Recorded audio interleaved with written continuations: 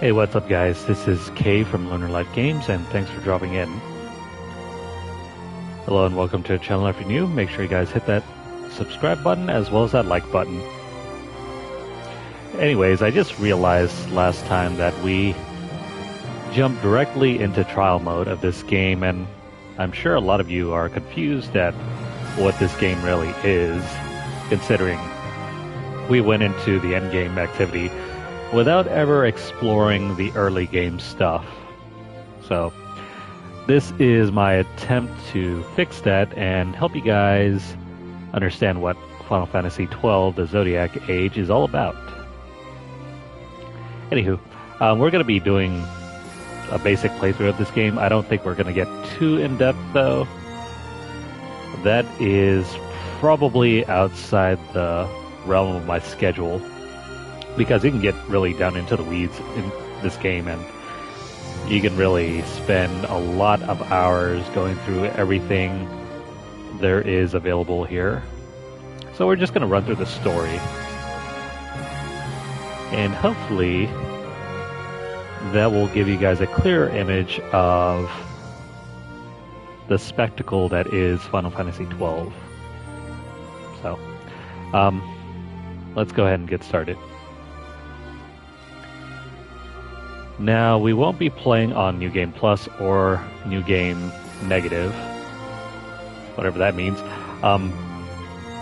All you have to know is that New Game Plus allows you to start the game at level 90 and steamroll your way through the entire game. It does not allow you to carry over any of your equipment from a previous save, at least for the PS4 version. I think for the Switch and the Xbox version, you can do that with New Game Plus, but that's not the version we're running, so that is off limits to us. So New Game Plus is only a flat level boost. You don't carry over progress, equipment, no inventory, no key items, nothing. It's just a level boost to 90, which if you're playing through this game naturally, you'll reach that cap by the end anyway. There's not really anything to the leveling system in this game. All you have to do is just run around, kill enemies, earn XP, and eventually it'll boost you up to level 99. And you get up to 6 characters, or 7 characters, I think. Yeah, 7 characters. And so that's going to be fun. You got 7 blank slates for you to mold. On the flip side, New Game Negative is a weak mode game where you start at whatever the minimum level is and you progress without ever earning any XP. I don't think it's all that fun if there is no progress being made, but if you're looking for a challenge run, that is very interesting. The trouble with that, though, is that if you want to run New Game Negative, you have to beat trial mode first like we did last time in order for it to be unlocked. It kind of sucks on the PS4 version that you have to do that. I think for the other 2 platforms, you can start New Game Negative right off the bat without ever needing to beat trial mode. But that's where things stand. Let's go ahead and jump into New Game here.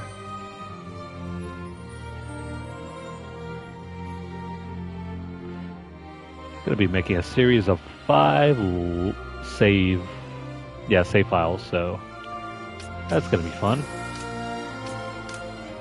I know some people might not enjoy screen shake, but I have never had this thing on, so I'm going to see what it does.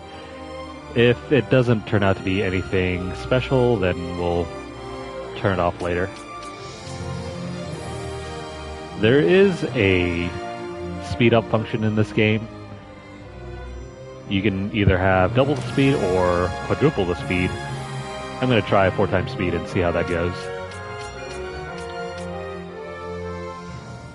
You don't ever have to use the speed mode multiplier if you don't feel like it, but it is very useful if you're trying to farm equipment, or if you're trying to farm kills in order to unlock more entries in the bestiary. But given all that we have to switch, we can start now. Also, you can switch between the original OST reorchestrated and the OST version of the OST. We're going to leave it on reorchestrated. I think it sounds really nice in comparison to the old PS2 version. Never tried the OST version. I think it's just a higher quality version of the original. But we'll leave it on reorchestrated and we will start the game. So, 3, 2, 1, enjoy.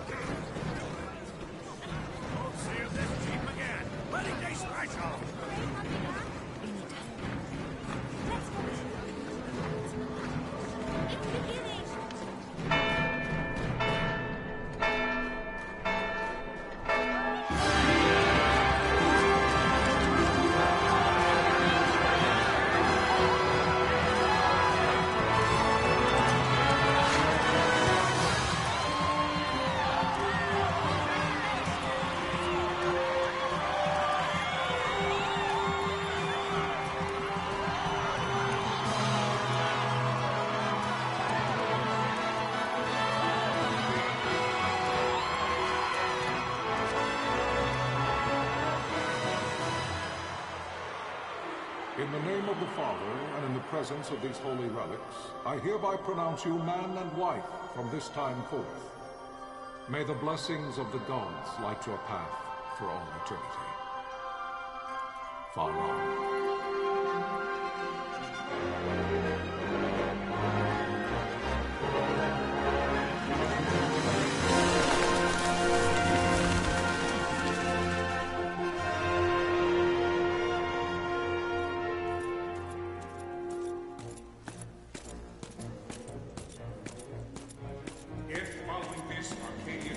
An attack by both land and air, our kingdom will stand little.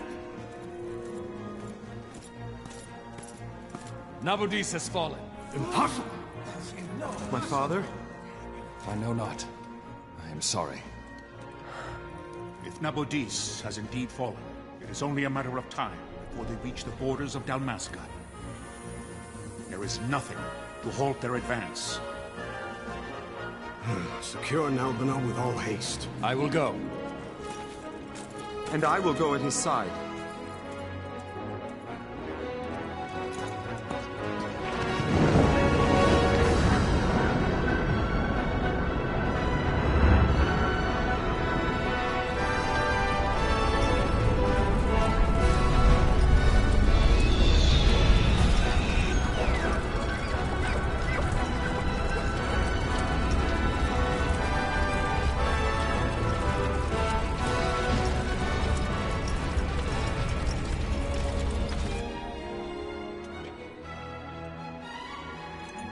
Galtea, stand watch over your life. That I be considered worthy.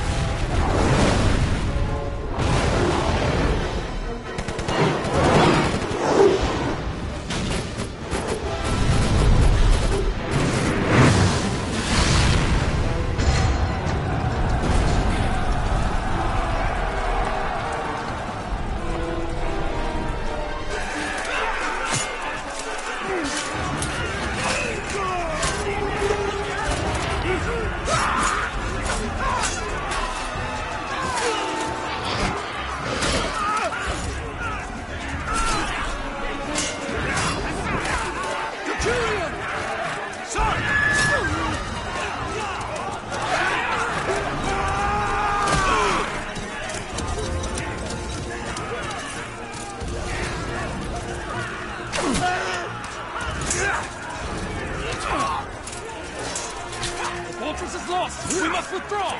No! The paling still stands! Shield beyond sight, ne'er failing light.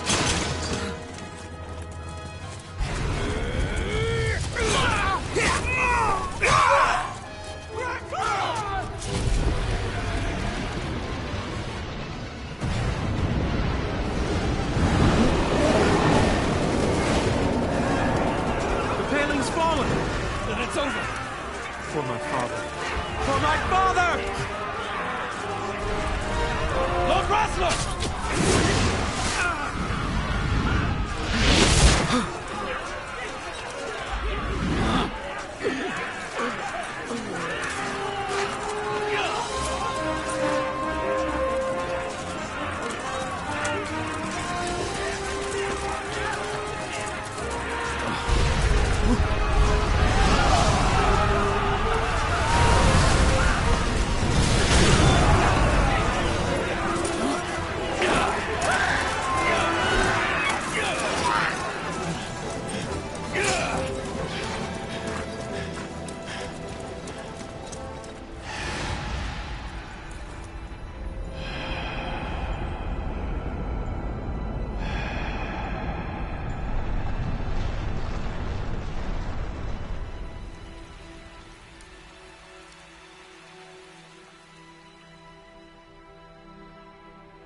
Blessings of the Great Father descend, and guide your bodies return to the earth.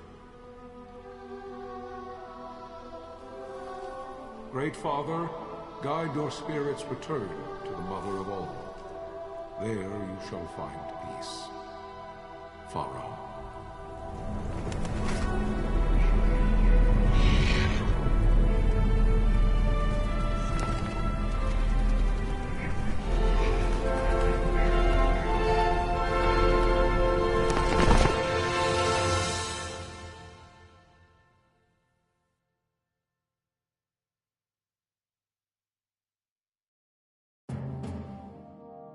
The death of Lord Rassler Heos Nabradia was but one of many tragedies to befall the Kingdom of Dalmasca. The air of hope that had surrounded Her Royal Highness Princess Asha's wedding was now quite lost. Dalmasca had been set adrift at the mercy of history's restless tides. At this time, two great empires struggled for dominion over Ivalice: Arcadia in the east, Rosaria the west. The invasion of the Kingdom of Nabradia was Arcadia's first step in its westward march. With Lord Rassler's beloved homeland consumed by the hellfires of war, it seemed clear that Arcadia would soon mete out a like fate to Dalmasca. The fall of the fortress at Nalbina told the destruction of the greater part of Dalmasca's forces. A counterattack was mounted by the order of the Knights of Dalmasca, ever brave and faithful. But against the martial might of the Arcadian armies, they stood little chance of victory. Indeed, their defeat was to be absolute. Soon thereafter, Arcadia came forward, offering terms of peace, or, as one might rather put it, terms of Dalmasca's surrender. Lord Ramanas, King of Dalmasca, and my dear friend, had no choice but to accept these terms. It was, thus, only with reluctance that he set out for Nalbina Fortress, now under Arcadian occupation, to affix his seal to the Emperor's Treaty of Peace. The king had scarce departed his royal city of Rabanasta when the remnants of the Order made their return, and not a moment too soon, for a terrible revelation awaited them. The treaty would be signed with steel and writ in royal blood.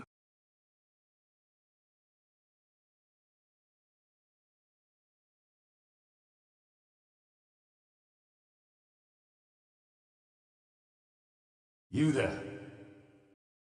Can you hear me? It's as I feared. They're slowing us down.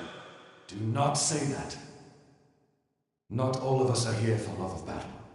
He fights to defend his homeland. Your name?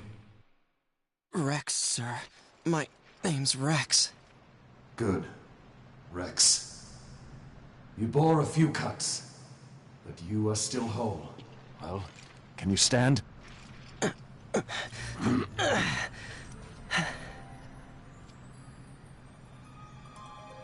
Think you can fight? I'm fine, sir. How old are you, Rex? 17, sir. Young. Family? My brother is all I have left, sir. He's 2 years younger than I, living in Rabanastre. So young. You're barely old enough to be a man. You shouldn't be forced to wield a sword. No, sir. I want to fight. For my homeland. And for my parents. It's time, Bosch. Save the discussion for later. We must reach the king before they act, or all our efforts will be in vain. I'm aware of the situation.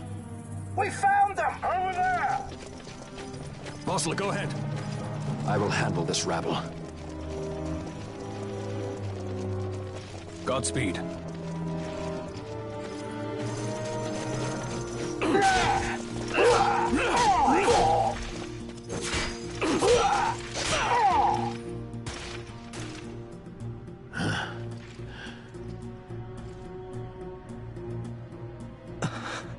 Steady, Rex.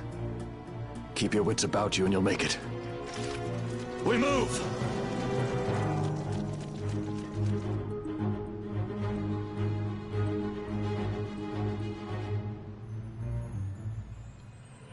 If only the rest of the combat looked as cool as that. I swear, this game could use the Final Fantasy VII Remake treatment. I mean, the rest of the graphics are okay, but the combat system could use some touch-ups. Anywho, this segment is a tutorial. So, let's see. You must always be mindful of your surroundings. Use the right stick to look around. It's a useful way to spot Imperials. Go on, give it a try. So yeah. We can look around using the right stick. You have full control over the camera. Use the left stick to move, tilt it slightly to walk, and further to run. There's no point to ever walking, though. Yeah. So we just gotta move towards Bosch. Do you see the marker above my head? That's a talk icon, very similar to FF9. You can talk to any character showing one of these. To talk to someone, approach them and then press X. Try talking to your friend by the gate.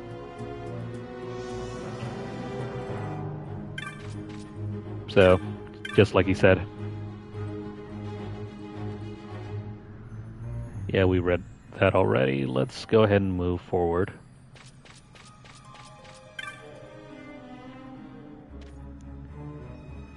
Life is worth too much to throw away, Rex. Do what you can, but don't try to be a hero. Save the hero stories for your brother once we're back in Rabanastre. Just listen to the captain and we'll get through this. Okay, nameless buddy. We'll enter the fortress through this gate, and we have to go. This section is very easy. There's no collectibles, no missables, or anything like that. We just have to move the story forward. See the marker above your head? That's called an action icon. One of these will appear when you approach a door, a switch, an item, or the like. This is a far more in-depth tutorial than, say, Final Fantasy IX, where you were just thrown into the middle of things and just forced to learn what to do. Alright, to learn more about what you found, walk closer and the icon will change. Press X. Let's go ahead and open the door.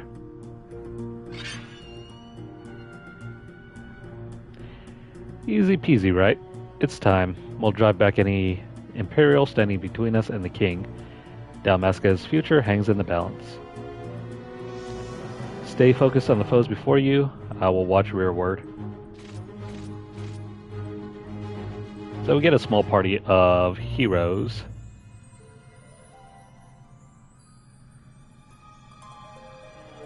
And we're going to lead them alongside Bosch. You can also open the party menu by pressing triangle. You can examine your equipment and inventory.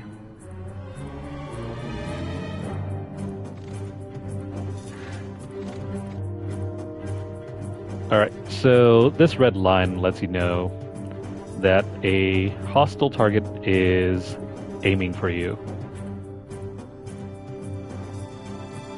When a foe targets you, the line is red. When you target a foe, the line is blue. If you see a red line, look for foes at once. Sometimes enemies will be flying and you can't really see them unless you're watching out for the targeting trace. If they are not readily apparent, use the right stick to look around, like what I just mentioned. When you found them, press X to open the battle menu.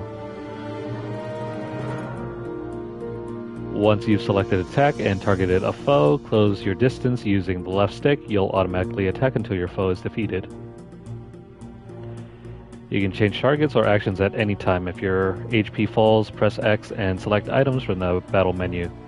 Then use a potion. After using an item, you will automatically resume your previous action. There is no need to input your commands again. You can do it. It's real simple. This is just like previous ATB systems in the Final Fantasy series. Just press X to bring up the menu, and then press X on the attack command and aim for the enemy.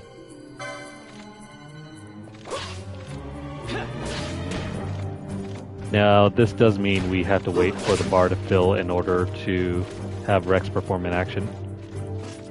What the game doesn't mention is that if you're trying to use an item, it's going to be instant. There is no wait time for that. And there is no restriction against using items, so if you have them in your inventory, use them.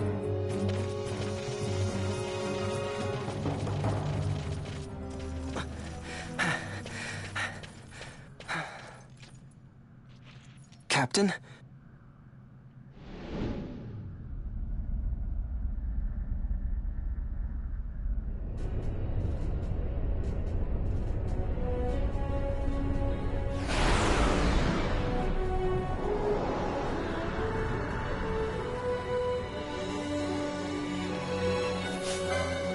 Yeah, we're gonna fight this mini-boss here.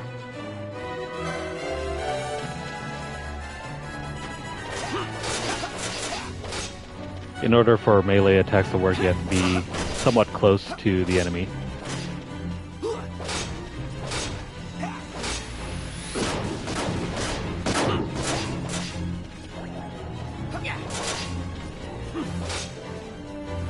Now this is very different than, say, Final Fantasy VII Remake, where melee attacks are available to you at any time. All you have to do is just press the action button or attack button. In this, though, you're not really doing the attacking manually, you're just selecting it from the menu.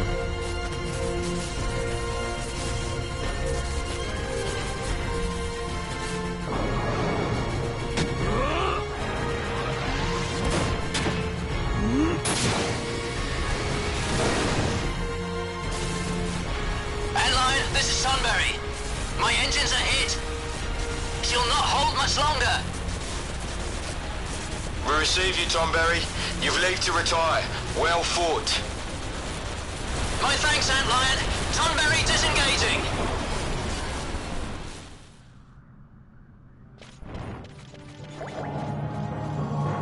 Sweet. Free healing. And now we gotta take care of this troop here.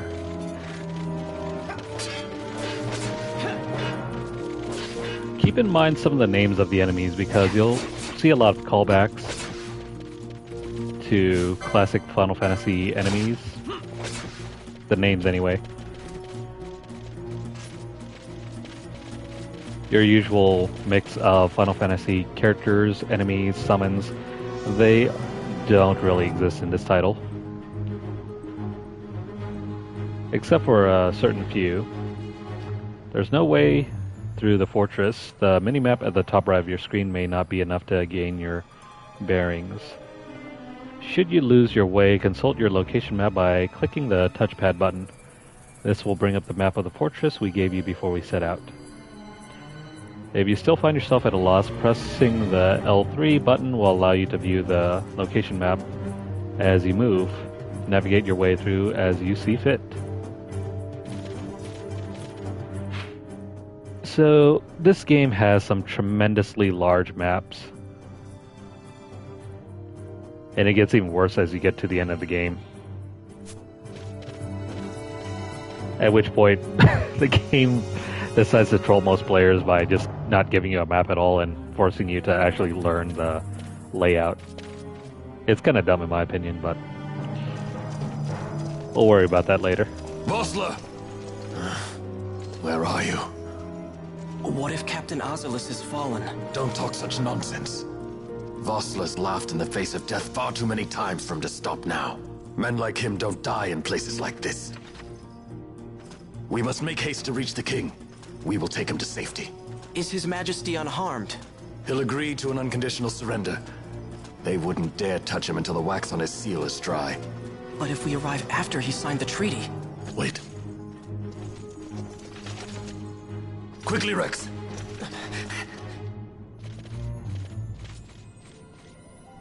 I don't hear no one. Alright, so if you're having trouble navigating the spaces, you can just click the L3 button and it'll show you the minimap here. Ahead we will face many Imperials, but we need not fight them all. Oftentimes, retreat is the wiser course. Should the need arise, press and hold R2 to run from your foes. There is no shame in fleeing from a battle that serves no purpose. He's got the right idea because we don't really need to fight these battles. We can just run away.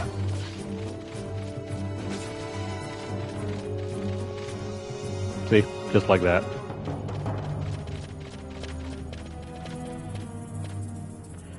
Keep that in mind because some of the enemies on the overworld are kind of strong. If you feel like you can't kill them all, just run away. Battles are not fought in a separate screen, everything's real time. This is a save crystal. You can save your progress by approaching a save crystal and pressing X. Touching one of these crystals will also fully restore your HP and MP. It's really useful. Take note of that. Though you will gradually recover MP as you move about, it can take time. Do not miss this opportunity to refresh yourself and your allies. There is more I would tell you, but we have no time. Heed the lessons of the battlefield and you will do well. We have to reach His Majesty now. Alright. Another thing here. If you're looking to RNG manipulate some of the best items in the game, make a save here. And don't ever delete it. Although, I guess if you do delete it, you can always make another one. It's not that far from the beginning of the game. But it's helpful.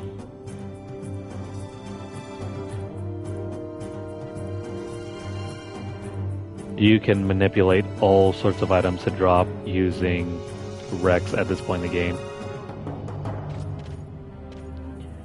And yeah, some more explanation about the battle system here. As you use your MP, it can be recharged as you walk around. But if you don't have any items, you can always use this to recover your health and MP. HP does not get recovered as you walk around though. Let's move on. There's only a short bit until we reach the end of this small segment. Don't let them escape! Sir, we have little time. You must go to the king. I'll handle these. Fight well. Alright, so they're gonna ditch Rex. Meanwhile, we gotta fight them on our own.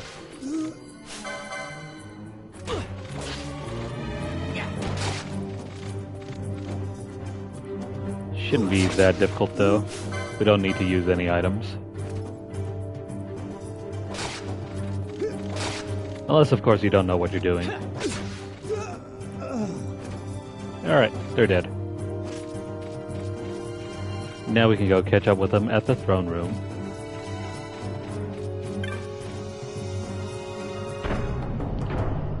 Now the maps are kind of linear, but later on when you start exploring some of the bigger maps, you're going to be glad there's a mini-map. Some of them are huge.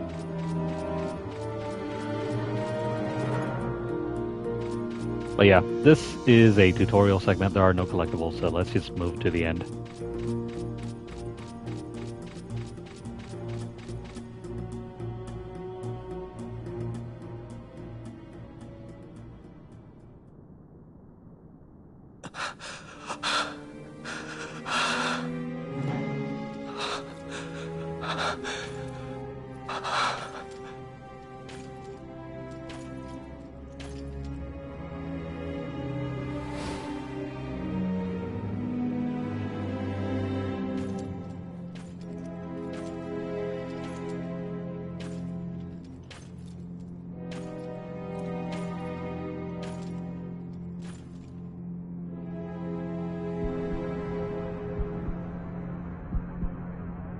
Your Majesty.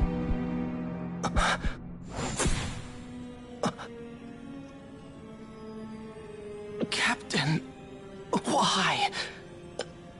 Our king, what have you done? The king intended all along to sell Damaska to the Empire. His Majesty was a traitor. Captain,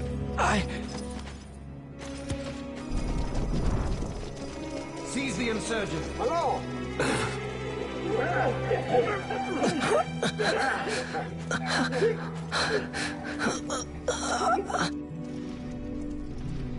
Well, so much for peaceful negotiations.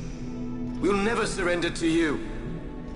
We are not cattle to be sold by a traitor king. But the war is over, my dear Captain. You have lost. Dalmasca is the property of the Empire now. And think, we intended to let you keep some of your sovereignty, out of respect.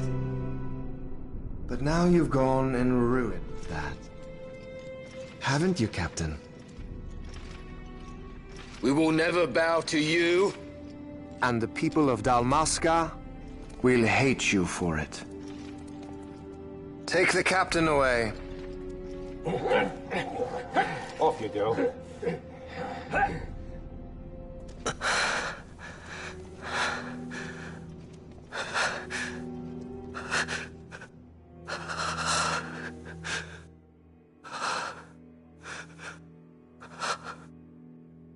Vaughn.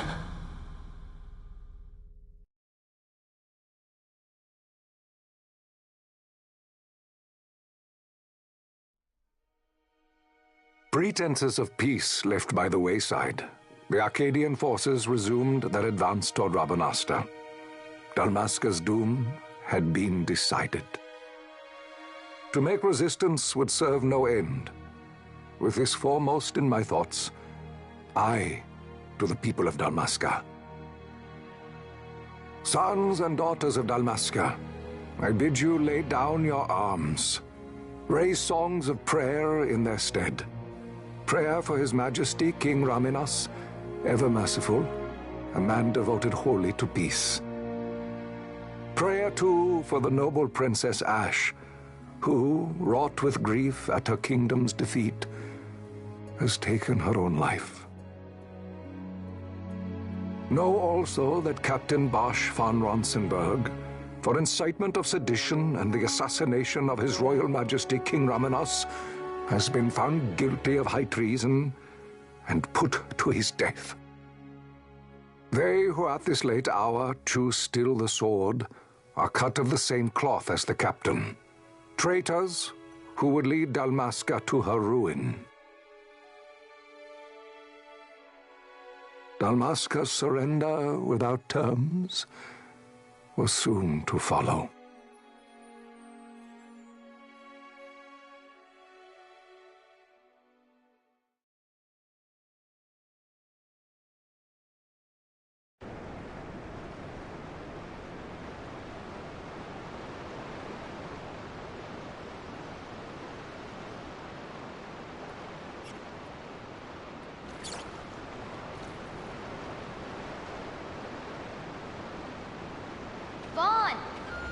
careful, they'll find us. I know. Just a little more. You keep an eye out for me up there, Kites. 1, 2, 3 more. All right. Time to clean house. Alright, so this is where the game really begins.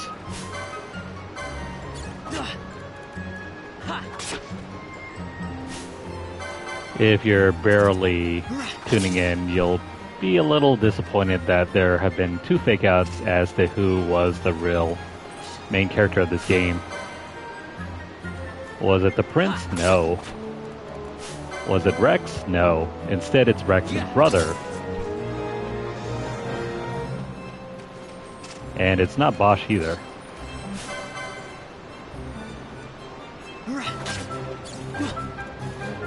Although it feels like it could have been any one of the 3.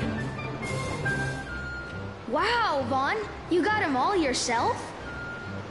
Guess I know who to call when something big comes along. Hey, it's good practice for the desert. I'm ready for anything now. That's enough for today. You should get back to Miguel's place, Kites. Aren't you running errands for him? Oops, totally forgot. You should come, Vaughn. He's busy today. Might have some work for you to do, too. I've got other, work to do. Hey, lock this place up for me, will you? If Miguel finds out we've been down here, he'll tan our hides.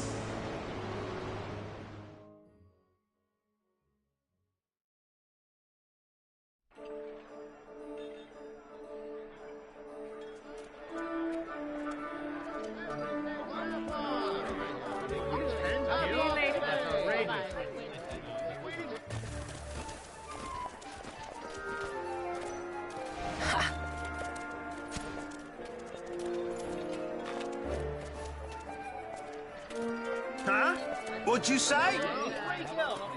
Sir, you haven't paid, and I... What? Haven't paid? On second thought, please, sir, take it. It's a gift. Leave the poor sod be. We don't want trouble today. Your luck, peddler. Oops, sorry. Watch where you're going, churl. What? My pouch! It's gone! The boy!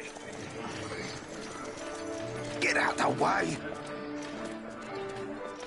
Oh!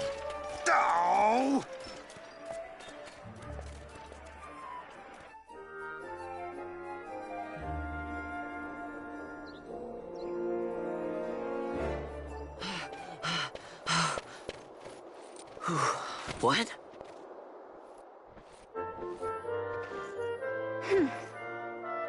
Hey, that's mine. What do you mean, yours? You've been stealing again. What happens if they catch you? We need you to be there for us, Vaughn. You're no good to anyone if you're locked away in a dungeon. Oh, what? Am I the leader now? We're orphans. The first thing you learn is you gotta watch out for yourself. Come on, Pinello.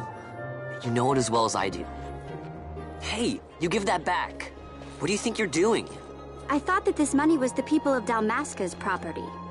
The Imperials stole it from us, so it's only fair that we take it back. It's our duty as Dalmascans. Well, wasn't that what you said? Yeah, but I never said anything about taking it back from me. This is for that bread you took the other day. Just because I help Miguelo out every now and then, it doesn't mean that you get to eat for free too, you know. I know that. You think I like living like this?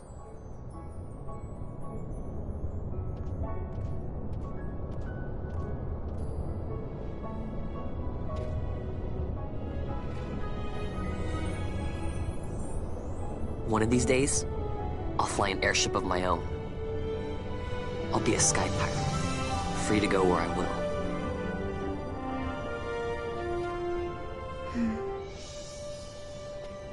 Well, be careful. You'll never fly anything if you're rotting in a dungeon. Oh, Miguelo had some errands that need doing. He wanted you to drop by his place. It might be a good idea to lend a hand.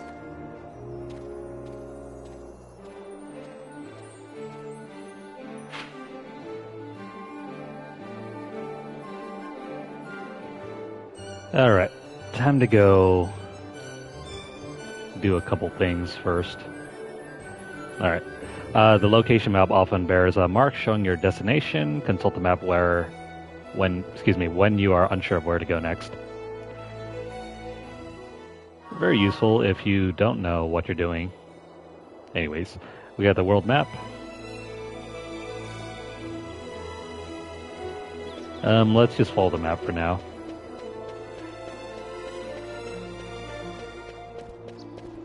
You want to be familiar with the layout of Rabanastre.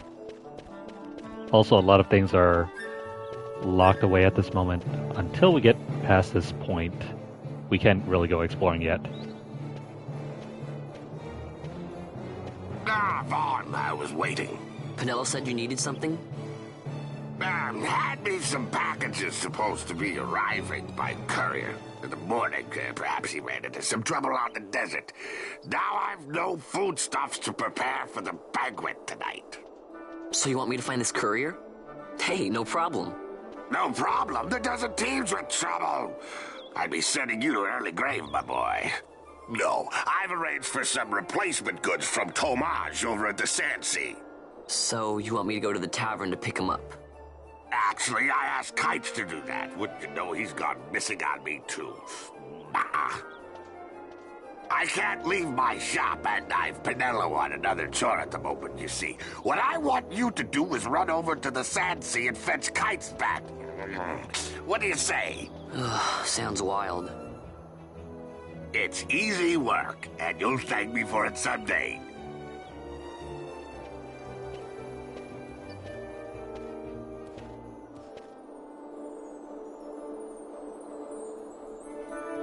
Miguelo is a kindly, weird-looking uncle that helps out Vaughn. Anyways, there's the next point of interest. Let's see, do we have any money? Also, money's kind of weird in this game. You have to defeat enemies for loot and sell that loot to earn money. You can't just fight enemies and get money.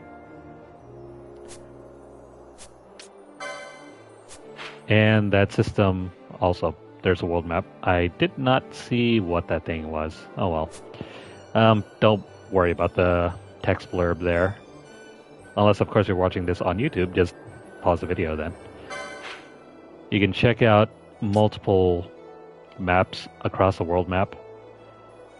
We're going to be visiting a lot of places in this game, so stay tuned for that.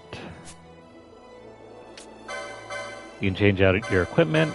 Vaughn starts off with a dagger, a leather cap, and leather clothing. And of course you got your inventory, your abilities, items, weapons, and armor. We'll get more money later to buy stuff, but for now we just gotta keep continuing on this little fetch quest.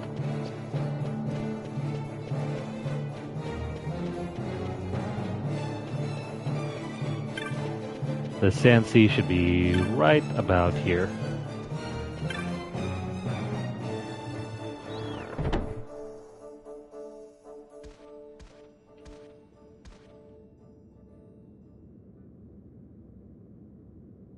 There you are, Kites.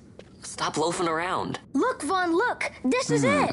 This is why Miguelo's courier didn't get here on time. A creature spotted in the Ester Sand. What is that thing?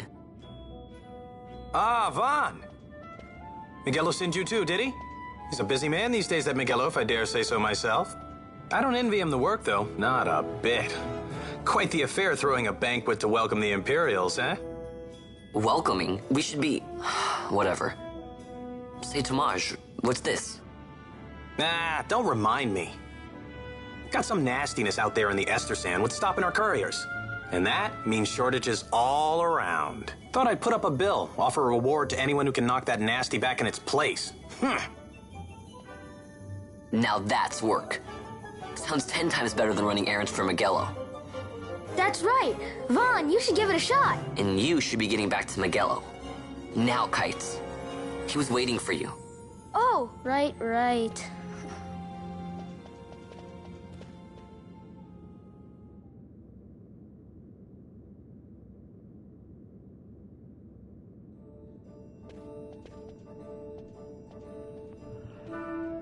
Alright, if you have watched our series on Final Fantasy XVI, you'll recognize this. So here's how it works. People post bills here on the notice board when they have a monster they need taken care of. Headhunters track people, right? Well, hunters track monsters. The monster you're hunting is called your mark. Here's the bill I posted for the rogue tomato, the mark I've petitioned to have hunted. Do you want to hear all the details? Sure, why not? Let's start with accepting hunts. You can't just take a look at the board, then go running off to hunt the mark. You'll miss out on the bounty. You gotta talk to the person who posted the bill, the petitioner, first. Let them know you're going on the hunt. So take this rogue tomato bill, for example. I posted it, so I'm the petitioner. You have to come talk to me. Let's call that step done, okay? This is a bit of a lame start to doing any mark hunt, because you have to pick up the bill, take it to the petitioner, whoever posted it, and then you can officially start. You can't just look at the hunt board and then just wander off to go do whatever it is that needs doing.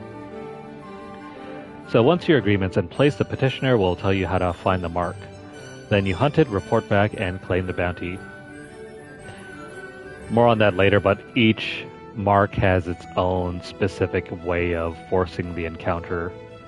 You can't just go running around, although some of them you can do that anyway. And I'll give you something to help keep track of your hunts, a clan primer. Use it to refresh your memory about hunts you've accepted. This is something that I wish was available in Final Fantasy XVI. Sometimes you'll accept a bunch of hunts in 16 and completely forget about how to go about finding the mark. So this opens up the clan primer in your menu. Go ahead and take this while you're at it, just a little something to commemorate your first hunt. We get the whatever armlet that is. Looks like you can't even equip that yet. Know why? You don't have the license for it. This is also the introduction to this game's customization. Think of licenses as mileposts, marking your progress as your combat skills improve. Swords, bows, black magics, white magics, none of it does you a lick of good until you have the license to use it. Same goes for that armlet. Tomaj, how can I equip this great treasure you've bestowed on me, you ask? Easy. Learn by doing. Let's give it a try. Licenses. Think of this as your job system. I'd say you're ready to hunt that mark for me. Oh, you'll be needing this to leave the city. Just show it to the watch at the gate.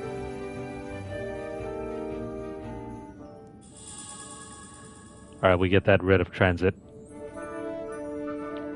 The east gate's the one you'll want to head out. Once you've taken care of that mark for me, let me know.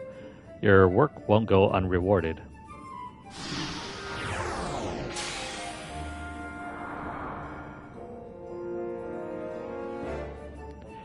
Alright, try equipping the armlet. Use the licenses command in the party menu to obtain the accessories 1 license. Then use the equip command to equip it. Alright, this game has a very specific function added to this version of the game. In the original PS2 version, this system did not exist.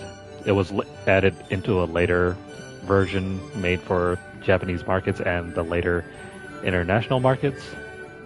But it's been added to the PS4 and Steam and whatever Zodiac Age version is currently available on whatever systems right now. Okay, long and short of it. Ignore this portion because I think you're able to change boards later anyway. Do we want to repeat this tutorial message? No. Alright, in order to use weapons, armor, and magics, you must first obtain the proper license. Learn the licenses that support your playstyle to create your own unique party. It's a weird version of the job system from other Final Fantasy games. You must choose a license board in order to obtain licenses. There are 12 boards, each allowing you to develop a character with unique abilities. Once you can enter the clan hall, you can change boards there. I think in the original version of this game, you could not change your jobs after you've selected them. That got patched out in a later patch anyway, so now you can choose whatever class you want and change it out later if you don't feel like using it. There are certain efficient builds that you can use in this game that are tailored towards the specific stats of each character. For Vaughn, for instance, he is a very capable all-around character. You can use him in any role you please, but I'm going to go ahead and use the same builds that I did in my original playthrough of this game. So I still have a couple videos of that playthrough still lurking around, so I'm just going to be using that. So for Vaughn, he excels pretty well as either a Bushi. The Sword Master is like a samurai class. The Shikari, which is like a ninja. The Foe Breaker. The Foe Breaker is a class that allows you to use certain break mechanics, so you can reduce stats if you want to. Let's see what else. Black Mage, you kind of understand what a Black Mage is. Cast magic. The Archer uses bows and arrows. I never used the Archer in any of my character builds, so this is probably the one character class that we will never use. Time Battle Mage allows you to manipulate stat effects concerning speed and other various specific stuff like stop and whatnot. The Monk. The Monk is very good. You get a huge HP boost off of this class for certain characters that don't have high HP stats. The Knight is also very, very good for equipping various melee weapons and armor. The Red Battle Mage supplements the Black Battle Mage just as well. This one's like a generic all-arounder class. Very useful. The Machinist, this is your gunner. Think of this as the Fusilier from Tactics Ogre. The Ulan, this one uses spears. I think I have this on Fran. I didn't really know what to build her as. The White Mage, cast magic. This is your healer.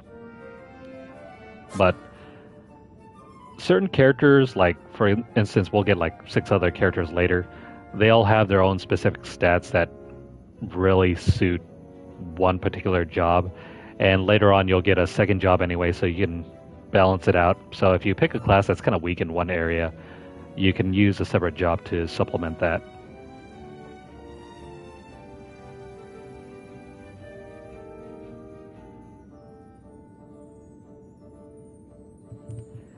Excuse me for a sec there. I had to speak to someone, but yeah.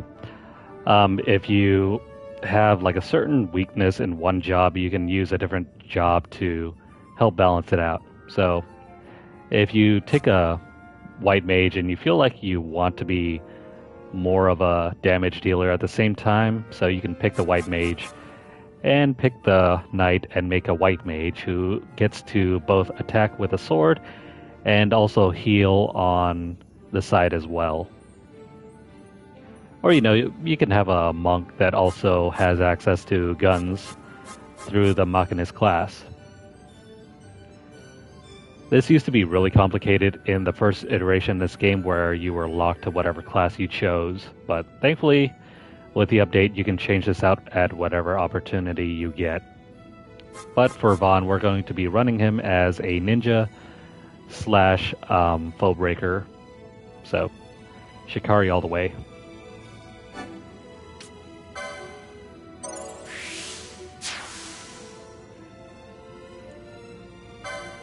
Now we can check out his license board. Notice how there are tiles over here that we can't really reach. Like you get Protecga and Shelga here. Giltos.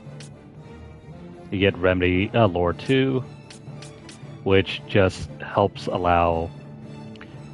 Because remedies, when you first get them, they only cure a certain portion of status effects, but then once you get the lore tiles in, they will cure more things.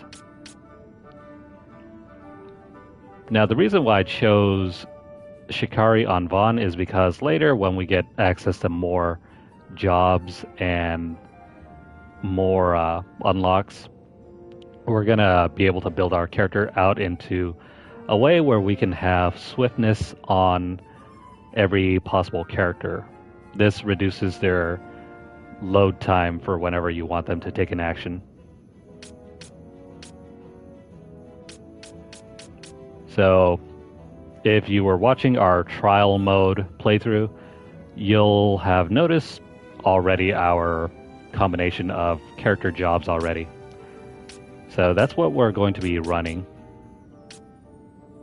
Alright, so let's go ahead and learn this one over here, the accessories 1. This will allow us to equip the armlet. Well, crap, I forgot. Hang on. There we go.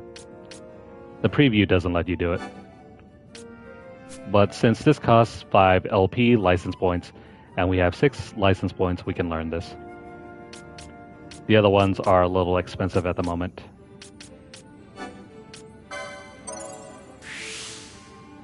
Alright, so see how that unlocked new tiles over here? That is how you will progress through this game's job system. You earn LP through defeating enemies, you take those points, unlock the next license, and then this will gradually reveal the entire board, and then you will be able to unlock everything in the game. The tiles are not really hidden. You can highlight them and see what they do. So if you see something useful like this over here, this will increase your HP by 70. Really useful. And then it stacks on to the next one. And then you also get Battle Lore, which increases your physical attack prowess. You also get MP off of Inquisitor for dealing damage. So there are a lot of useful abilities here and there. But the main ones you really want to watch out for are swiftness tiles. This will ensure that you can move as quick as possible. And in this game's speed is almost everything. You can't really do anything unless your bar charges up to the max. But that's going to be all for now. We will explore more of this system later.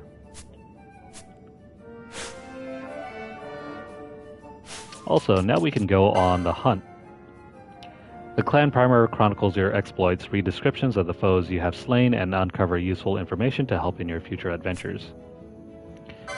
You get a list here of all your hunts that you have taken and discovered. The Rogue Tomato is to be found in the Dalmasca Ester Sand. That's where we're going to be headed. So you can't do this in Final Fantasy XVI. You have to go into the hideout in order to look at the board to look up the information.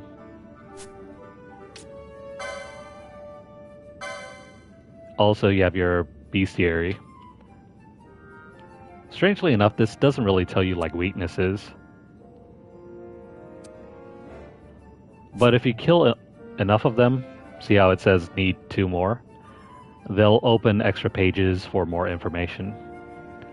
Stuff for, like, you know, how to unlock stuff and how to encounter different things, or just lore about the world. You also have your Sky Pirate's Den. As you travel Ivalice, the Sky Pirate's Den will slowly fill with tokens commemorating various milestones and feats of skill. Discovering how to unlock them is up to you. So this thing is also tied to the game's trophy system. It wasn't originally. The original game just had these little icons that you can unlock. They're a neat feature. You don't have to do it if you don't want to. They're kind of like titles from not Final Fantasy. They're like titles from Tactics Ogre. And you have your travel tips, your ways to learn about how to do things in the game. A lot of good information, though. Anyways, let's go ahead and start that hunt.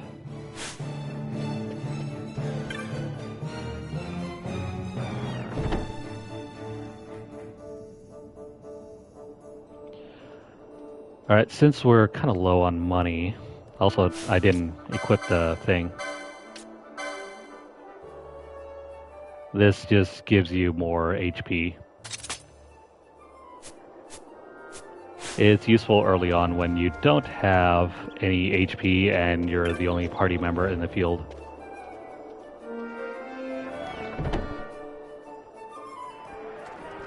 Alright, similar to Tactics Ogre, well, this game was created by the same director as Tactics Ogre.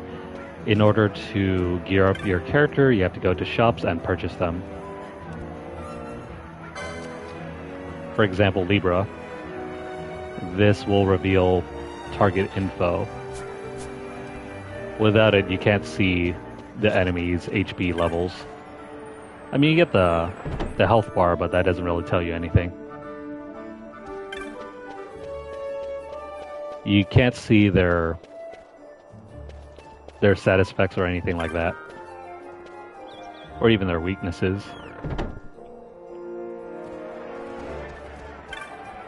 Alright, we got the magic shop. Over here we can buy Cure, Fire, Slow, and Blindna, which allows us to just heal blind. We don't have any money for this yet, though. It takes a lot of grinding for money in this game.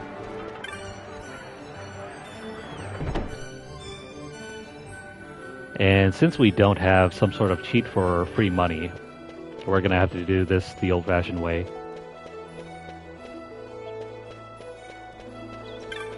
Which means a lot of killing.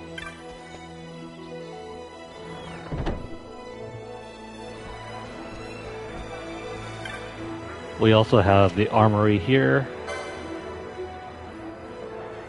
You can already get access to any weapons you want straight off the bat. You're only limited by money. So you can use daggers, hand axes, handguns, bows as well, poles, javelins, spears, ninja swords, katanas, and regular swords. And the bazaar, we don't have any loot to sell yet, so we'll deal with that later.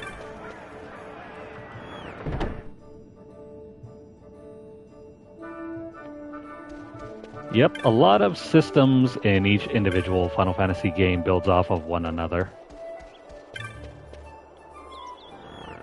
That is, if they choose to use them anyway.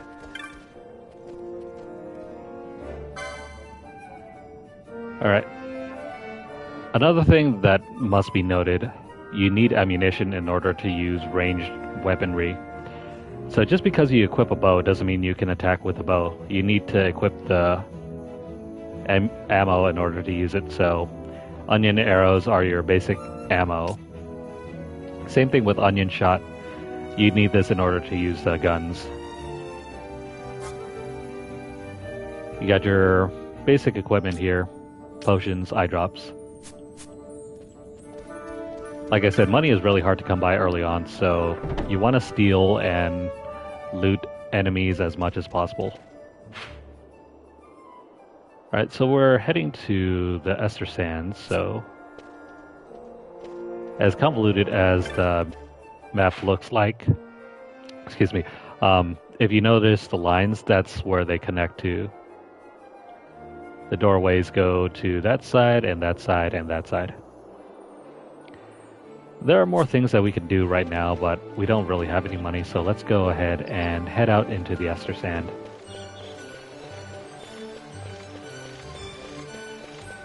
I also need the map here. It's really hard to wander around because there are so many screens.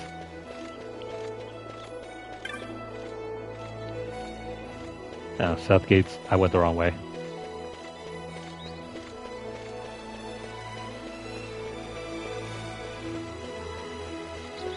So, follow the big red X in order to move on. You there, let's see some papers, boy. No public passage on account of the Lord Consul's parade. Oh, gee, that's too bad. You see, it just so happens that your provisioner for the fete tonight, he sent me to pick up a few choice morsels for the, Consul's dining pleasure. He wants them quick. I got the writ of transit right here. You see? Signed, Magello. I just hate to see the Consul upset because his food wasn't ready on time. And I sure hate to see him take it out on you.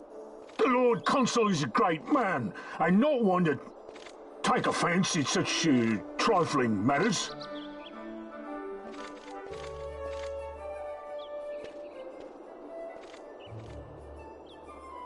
Move along, boy. Wouldn't do to keep the Consul waiting. Right. Gates are closed after this.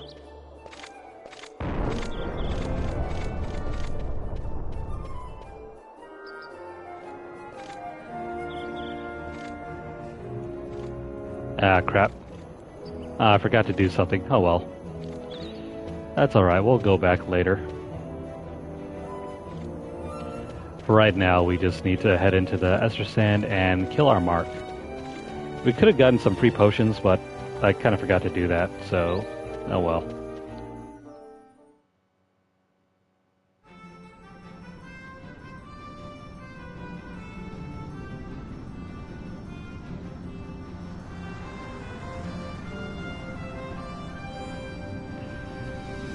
So this is the starting area. Notice how the map is clouded. I think you can purchase maps later on that will show you everything, but right now we need to make our way forward and find our mark.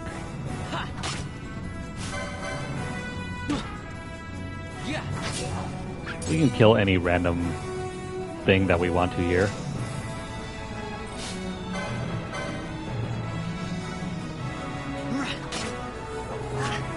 Now, if you're really interested in farming out stuff, you can also activate the high-speed mode. So, for example, I think it's L1. Yeah, you can press L1, activate the high-speed mode, and do a lot of farming this way. So you don't have to wait around for the thing to charge up, because it takes a lot of farming in order to learn new abilities.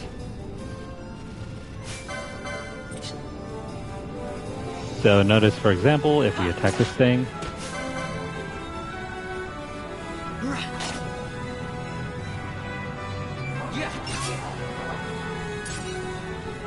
so that's only one license point. One license point.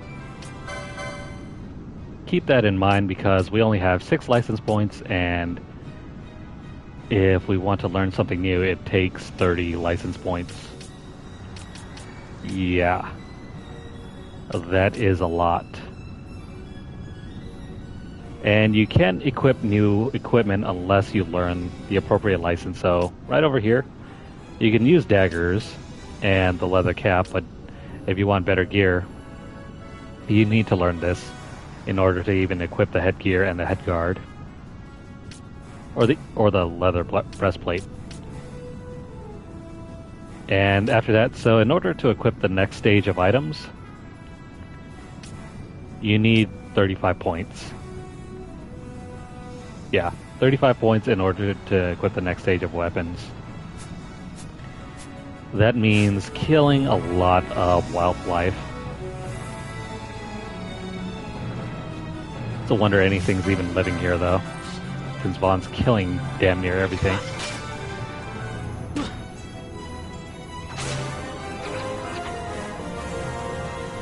So just because you level up doesn't really mean anything. Sure, it improves your HP and MP, but so does, you know, taking the licenses on your license board. Plus, the augments are far more valuable than leveling up. I don't want to waste any potions here, so we're just going to go back to the save crystal and hit it up for healing.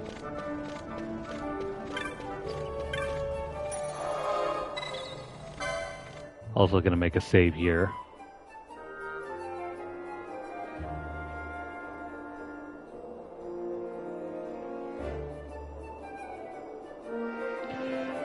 You like the deserts in games? Well, I hope you like it because this game's full of deserts.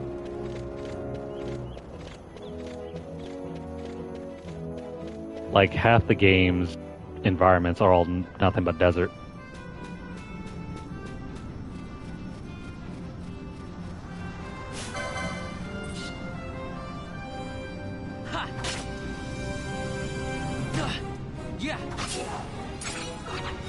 So yeah, if you enjoy grinding in JRPGs, this game's probably for you because there's a lot to grind.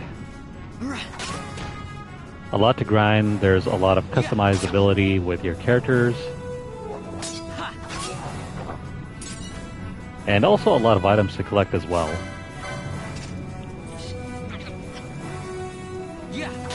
So basically, if you wanted Tactics Ogre in a Final Fantasy form, this is it.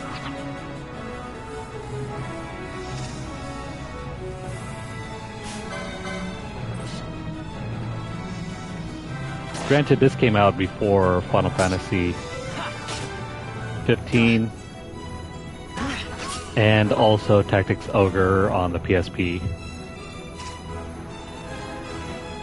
But if you just want to get in here and kill the mark, this thing is the mark. It's just a tutorial mark, so we'll find it by just approaching it right here. Whack it a few times and it runs away.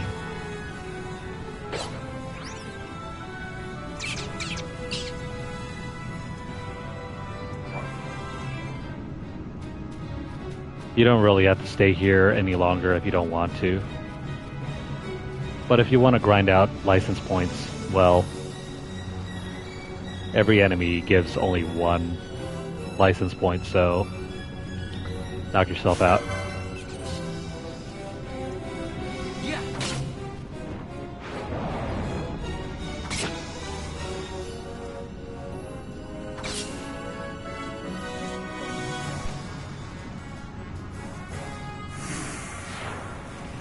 And that takes care of the mark.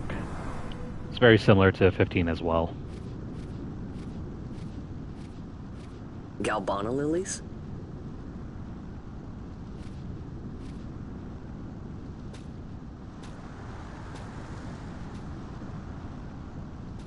Never thought I'd see him growing out here.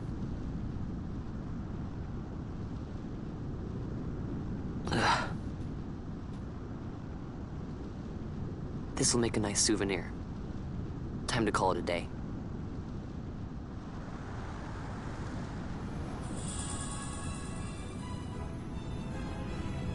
Alright, so we'll pick up the lilies.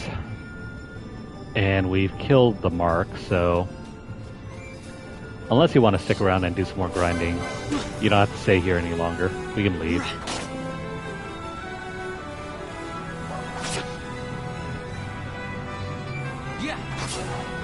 I'm going to try not to do a whole lot of grinding in this game. Otherwise we'll be here forever.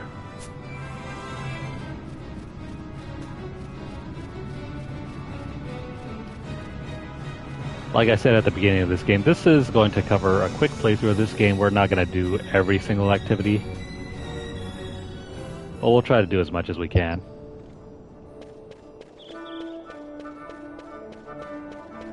Some of the endgame marks we probably might not do. And if we want to battle what's his face, the Yazmat dragon, I think I have an extra save there right before that battle is completed, so we can do that if we want to.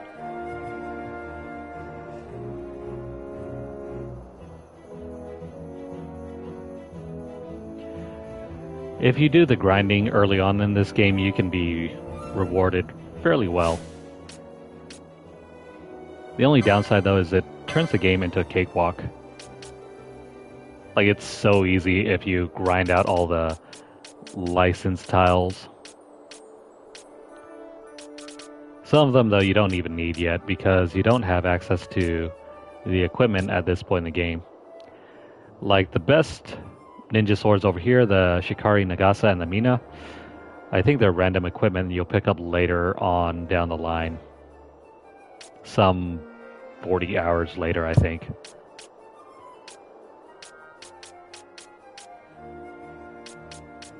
But we're going to go ahead and start off by learning a couple of these. The real important ones to pick up, though, are all of the augments.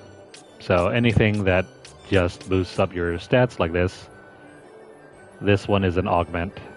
You can tell which one are augments by the fact that they have a circle icon here. Weapons are indicated by whatever icons weapons are.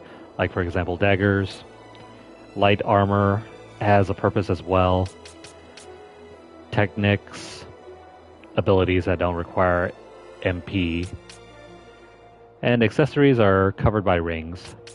But definitely augments, pick them up as much as you can. And then there are going to be other tiles like this one here where we can pick up quickenings. More on that later, though.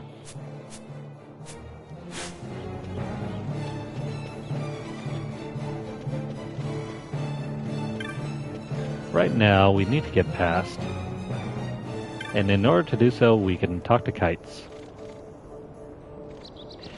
Ah, Vaughn. I guess I'm not the only one who got locked out of the city. I told Penelo about the mark you were going after, and I guess I got her worrying. So the two of us headed out here to find you. As soon as I stepped out, the guards closed the gates, and things got crazy. I haven't been able to find her since. Stand back there! Back! This gate's closed until the ceremony's over, do you hear? Now what? Huh? Open the gate! Alright, out the way. Wait a second. How come you let these chocobos through the gate and not us? What of it? This here's a pedigreed parader, boy.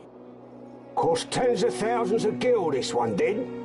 A prettier price than 100 of you provincials would fetch. Keep your distance. We don't want the chocobo sticking a peasant. What'd you say? Step aside. Right then, move them in. Oh. That does it. Oh, a fine chocobo you have there. Yes, cedar down stock, if I'm not mistaken. Change the soil, change the chocobo, am I right? Yes, different soil means different bouquet, too. Take a Dalmascan Barrow's wine, It may lack the flavor and depth of some of your Arcadian wines, but it has a certain strength of character. It's not bad, really, once you get used to it. Care for some, sirs? There's more than enough for all to cool their throats, of course. You let these carts through and close this gate as ordered. My mail's choked with this sand.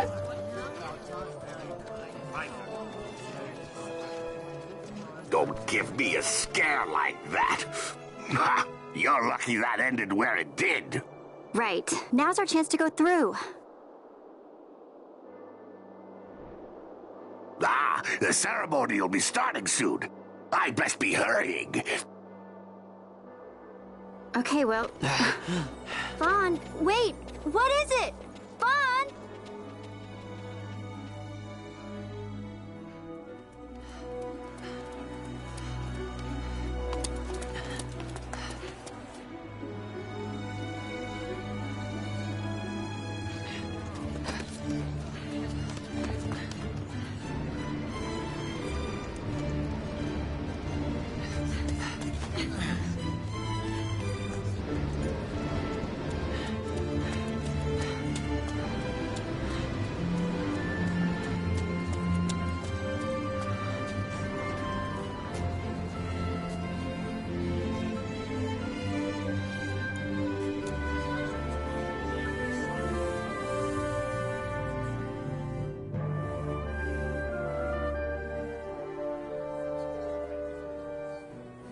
We will have order.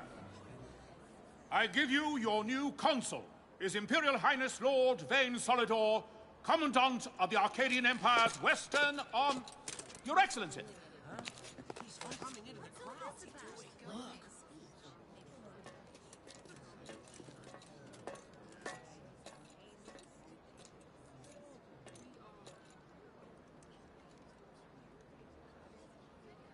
People of Rabanastre, is it with hatred you look upon your consul? With hatred you look upon the Empire? Spit on your empire! Go back to Arcadia! There was little point in asking. But know this, I harbor no idle hopes of frustrating that hatred. Nor shall I ask your fealty. That is the due of your fallen king, and rightly so. King Ramanas loved his people, strove to bring you peace. His was a rule worthy of your devotion. Even now, he remains among you, protecting you. His ardor for the peace and weal of Dalmasca falters not. I would ask only that you do your king honor. Together let us embrace the peace His Majesty would surely desire. 2 years now divide us from war's bitter end, yet still its shadow looms over all, stifling the infant peace, a pall only you may cast off. Achieve but this one thing, and your hatred of me and of the Empire will grieve me not. I will stand fast. I will endure your hatred, suffer your slings and arrows. I will defend Dalmasca. Here I will pay my debt. I swear it now. Though King Ramanas and Lady Ash be gone, they stand ever at the side of their people. In honoring peace, you do honor to their memory and to Dalmasca. What I ask plain. My hopes now rest with you.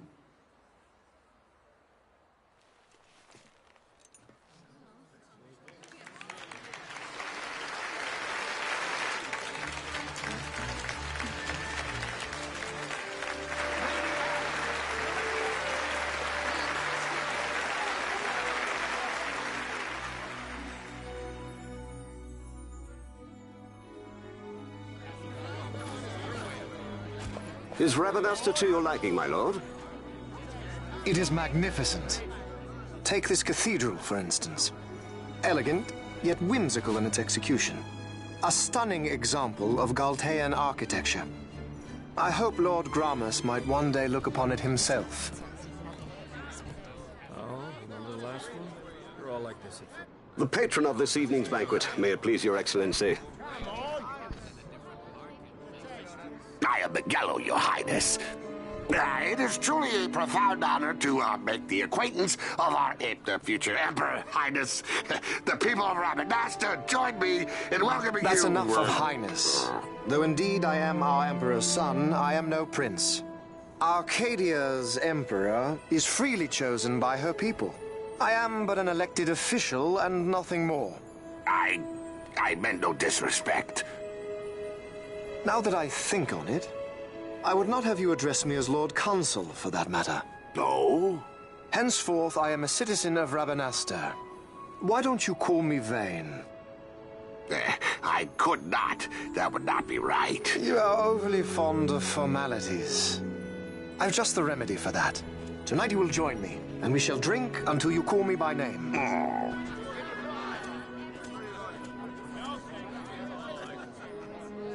How can he stand about to him like that? Vaughn, you just do not get it, do you? He's not doing it because he wants to. Lord Vane never did. You know what would happen if he didn't. I know, it's just... So, what would you do different?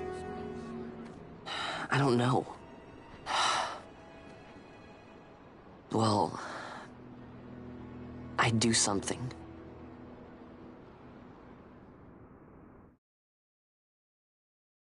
Vaughn. Vaughn! You haven't heard a single word I've said, have you? This place has changed so much. It's like it's not even Rabanastre anymore. Like the Empire is swallowing it whole.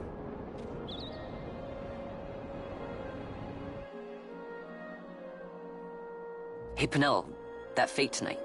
You think they'll let us in? Are you crazy? It's in the palace, and we don't have an invitation if you hadn't noticed. So, how are we getting in? As if I'd know. Why not ask Magello to get you in? Or go see old Dallin in Lowtown? Why the sudden interest, Vaughn? I told you, I'm going to take back what's ours. Give back to Dalmasca. Come on, what do you think? If I find something, and it fetches a good price, how about I buy you all dinner? Oh, please. You know as well as I do the first thing you'd buy is an airship. All hail Vaughn, Sky Pirate of Dalmasca. It's got a nice ring to it. Stay out of trouble. An airship. I don't know. Maybe. But not through Magello. Time to pay old Dallin a visit.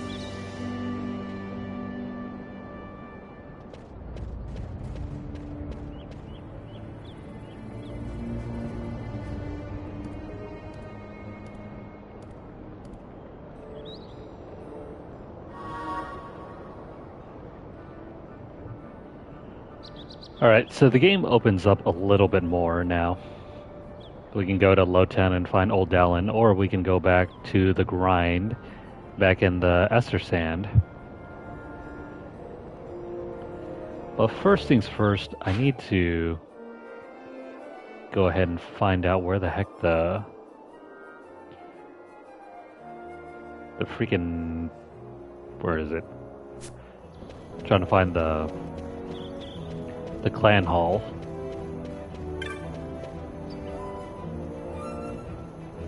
That door is firmly shut. I have no idea where it leads to. Hang on here.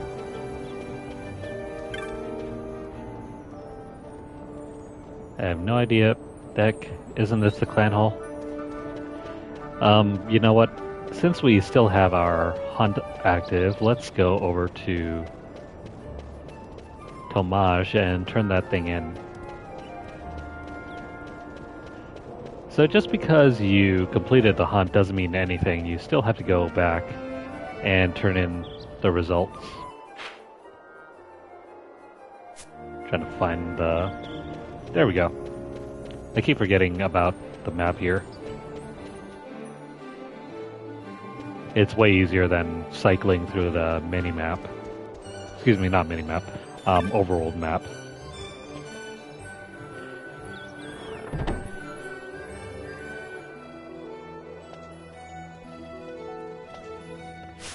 So before we talk to Tomage, here we go. So yeah. We defeated the rogue tomato, now we need to report back to Tomage. And he's going to be somewhere right about here. Ah, Vaughn, defeated the rogue tomato, did you? I was worried you might not be ready just yet, but you did a fine job of it. Here, your bounty for completing the hunt.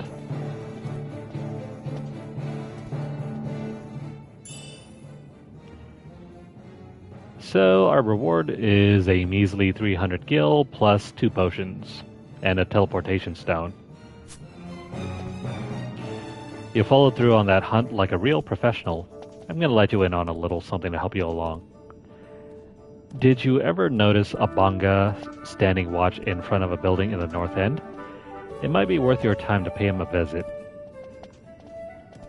Show him the clan primer I gave you. He'll let you inside. As for what's there, you'll just have to see... you'll just have to go see for yourself. Alright, so that's our invitation to the clan hall. But if you notice back on the board here, there is another hunt available. This is for the Thextra. I think that's how you pronounce it. Thextra, I don't know. It is a mutant wolf, and it is currently available. So let's go ahead and pick it up. Seek brave souls for slaying a fearsome beastie. My future rests on your swift response. My name is XII. Seek me in the Sansi Tavern. Yeah, we're gonna agree and go speak to the petitioner. The bill's petitioner can be found at the following location. You must speak with the petitioner to formalize the contract. Personally, I feel this is an unnecessary step. Because now you have to go find the writer or poster. And XII should be somewhere around here. Where is he? No, that's the Tavern Master. That's the barkeep. No, where the hell are you? He's somewhere in here. But you need to keep scanning the names. There we go, XII. You saw my bill to hunt Dextra, I guess. If you're looking for XII, you found him. I own a shop over in the bazaar, but times have been tough, so I put in an order for some new goods, hoping to stir up some business. Put up everything I own as collateral against that shipment. Trouble is, this beastie in the Western Sands been attacking the caravans. As it happens, my goods are supposed to be arriving by way of the Western Sand too. If this Thextra were to attack one of my goods, please, you must kill Thextra for me. Accept the hunt, and I'll tell you where to find it. Yeah, sure, why not? Now we're talking. Thextra stalks the Western Sand in a region known as Galtea Downs. The caravan drivers said they were set upon along the cliff wall to your left as you leave the city via the west gate. I'm depending on you. If our shop goes under, my wife and I will be turned out on the streets. That's another bugbear with these hunts. Sometimes the locations aren't really marked. You have to follow the hints in order to find them. For example,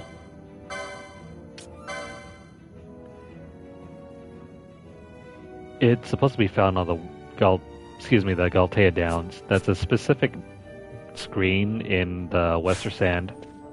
Well, but pay attention. Over here it's highlighted in yellow. It's along the cliff wall to your left. That's where you'll find it. Sometimes there are specific requirements and actions that you have to do in order to spawn the enemy. So keep that in mind.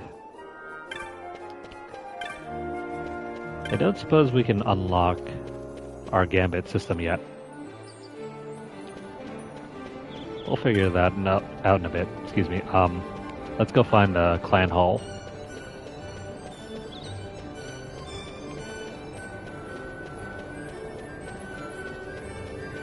So there's a lot of walking in this game. A lot of walking, really. So much so that I wonder why Yvonne doesn't have bigger calves. And bigger thighs. Alright, so it's currently locked, but if we talk to this conspicuous Banga, you've got your primers, so you have, well, what are you standing about here for? In with ya. Can't quite recall your face, are you new? Might want to pay special heed to what the folks inside have to say. Well, are you going in or not? Yeah, let me into the clubhouse.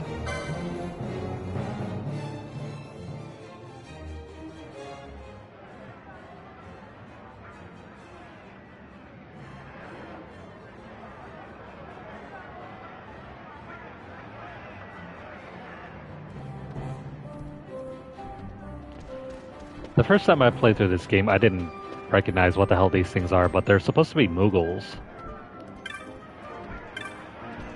They look so different, but they're actually Mughals. So remember from Final Fantasy IX? With that red little bonbon? Instead it's yellow.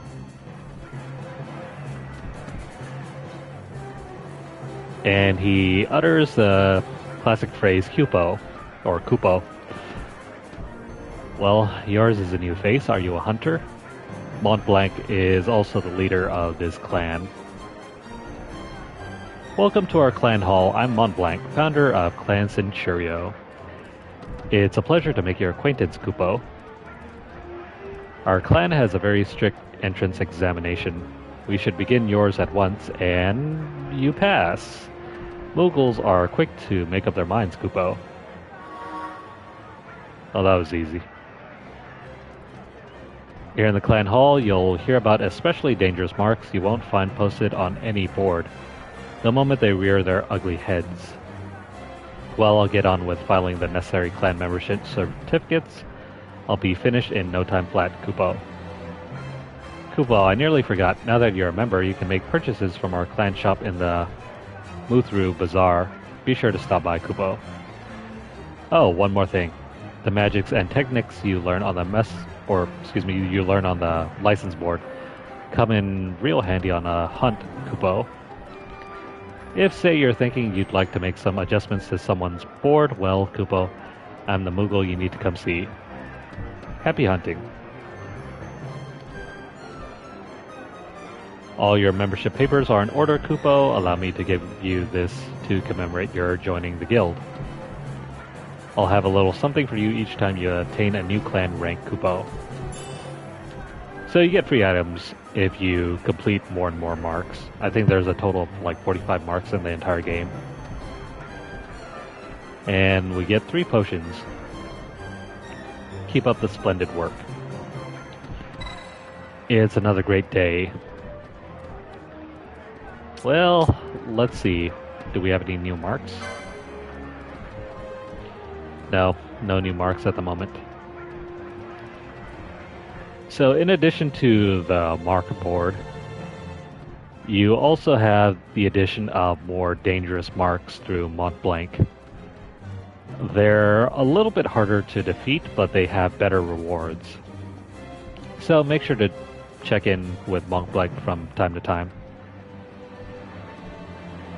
And also, depending on your rank, for example here, if you take a look down at the bottom right, we are currently ranked as a Moppet. You get higher ranks depending on how many hunts you complete, as well as enemies you defeat. And I think it also has something to do with your primer as well, or not your clan primer, your bestiary. If you guys are interested in reading through any of these entries, feel free to pause the video.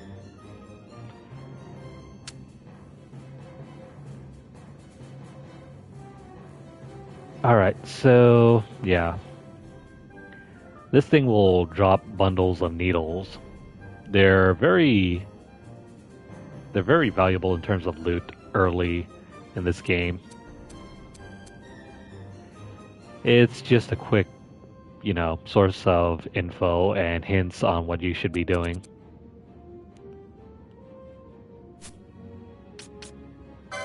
And of course we have this entry for the Rogue Tomato. If you are interested, pause the video.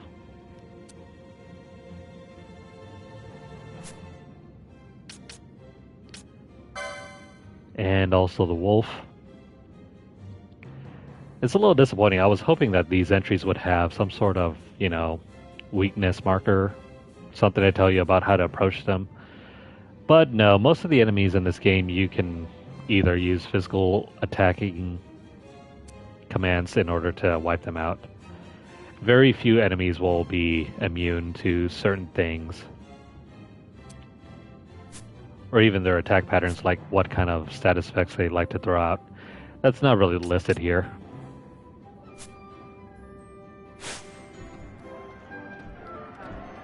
If you're interested in learning more, you can also talk to these people over here, like Kieran. She's another hunter. They also provide marks and hunts for you later on as you progress through the ranks. But that's for a future session because we're not there yet.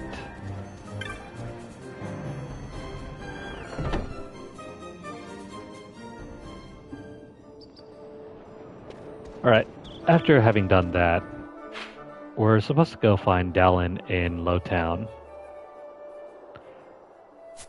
Or, you know, we can head off into the Western Sand and go fight the Thextra. I'm going to hold off on that hunt until later because it's kind of strong, and unless you want to grind out even more levels, yeah, it's not going to be easy. We'll wait until we get more party members. And more abilities.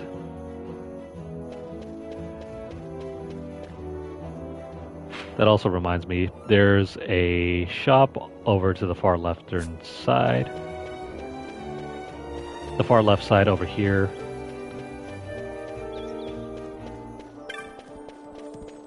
Let's go over here real quick.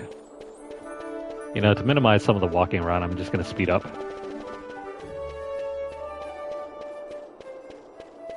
There's a lot of dead space in between the maps.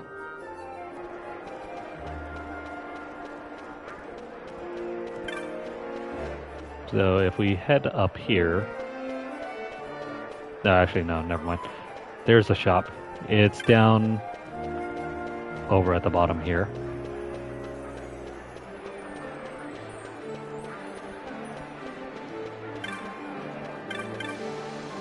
So the Clan Provisioner, he is a source of some very valuable items, most of which you can't really get at the regular shops. I'm not going to bother reading his stuff, but yeah. He also has green magics for sale. Oh, we don't have enough money for that. Of course, what we can do now is we can sell our loot. So if you go into the sell menu here, and you move all the way to the far right, here's all the loot that we have available for sale.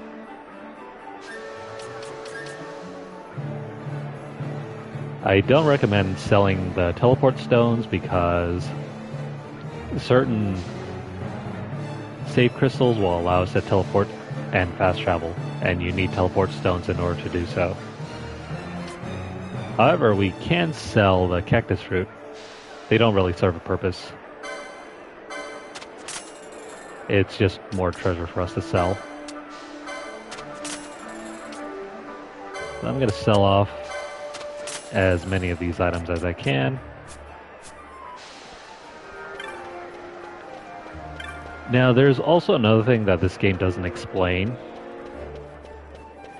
and that's the sell mechanic. There are recipes in the game where if you sell a certain number of specific items, they will spawn new equipment in order for you to buy at the bazaar. What those recipes aren't really explained at this point in the game. You have to discover that by kind of mixing and matching on your own. And some of those recipes you'll discover on pure accident. Unless you're using a guide. I would recommend using a guide when it comes to selling stuff through the bazaar.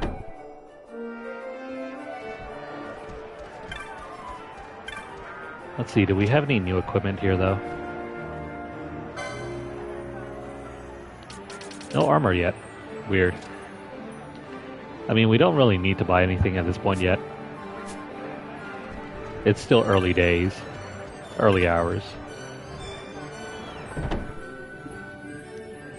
The game doesn't really expect you to have, like, the available licenses at this point yet. But let's go ahead and head into Lowtown. We need to find Old Dallin. We got a lot of chores to do before the next portion of the game.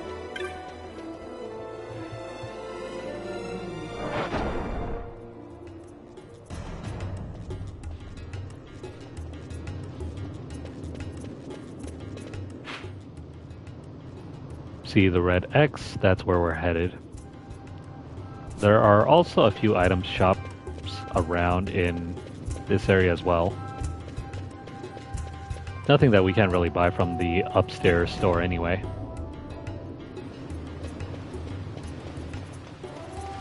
But useful if you want to explore. So what does this traveling merchant have? Bombs. It's more ammo for different weapon types.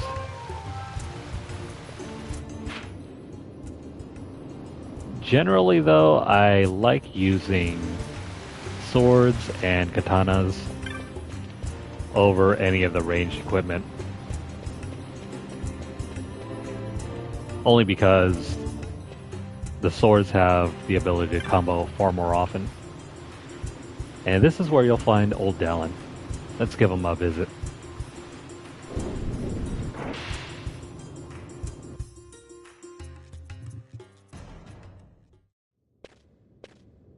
Ah, if it isn't Von Ratsbane.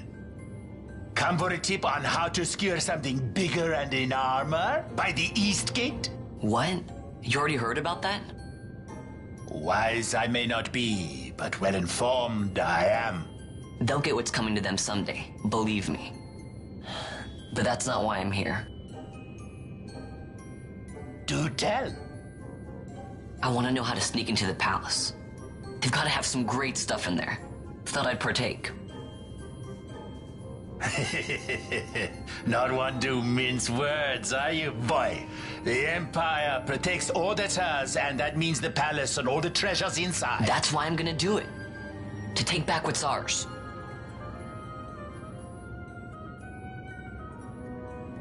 So, our champion of the sewers aspires to noble action.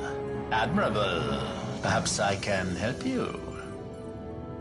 Ah, now that I think on it, there was a rumor. Yes, a secret passageway into the palace walls. A door and a magic stone that opens the way. That's it. This is exactly why I came to talk to you first, Dallin. So, where's this, magic stone? Oh, I've had it for years, if I can remember where I've tucked it away.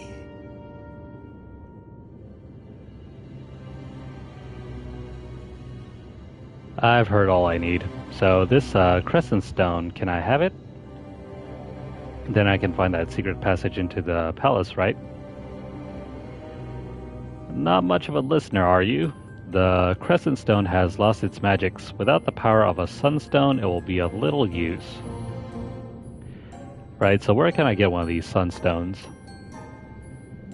You seek Giza Plains. Speak with the nomads there. You will find your sunstone. Leave by Southgate and continue south. Their village is not far. There are like to be beasts on the plains, so be careful, my boy. You don't have to worry about me, I'll be back before you know it. Yeah, so we have a fetch quest to do. And we have to head over to the Giza Plains in order to finish that.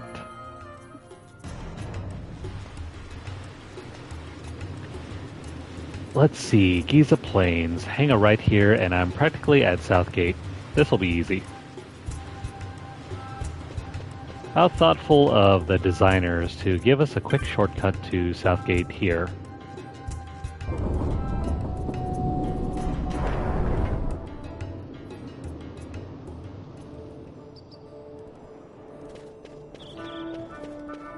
So remember earlier we hit up a blue crystal? Well, orange crystals right here allow us to teleport. Very useful if you're trying to get around the game without needing to keep walking around. It's fast travel, essentially. Let me make a save here.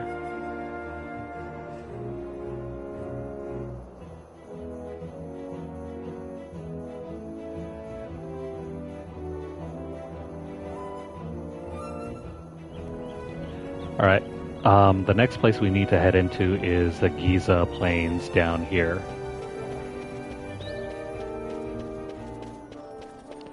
I also need to wrap up this giveaway, so give me a sec here.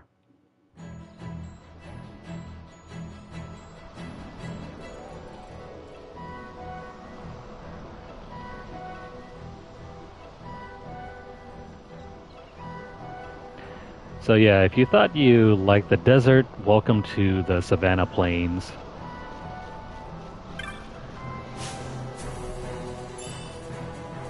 We're supposed to head into the village that's marked by the X over there. I'm going to leave the mini-map here so we can find out what we're looking for. Yeah. But we can do some fighting here as well. Yeah. A lot of wildlife for us to grind on. Well, you know what I mean. Pick up a potion or antidote there. Yeah. This game used to be far more difficult when the job system wasn't available. It's been kind of rebalanced, so you can pretty much beat the game as any character class.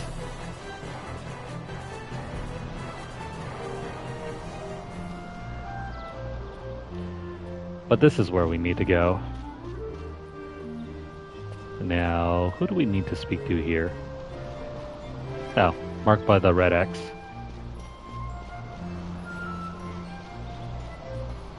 Over here. Let's talk to the Nomad Elder. You've a troubled look, child. What's the matter? Ah, come from Rabanastre seeking a sunstone, have you? As you might have guessed from the name, sunstones contain the power of the sun. You'll often find them used as a source of heat or light. Here we leave all things sunstone to Masuya. You should be able to find her near the Dark Crystal. Do you see the large black stone behind my tent? That is a Dark Crystal. Thing's huge. You'll not find them outside Giza Plain. The dark surfaces of the crystal drink in the light of the sun.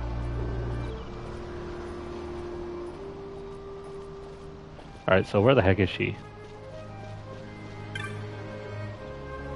That's not her, is it? Oh, it is. Have you come to see the dark crystals? Not everyone takes well to the heat of the Giza Plains. Ah, so it's a sunstone you seek. You've come to the right place. They can only be made here in Giza. They're quite valuable though, so we can't go handing them out to just anyone who happens to wander through our camp. You see, we make and sell sunstones to earn the money we need to survive. Still, perhaps we can come to some arrangement. Would you hear my offer? Yeah, why not? The making of sunstones is a chore we give to the children of our camp. They roam the plains, traveling from dark crystal to dark crystal, drawing the light from the crystals into shade stones. One of these children, Jin, has not yet returned. He left carrying our supply of shade stones. If you'll find Jin for me and tell him to come back to the camp, you may take one of the sunstones he's made in return. Some of the children said they might have seen him to the south of the camp. You may want to speak with him yourself before leaving. Please find Jin and tell him to return at once.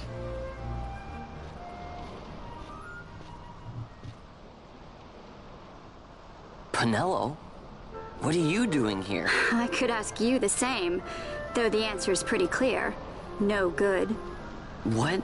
I'm being good. Is that right? So then you wouldn't mind if I, say, tagged along, would you? Huh? Oh, don't worry. Magello's busy with preparations for the fete up at the palace. Why, I'm free for the whole day. Well, let's get going.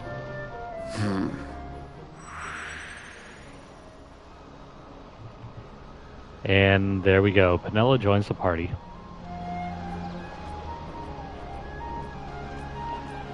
So now we have two party members.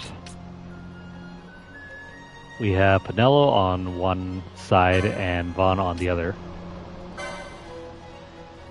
Who do we want Penelo to be? If I remember right, I made her into a black mage / monk. I think we'll set her as a black mage for now. Pinello and Ash, that's a later party member we'll get, are the two best mages we'll get in this game.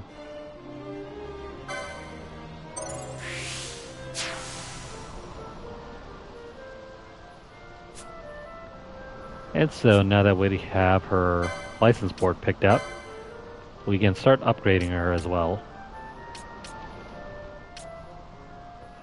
We'll want to learn fire.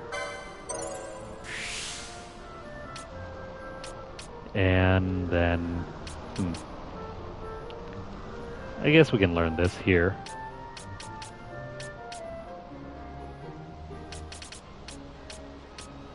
There's some magic lore here, but I don't think we really need that at the moment. Seeing as how we don't really have much magic on hand.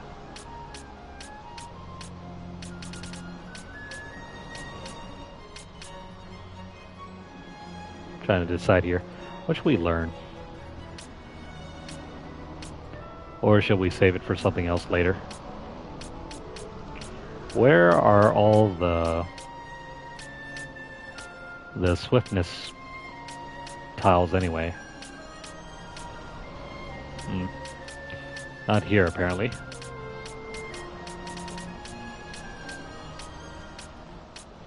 Maybe it's on the monk. Probably should have chosen the monk.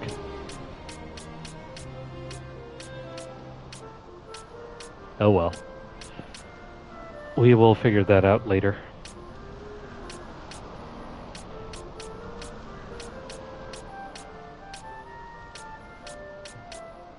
Oh well.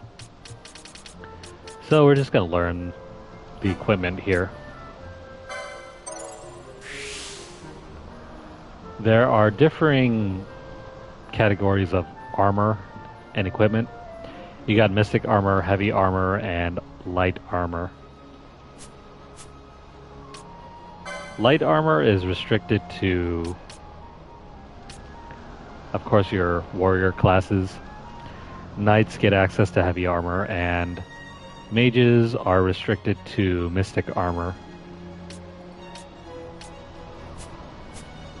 The main thing you want to know about light armor is that it increases your HP values much more than heavy armor. Heavy armor will increase your defenses far better, and then mystic armor is its own class of stuff. Do we have any magic for her? No, apparently not. Let me see if I can buy something around here, otherwise we will have to head back to the shop and pick up fire.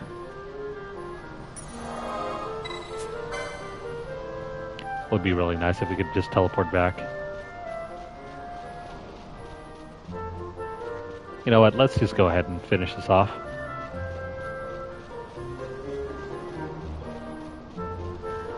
The enemies aren't really that tough here. I mean, there are a certain few that are slightly tough, but we'll be fine. So, let's pick up these before we go. There are all sorts of monsters out there, so you can never be too careful. 3 potions, 2 Phoenix Downs. So far you've been traveling by yourself, but now that I'm here, we can travel as a party. You can give commands to allies in your party, just like you've been doing for yourself up to now.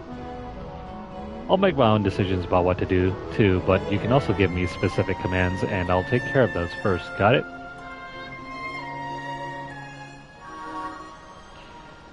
Now we can change party leaders, and also issue party commands. Oh, one more thing. If you don't want me to fight on my own, you can always turn my gambits off. With my gambits turned off, I won't do anything until you give the word. You should really think about using gambits for yourself, you know. They can make managing a battle a lot easier. Now we have gambits added to the menu. Well, ready to go?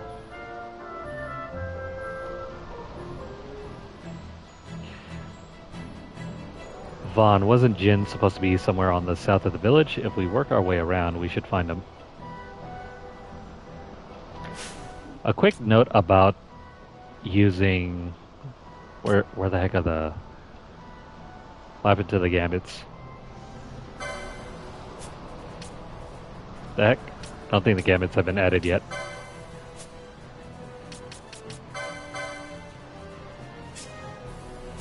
Yeah, weird. Where the hell are the gambits?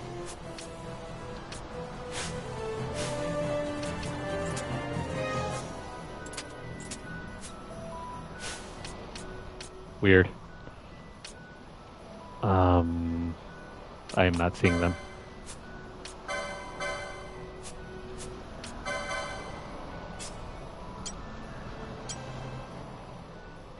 I don't see anything here, so I am wondering if that gets added in later, even though the text did say gambits were added. That's strange. It's not a huge, it's not a huge deal breaker because we haven't bought any gambits as well. For now, we'll just issue attacks regularly by just using commands.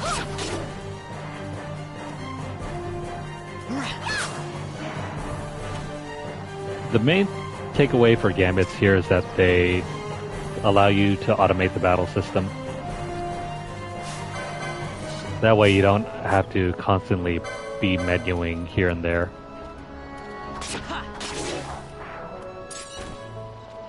With a properly set up gambit system, you can breeze through the game without ever having to pull up the menu.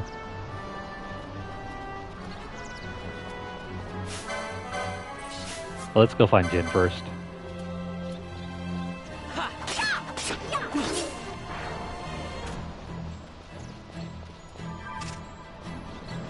Ignore the glowy crystal.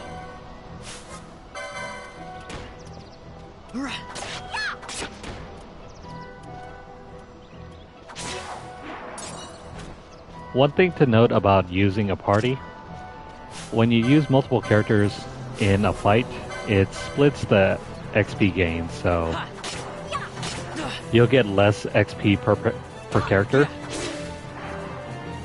but you'll be able to level up everyone at once. So if you want to, you can make yourself a challenge run by just using only Vaughn or only a specific character, like a Penelo only run, for instance.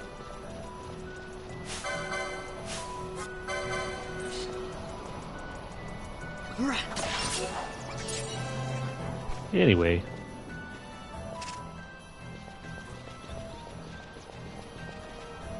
X marks the spot. Let's go ahead and find Jin over here.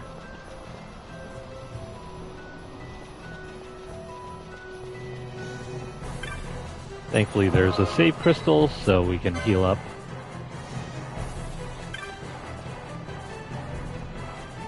Yeah, this is Jin. What's it to you? Masuya wants me to come back to the village. Huh? Well, that could be a problem. Let's see. Maybe my leg's better now.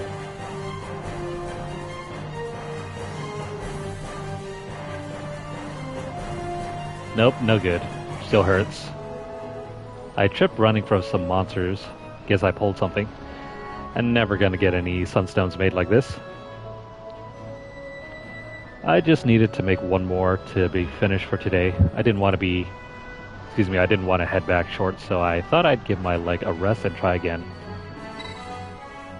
Why are you out here looking for me anyhow? Regarding the enemies, they do respawn.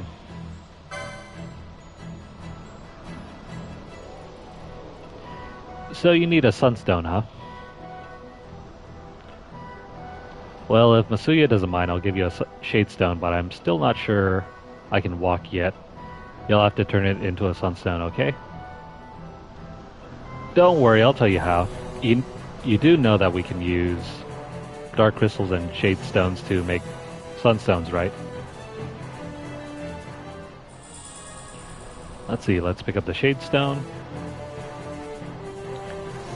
There's your shade stone. As for the dark crystals, you'll find them all over Giza Plains.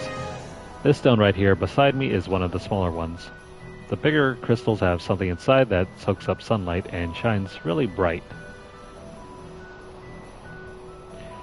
See that one over there?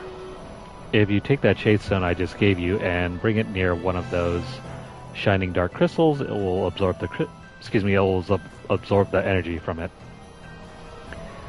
There are 4 shining dark crystals in Giza right now. If you have trouble finding them, just stop and scan the horizon. There's no way to tell how much energy you can draw from any one crystal without trying. You shouldn't need to use all 4 though. This gauge will show you how much energy the shade stone's absorbed. When it's full, you'll have yourself a sunstone. Once you've made the sunstone, bring it to me. I'll make sure it's up to snuff. I'll go ahead and mark the dark crystals on your map too. See you back here when you're done.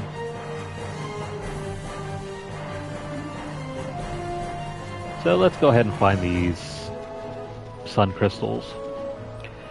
In order to respawn enemies, you need to move 2 map screens away. So if you kill everything here, you have to move like 1-2 map screens and then they'll respawn.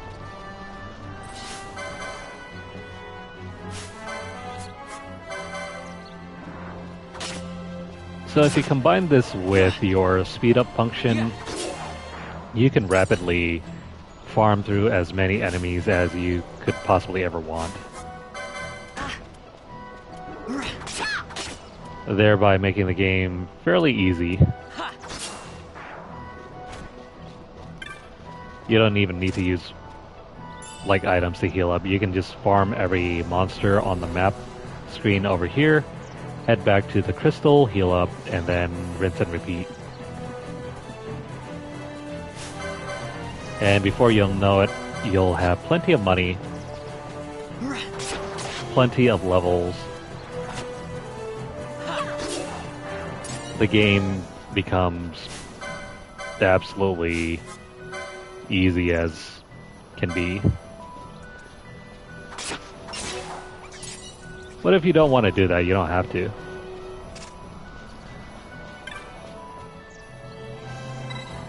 So if we hold this shade stone up to the crystal,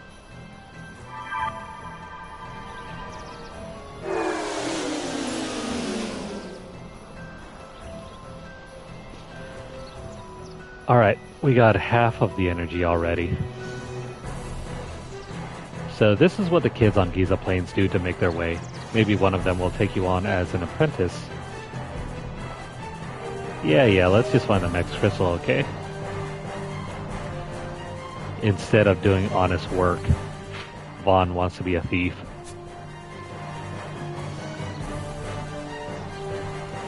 Sometimes when you're out exploring, you'll see NPCs on the map.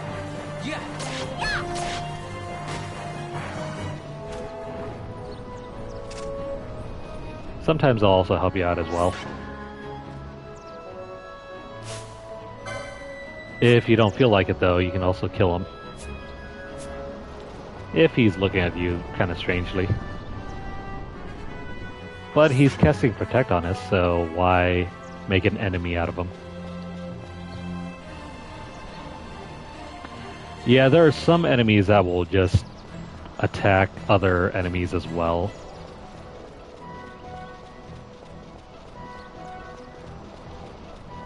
You gotta be careful though, because if you piss off too many enemies, they'll just gang rush you all at once.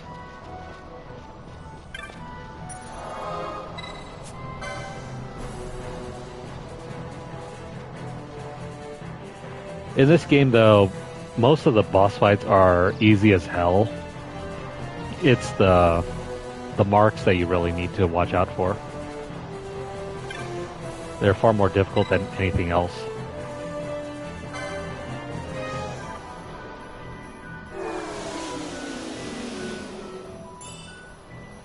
Oh, that was easy. It only took us 2 sun crystals. That's that. Nothing to it. Let's take it back to Jin and see what he says. I hope he did it right. Sure, let's go.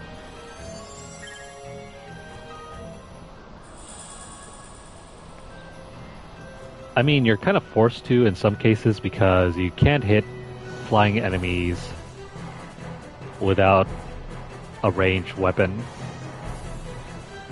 Unless you've got telekinesis, but we don't get that until like way later. Alright, so we picked up a sunstone. Let's take a look. Seems okay to me. Not bad for city folk. So here's what happened. Masuya's always warning us to stay away from the werewolves, right? Well, a bunch of us decided we'd have a little contest to see who's the bravest. It started out as a lark, but Tot said that none of us kids living on the plains should be scared of monsters. I guess I got carried away. Don't let any of the grown-ups know, though, okay?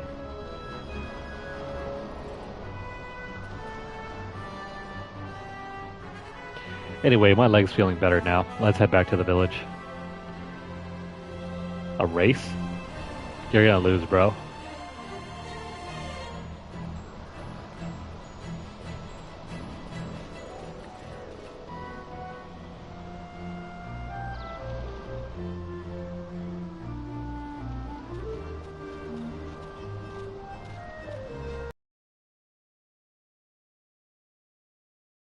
Home safe and sound. He's a good boy, but how his mind wanders. He never thinks of the worry it causes me. I'm sorry if he was any trouble. Please take these with my thanks. Sweet. More loot. Jin gave you a sunstone, yes? I hope it may be of some help to you. And that's it. We can head back and meet up with old Dallin.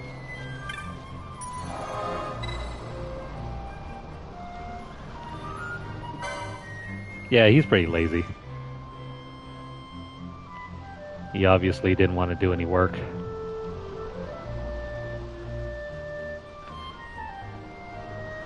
Alright, so I gotta post something real quick, so this is gonna take a moment.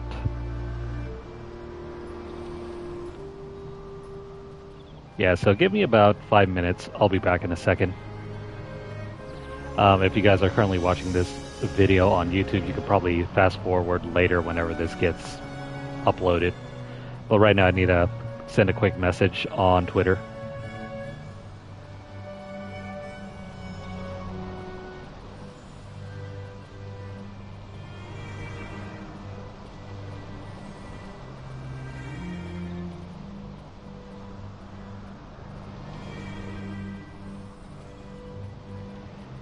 Alright, shouldn't be too long.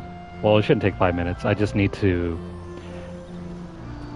post this message over to the winner of our giveaway. So, congrats to this person. You have won yourself a Roblox code from Prime Gaming. Also, we have another giveaway that is ending tomorrow night. That is for Mortal Kombat 11 Ultimate on Steam. There's still time to enter if you guys are interested in winning that code. I'll be randomly pulling the winner at 7 p.m. later.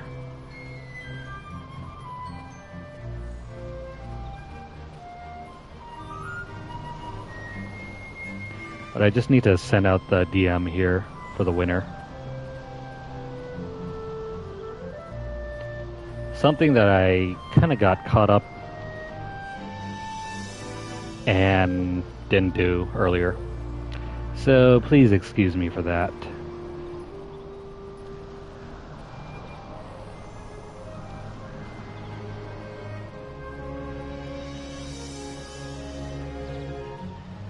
These Prime Gaming codes I don't really use, so this is why we do giveaways.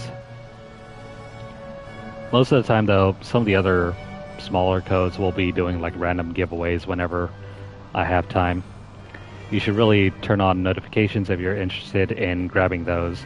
I don't think we have a lot of followers like really looking into those free code giveaways, so if you guys get the chance to see the notifications and see the screenshots, take full advantage. Otherwise, the bots will pick them up and you won't be able to get them. But of course, if you're a loyal follower, loyal viewer, I might even just give the codes directly to you because I don't really use them, and I would rather not have them fall into the hand of bots.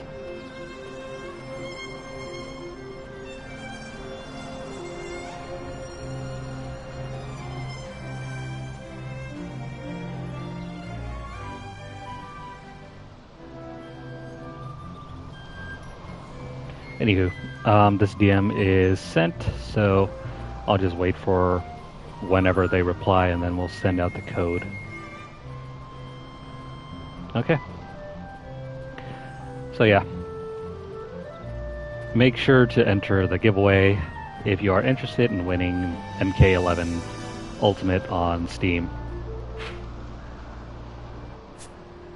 Anywho, we can head back now.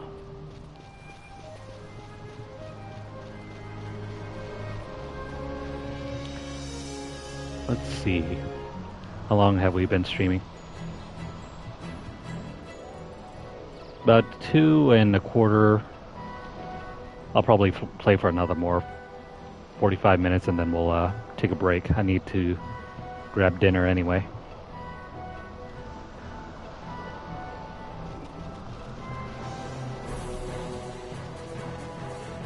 Now, if you'll notice why I haven't been really focusing on picking up treasures, it's because this game has a weird way of giving out treasures.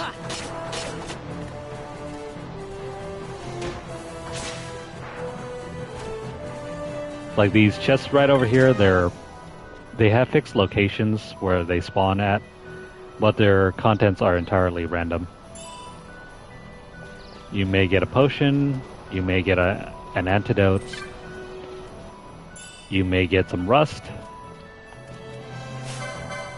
It's usually random.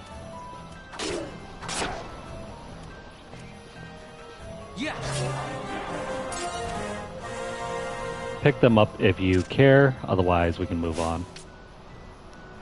There are certain chests though that have fixed items, but they're far and few in between.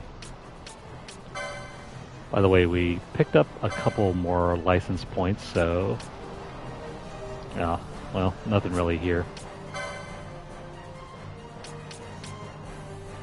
Maybe I should have started out as a monk, because we won't get our second job until like way later. Oh well. We'll work with what we have for now, and then once we get our second job, things will be a lot easier. I've never ever played Roblox before.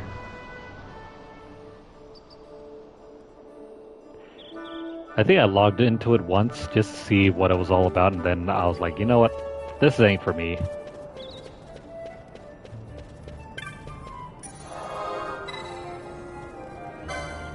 Let's make a save here, and let me have a look at our guide, see if there's anything I'm missing. I'm using the guide as a general outline of what to do.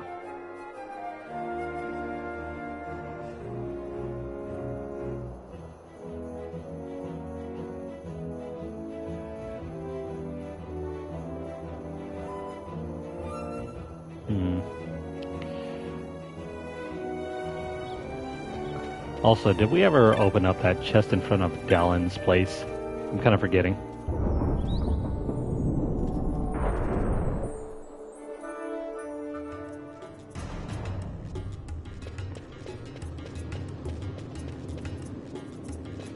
Hey, Vaughn.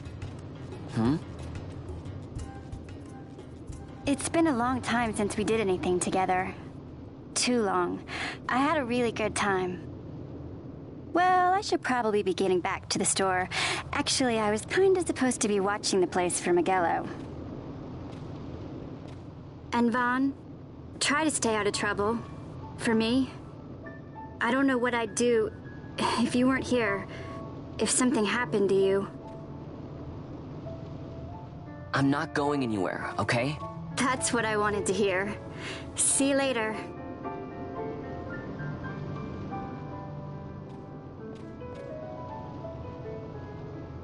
Sorry, Penelo.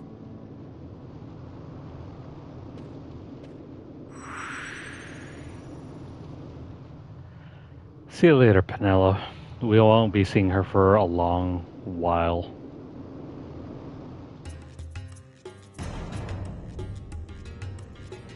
So even though Penelo is one of the first characters we get in our party, she doesn't actually become part of our permanent party until way later.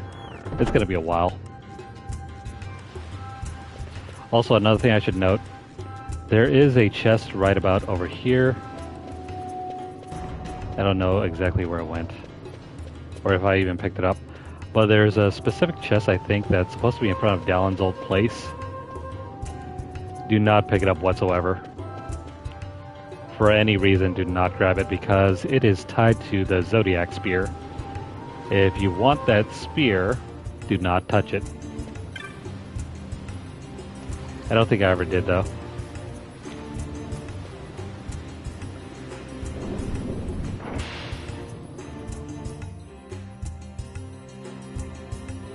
Anywho, we can head back and talk to Dallin now. Now, let's see here. Before we talk to him...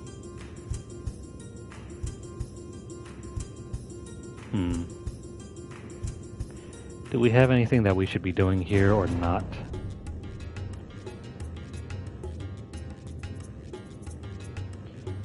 Let's see. Yeah, we did the sunstone, or sun crystal. There's also the extra that we could probably kill. Again, I'm gonna wait for later. We don't need to do that right at the moment.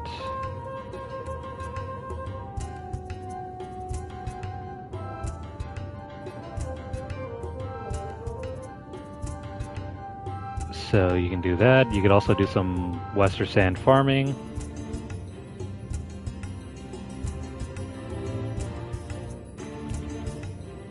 We also have some rare game we could also fight, but I'm not going to do that either.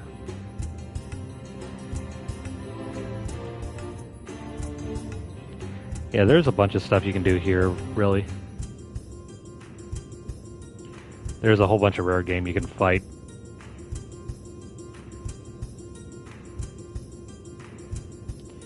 And you can pick up some rare drops, fight some other monsters.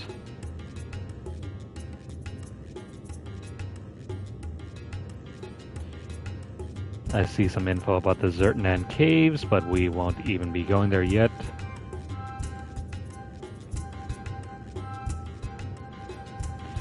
Yeah, there's just a bunch of stuff we can do at this point in the game. Like, we don't even have to follow the main story. The game opens up so much that we can just wander around and start doing stuff like for a good 5 hours and not even need to worry about the actual story.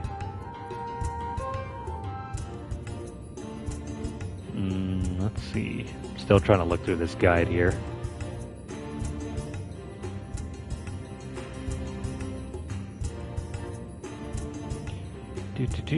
Let's see here. Skipping across that. Alright, so I'm looking at the Giza Plains. I think we've already done all of that.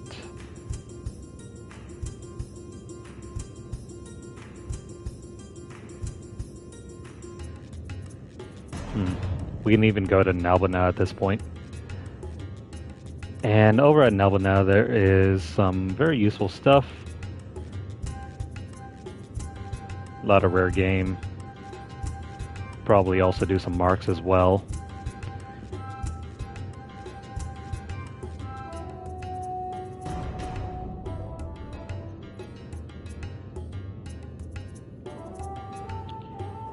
Yeah, let's just go ahead and move on with the story. I'm not going to do any of this side stuff yet. And believe me, there's a ton. Oh, so you've got a sunstone, have you? Hand it over, my boy, and I'll use it to give the crescent stone back its magics like I promised. Now you'll be wanting to know how to sneak into the palace, eh? First you go to Storehouse 5. You know the one. 2 doors she has. Now the right takes Ban Ratsbane to his territorial hunting grounds in the sewer bottom. But that's not the way you'll go. No, you'll take the left door, down into the Garum Scythe waterway. The waterway leads to a stair. The stair to the palace cellars. That's your way in. But don't go counting your gil just yet, my boy. Getting into the palace was the easy part. The way into the treasury is carefully hidden. That's where this crescent stone comes in.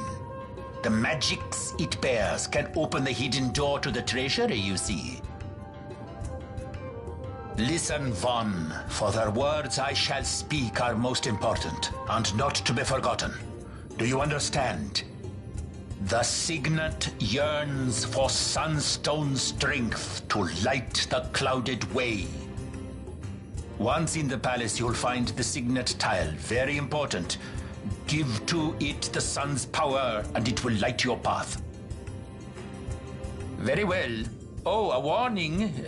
Be aware that if you're caught, you'll spend the rest of your short life rotting in the Nalbina dungeons. So, look sharp, my boy. And don't go running off before you're ready. Plans freshly hatched have a habit of tumbling from the nest straight into the hunter's stew pot.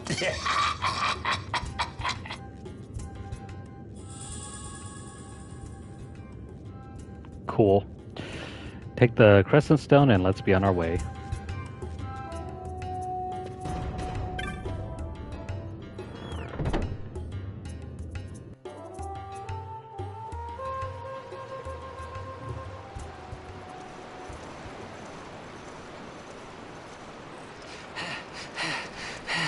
Squads 3 through 6 are in place. They stand ready. So far, the Imperials haven't noticed a thing. Then go now and hurry the others. By nightfall, we must ensure all our men are in place. Sir! Sir!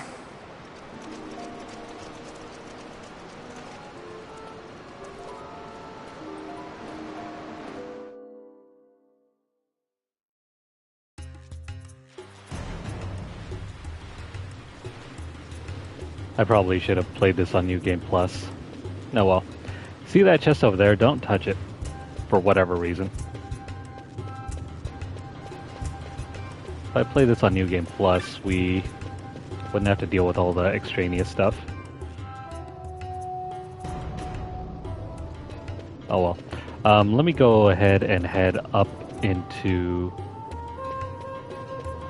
the top portion of the map and gear up Vaughn for the journey ahead.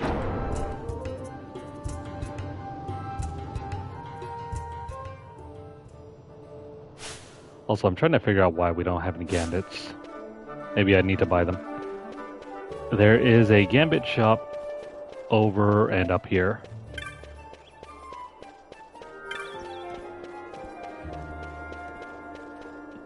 Whether or not it's going to sell me anything, though, remains to be seen.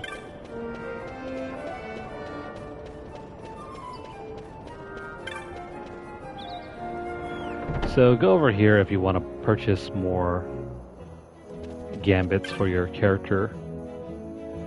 No, I guess it's not available yet.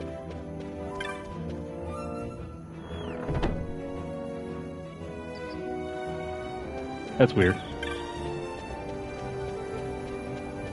So if that's not available, then what is available?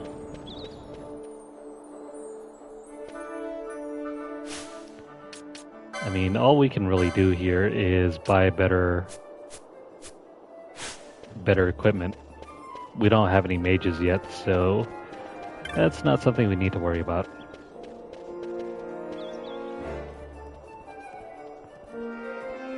Where's the armor shop? There it is. I keep forgetting there's a separate armor shop in addition to the sword shop, or the weapon shop.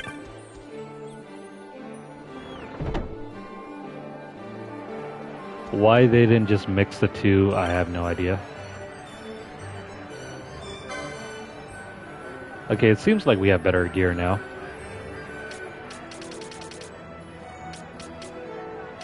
There's a lot of good stuff.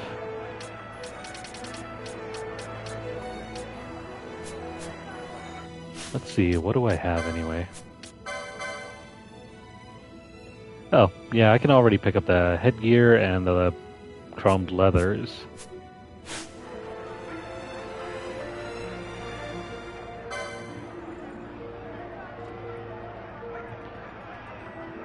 So, let's see. We only have so much money.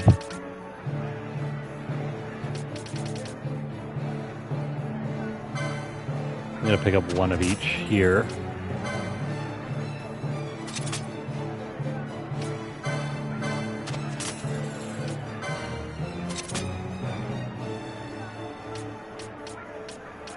Vaughn can't currently equip any of this other stuff yet.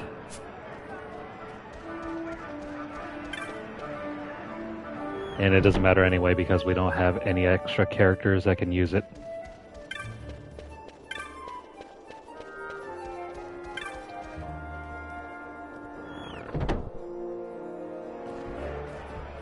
With the way this game is set up though, you can be extremely OP right off the bat.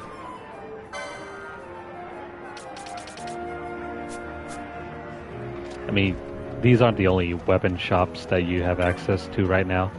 You can actually go to Nalbina, which is another area we'll be visiting shortly, but if you want to go over there right now, all you have to do is...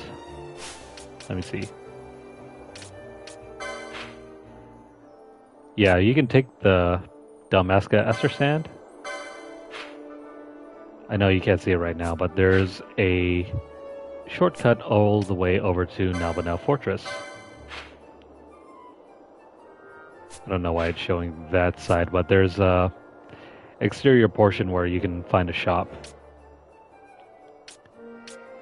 There are some other places too from here you can visit, like the Wester Sand, and I think there's another place from this side as well. Well, let's go ahead and move on with the story. Don't think we need anything else, so let's find our way down back over to Lowtown.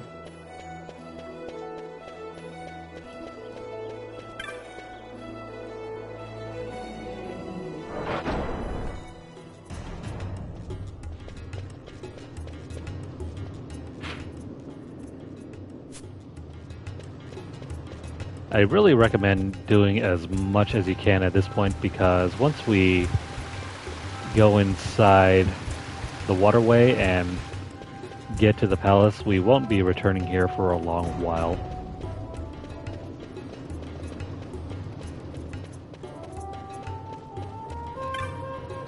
What does this guy sell? Oh, crossbow bolts. I don't really like using crossbows in this game. They're not that great. Bows are fine, but not crossbows. They have their uses though.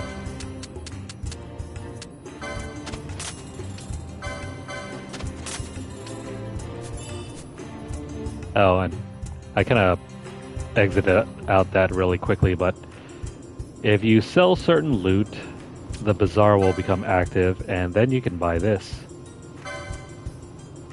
So there was a hidden recipe that we just activated. And so we can buy the unassuming surcoat. What is this? Oh, chrome leathers. So we get an extra. Notice that when you do this though, when you buy stuff from the bazaar, it comes at a cheaper price.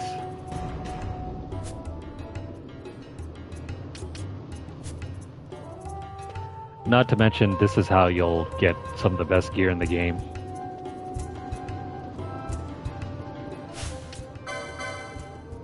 We already have this, so if we need to, we can also sell this as well. Now, we are supposed to be looking for this storehouse here.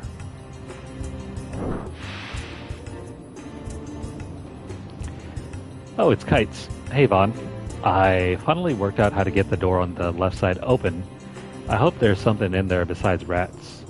I wanted you to go in first, so I waited for you to come before opening it. Well, that's one of the reasons I waited.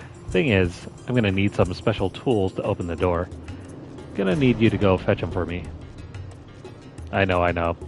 Not the most exciting thing to do, is it? I'm just messing with you. I've got everything I need ready to go. Hang on while I open it. This guy's playing with my emotions. Let's see. Yeah, that should do it. Huh. It's not working.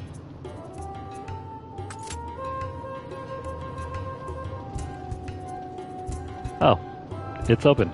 Now we've got a whole nother place to explore. Oh, and I almost forgot. Take these with you before you go. No telling what's down there. Might come in handy. More potions, more eye drops.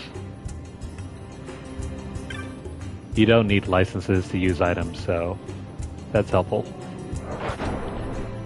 It's better than the alternative.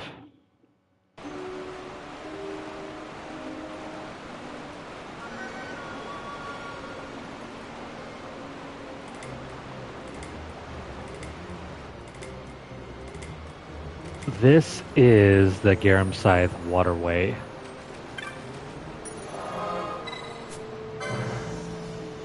It is a dungeon that we'll return to later, but right now we need to use it to get to the palace.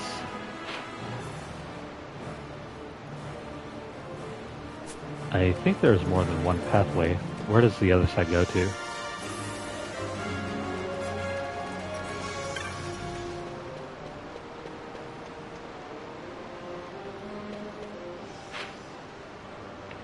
No clue. I think it's probably this side, though.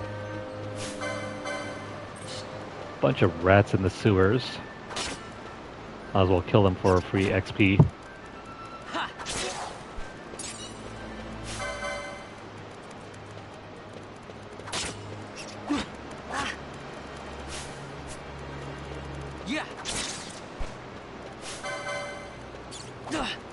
Now, just like in other various Yasumi Matsuno fantasy games, you want to equip the best possible gear that you have at the time to reduce damage.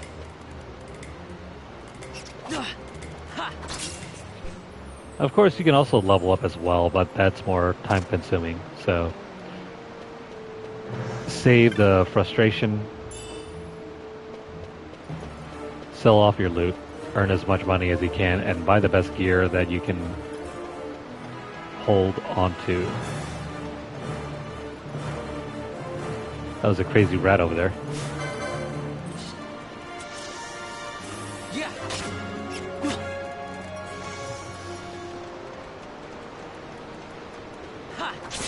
So many rats.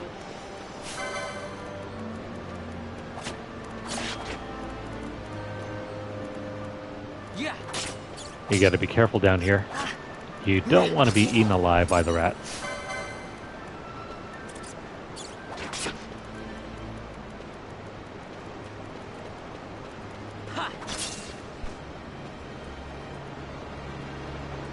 Alright, how's it looking?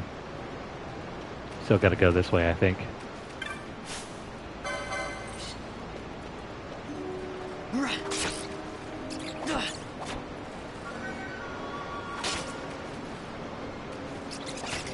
There's more gear here if you need it.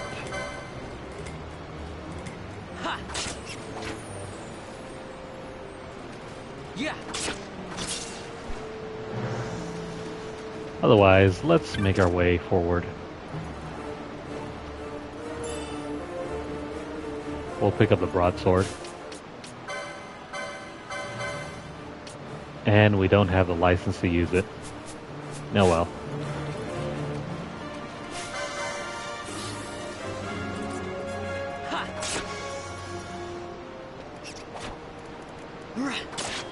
Doesn't matter because using daggers has a much shorter charge time.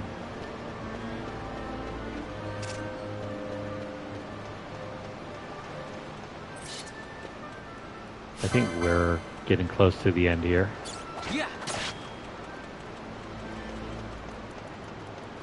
Come back here.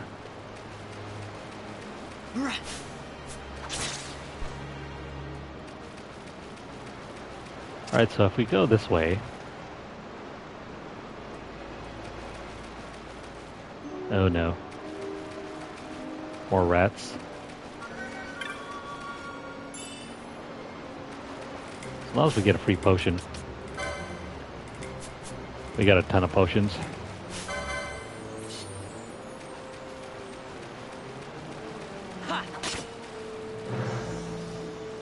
So it's real easy to farm for items if you need it. Don't be afraid to use up anything you have in your inventory because you can always buy more later.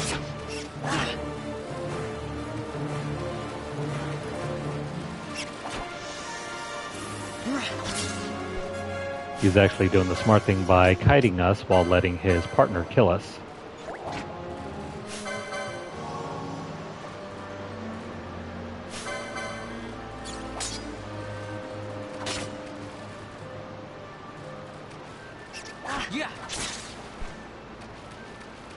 Alright, time to keep moving on. I would not recommend attacking these things unless you have a higher level.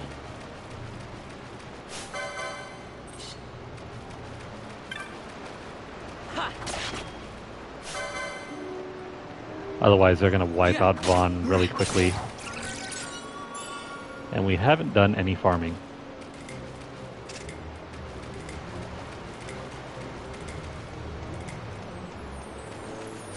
Anyways, just continue making our way through to the western side.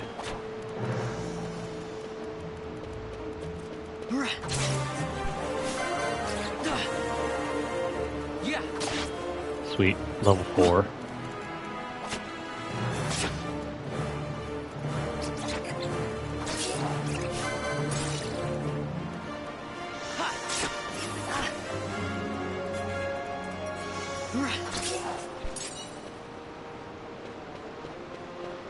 Gotta grab all the loot. What's targeting us? More bats.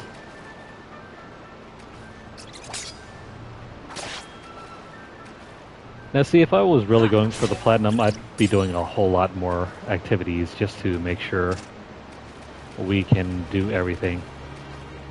For example, you need to complete the bestiary, which means killing every single thing in the game.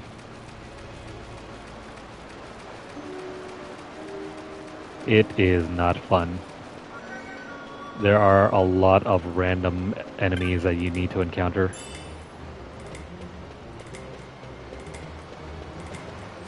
And you need to use a list in order to keep track of everything.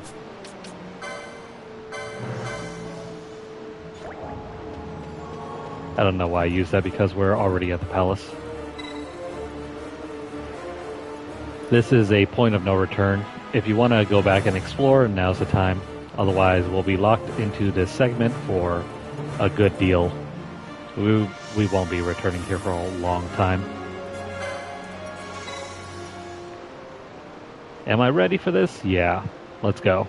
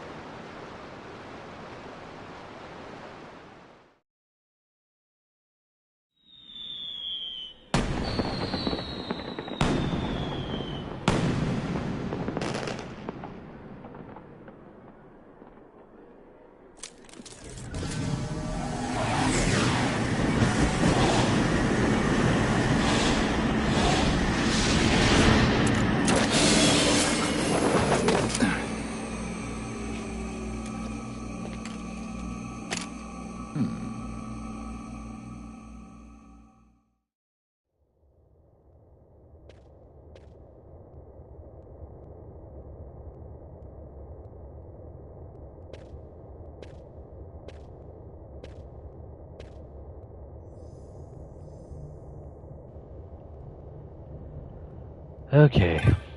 This urn over here will give you the map to the palace. Pick it up.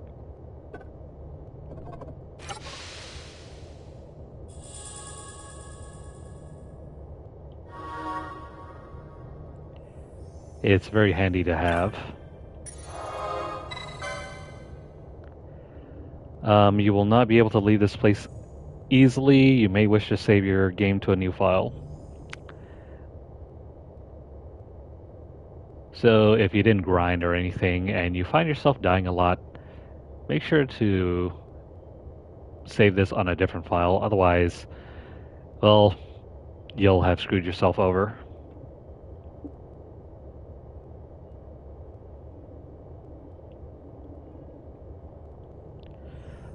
Okay, we're not going to open up any other pots in this section of the game because we will run the risk of ruining the Zodiac spear if we want to pick that up later. So, other than the urn for the map, do not open anything up here.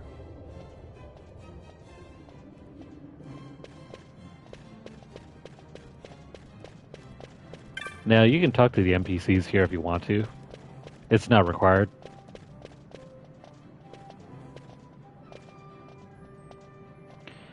Alright, so have you gathered up all the occasionals? Good. You'll be on cleanup duty when the fate's over. Wait here until we're ready for you. No one goes to the upper floor until we give the order. Step out of line and you will be punished.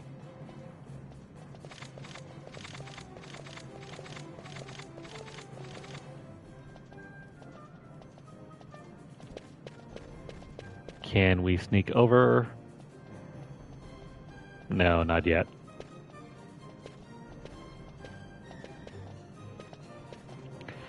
What's he doing? Trying to go upstairs? Well, what's up, buddy? Trying to go upstairs, ain't you? I know. You're hungry. I don't blame you. That's exactly it. An empty stomach made me want to crash the Fate too. No. No use trying to hide it. Look here, I'll help you out. Okay, so press square to call the guard. I'll handle him when he comes. And you make for the stairs. Get too close and he's liable to notice you. Let's give her a try. Hey, Buckethead! Oh, you're gonna love this. Let's sneak around him. As if he won't notice.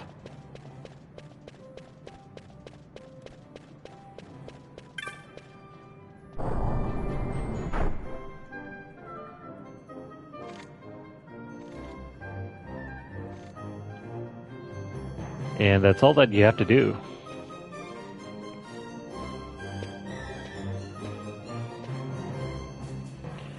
Now, what was it old Dallin said? The signet yearns for a sunstone strength to light the clouded way. But there was more. Oh yeah. Once in the palace, you'll find the signet tile. Give to it the sun's power and it will light your path. Looks like I've got a signet to find. This is fairly easy, just avoid the guards over here. Get too close and then they'll reset and you will have to do this all over again. Damn, gone the wrong way. Hang on. You're supposed to call them over.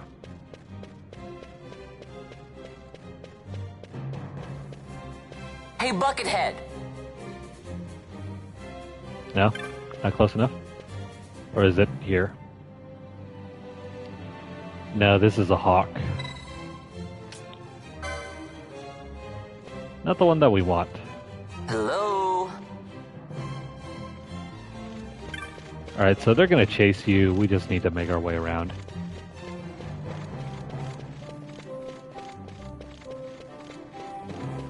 I know it doesn't seem obvious when you first see this part, but that's how you get rid of them. There's a guy over there. That's not where we need to go.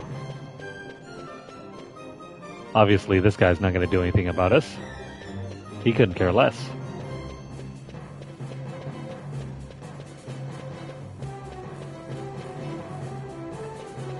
Now, is this the right one? Let's try this.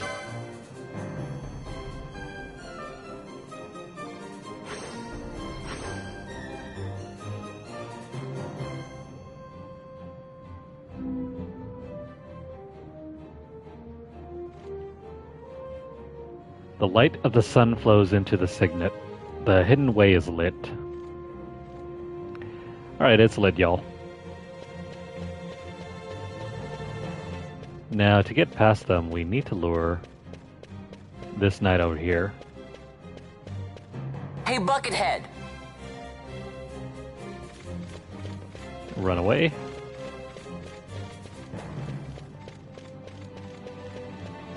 And then I think we need to get rid of this side as well. Unless, of course, you've trapped yourself like I did. I need to redo this.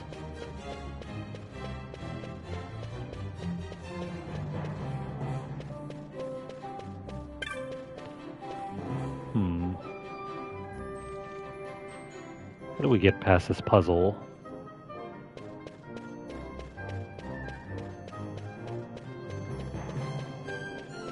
I think you need to lure them down this way. Over here! They're gonna follow us over here, and now we need to create a diversion at this junction over here. That way we can go through. Come on, buddies. Hey, Buckethead!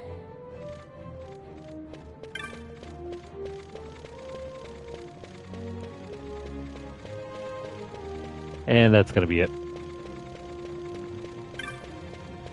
Now we just need to look up that lit up section and we can leave.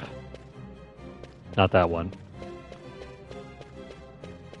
I think it was this one? Yeah. Let's approach the wall.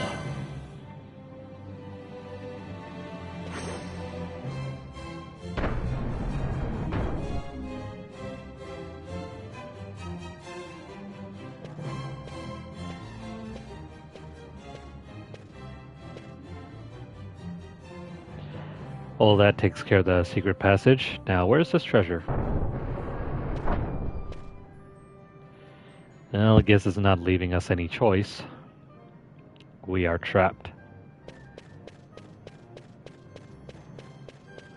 But worry not, because we can investigate this and then we can move on. Looks rather suspicious. Let's examine it. There's more to this wall than meets the eye, but what is it?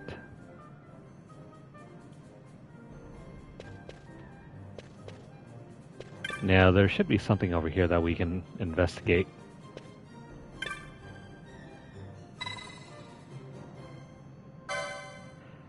There is a not very obvious switch over here. And then that should open up the door.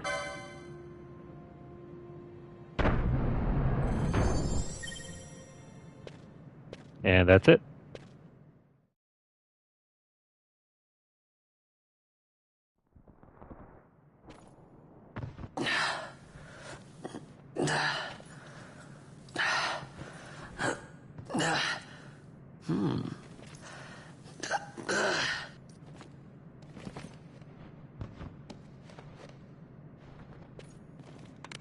Huh?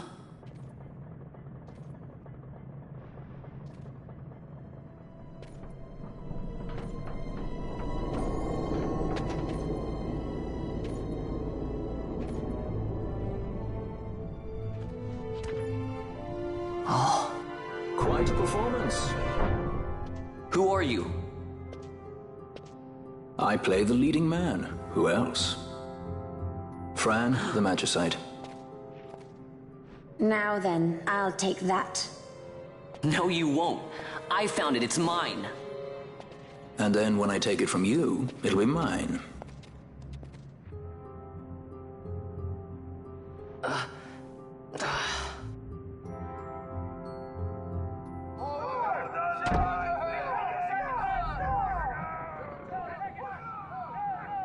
Exit stage right. The gods do not smile on us. I like it better that way.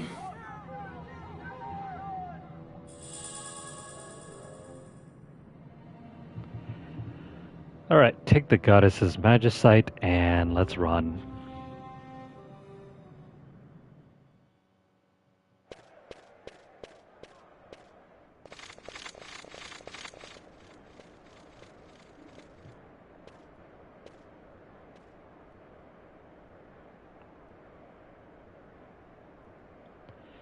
Alright, so we gotta ditch those two characters that were following us.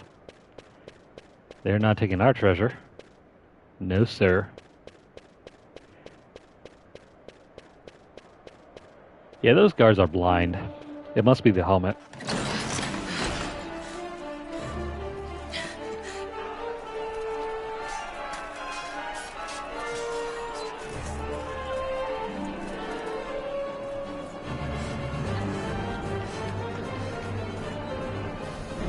What's going on?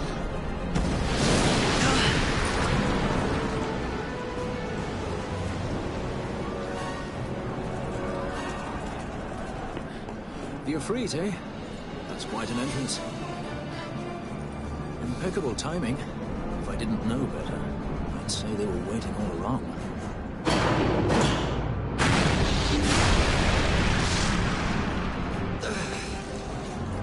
Stop running!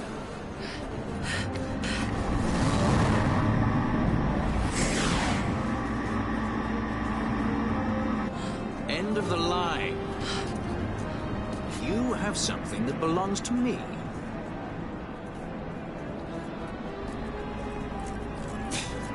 Damn! All this way! Fran, let's move!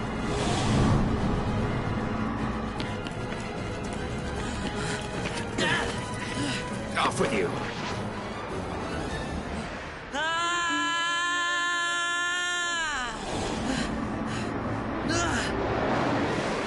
Let go of me! Keep this up and I will.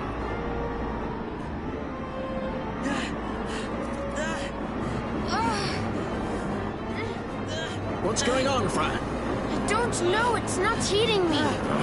Don't have time for this. I'm slipping! Not good.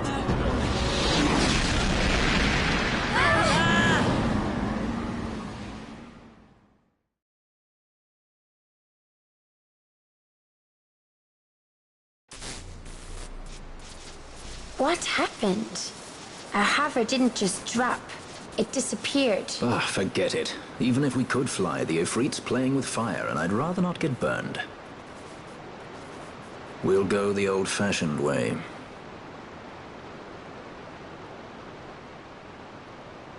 Not many Viera where you come from, thief? It's Vaughn. Sorry. Well, Fran is special in that she deigned to partner with a Hume. Oh? Like a sky pirate that chooses to steal through the sewers. Pirates? You're sky pirates? So you have an airship? It's Balthier. Listen, thief, Vaughn, if you ever want to see your home again, you'll do exactly as I say. Myself, Fran, and you, we're working together now. Understood? Don't even think you're getting this. The thought never crossed my mind.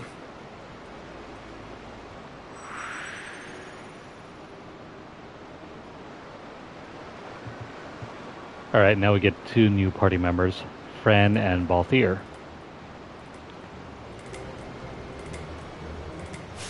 They are essentially Han Solo and, well, Chewbacca.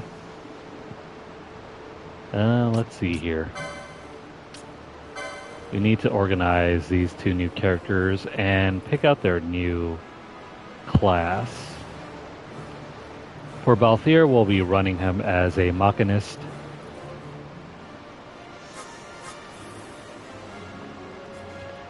I don't know if we have Cure available yet. We could probably run him as a white mage as well. You know what? We need a healer.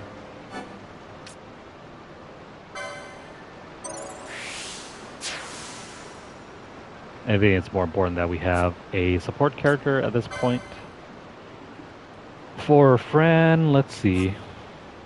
I forgot what I used on her. I think it was either the Time Battle Mage and Ulan combination. Let's go ahead and use the Ulan for now.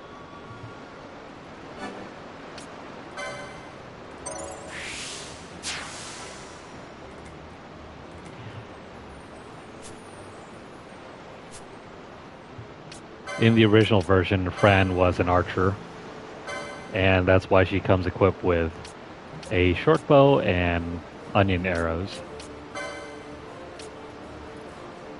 If you're not using a character that has magic, any spells, you can also equip this thing, but it'll absorb all your MP. Cool if you want to resist magic, but not cool if you're trying to use magic. That's why we're not going to use this here. We already get level 2 gear already, so we don't have to worry about equipping them with anything else. So let's see here. We do have cure, so I'm going to learn this.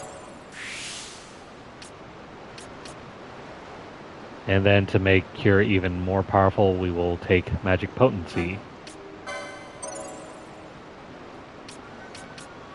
And then just for fun, let's unlock this.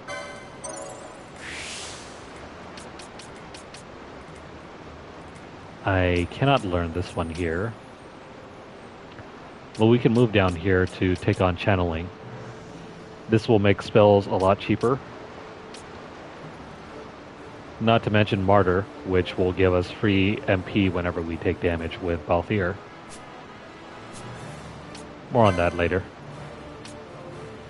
The Ulan, though, we will take Battle Lore for more physical attack damage.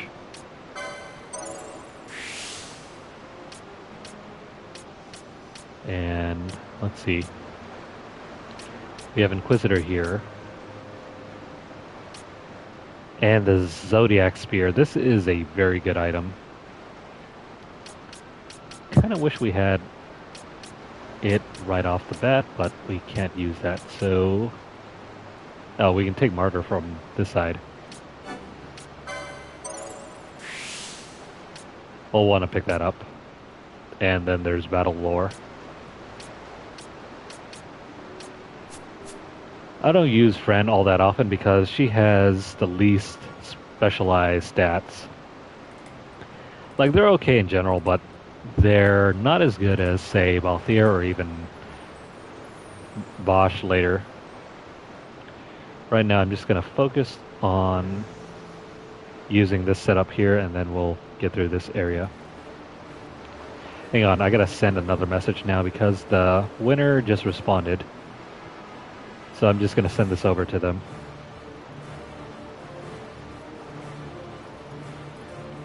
If I can only get onto Twitter real quick.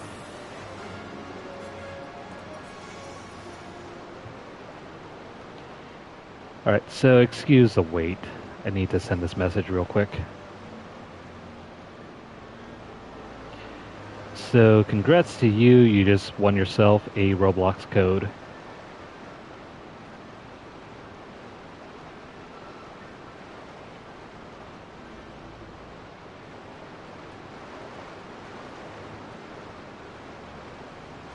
There we go.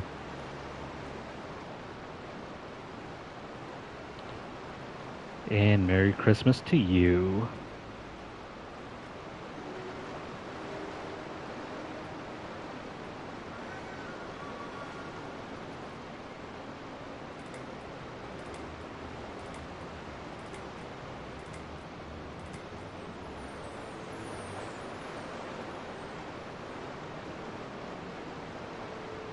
Alright, let's see here. Let me grab a drink real quick. I'll be back in a second.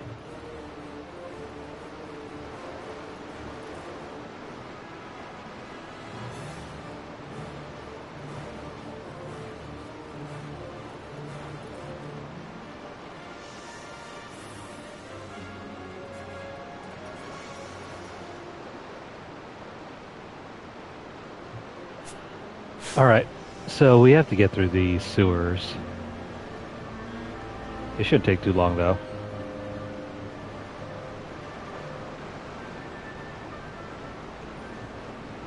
Also, I forgot to upgrade Vaughn's stuff. I missed out on a Mage Masher earlier in the other portion of the dungeon, of the sewers, I mean.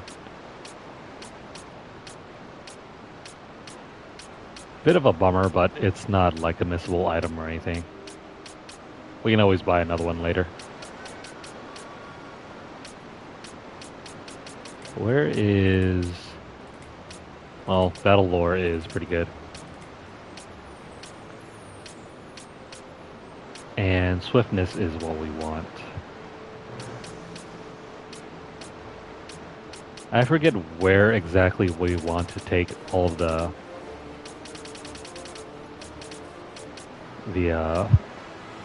oh, never mind. I guess we'll have to take these no matter what.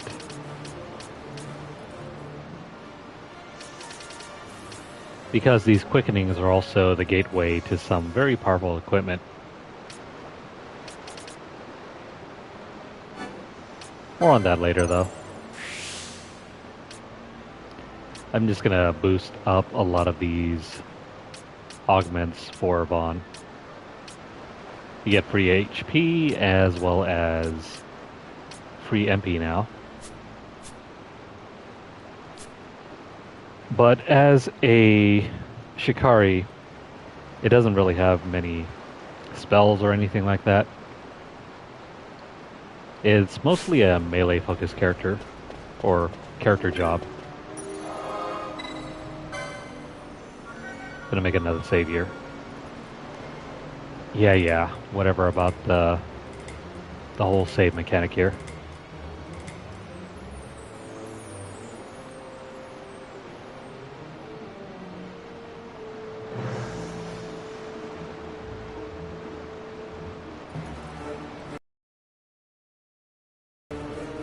Now, let's go ahead and continue on. Actually, excuse me 1 second. Let me pull up this guide again. Where exactly are we and what do we need to do?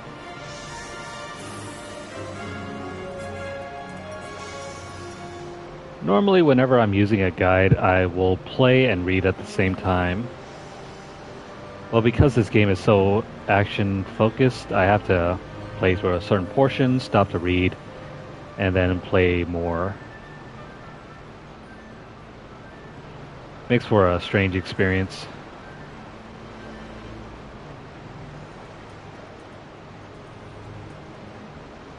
Hang on here.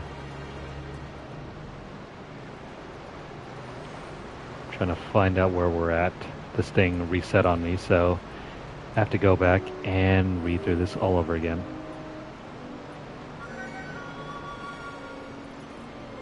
Okay, so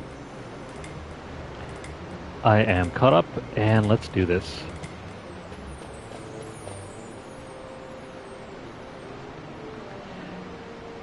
There's something I want to check out before we set out.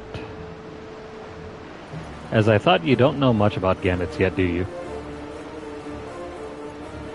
Listen carefully, I don't care to repeat myself. For each gambit, you can combine one action with a target for that action. Example, you can arrange that cure be cast on an ally whose HP falls below 50%. Useful, that. Of course, one error of judgment and you could well find yourself throwing punches at that same ally. If you've a good head on your shoulders, it should come easily enough. I fear a more detailed explanation is in order.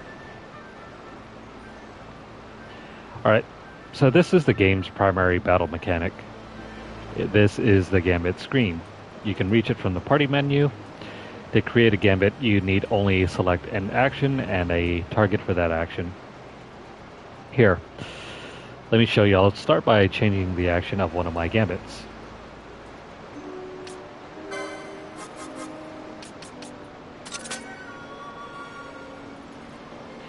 Now whenever an ally gets hurt, I'll toss a potion his way. Charming, eh?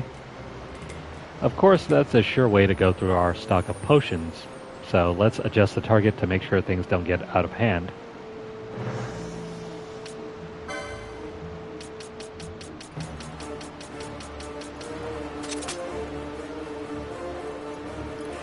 Now, I'll only ever use potions when an ally's HP drops below 70%.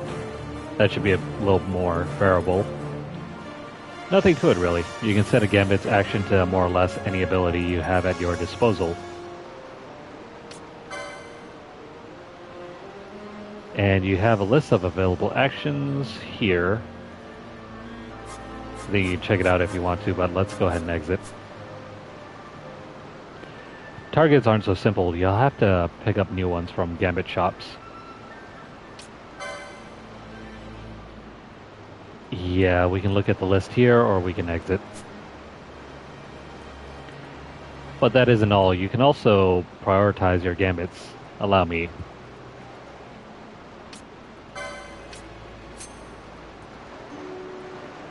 The Gambit in the first slot always takes priority. As it stands now, even if an ally's HP starts to fall, should there be foes near, I'll only attack.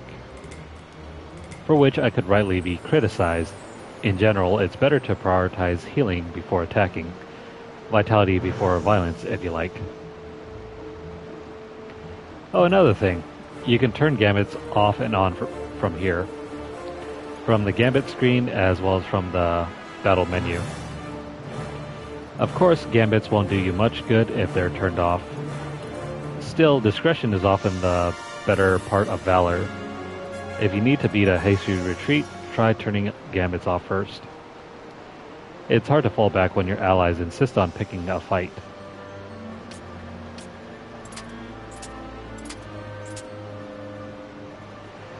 Did I mention you can have up to 3 Gambit sets for each member of your party?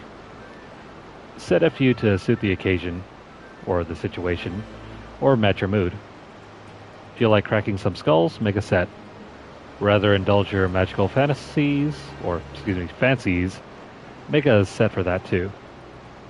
You'll want to get comfortable with Gambits first though. Once you can feel it in your bones, you're ready. Well, that's the long and short of it. I'll set my Gambits as they were before we started. Feel free to change them later if you like. We're like to come across new actions and targets, so don't be afraid to experiment with new Gambit combinations. But don't put all of your faith in any one combination. With each passing day, the world finds new and exciting ways to kill a man. Be flexible. If you find yourself up against beasts that don't take well to fire, create a Gambit to cast fire on nearby foes. Likewise, should we face a creature that uses poison, a Gambit to cast Poisona on poisoned allies just might come in handy. A bit much to take in. Don't let it worry you. You're in good company. Yes, these sewers are thick with the bones of others who had similar difficulties.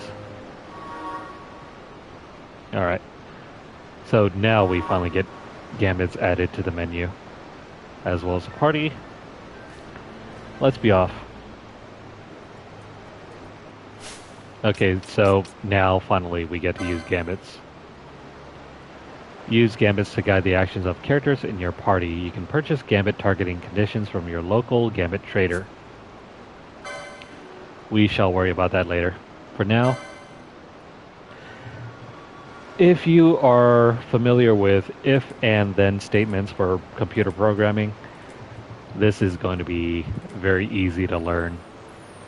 Otherwise, it's going to take some getting used to. Ordinarily, I would recommend just using this right here for your target if you're planning to attack. So equip foe and the nearest visible foe. That will target whatever target is closest to you or whatever you can see. And if they see that target, they will attack. Vaughn doesn't have much else.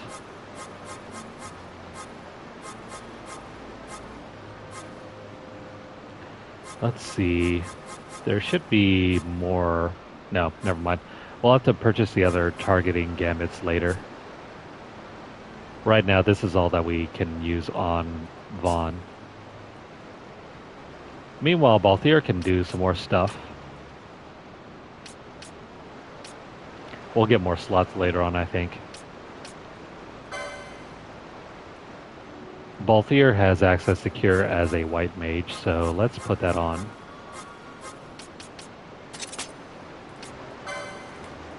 Alright, so for your ally, you can choose when exactly to heal.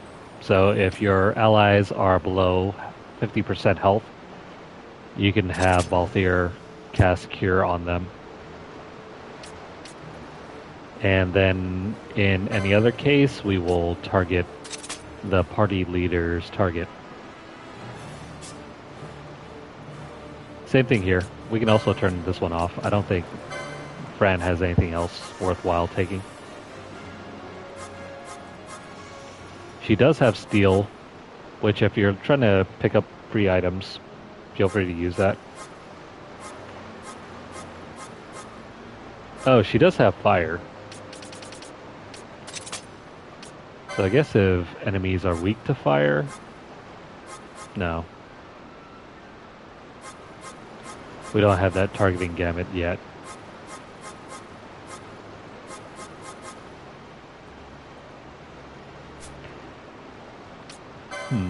What would be useful? Oh, she also has Cure as well. I don't know if she can use it, but we'll have it set to the same as Balthier. Having an extra healer is very nice.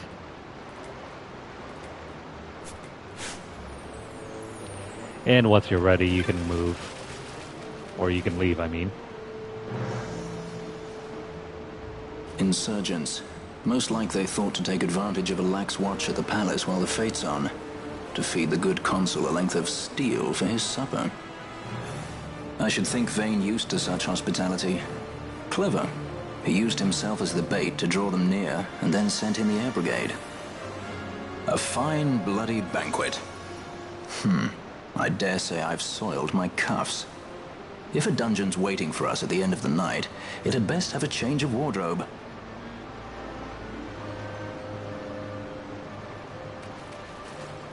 Alright, that's going to be fun. Is there anything else that we can check out here before we leave? Yeah, we're not going back up that way. I don't see any treasure chests over here, so let's head on out. Yeah, there's no time. Sorry, dudes.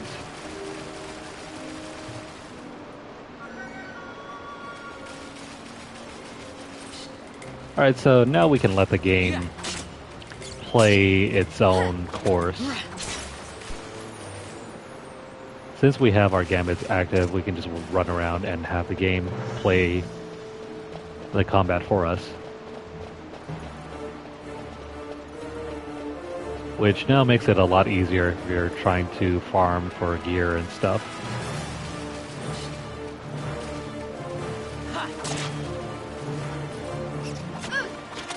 To make this process even easier, you can turn on the speed function. Anyways, pick up the map here.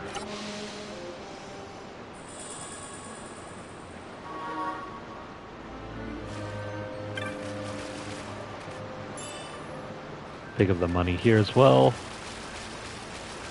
So for example, if you speed up the game,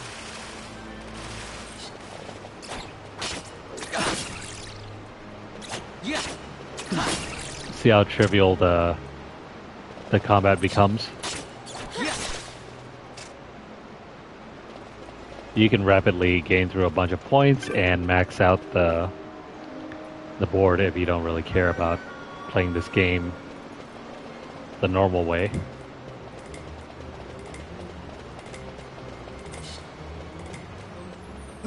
It also helps eliminate a lot of the combat wait time. Otherwise, you're waiting for a lot of dead time. Time that you're not really using to do anything but just wait for others to move and do stuff. Let's see. Let's keep going. I think it's pretty linear. We just have to follow the main path, and eventually we'll get to the other side.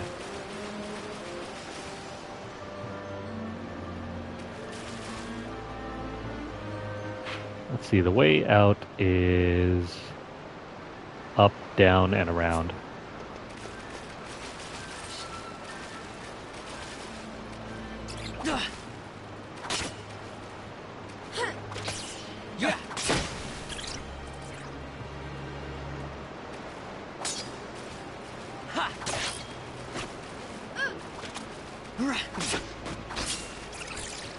If you don't feel like controlling Vaughn, though, you can always use Wealthier or Fran.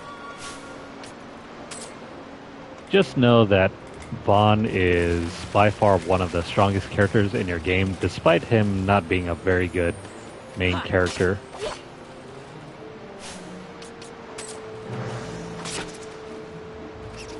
Why are they not attacking?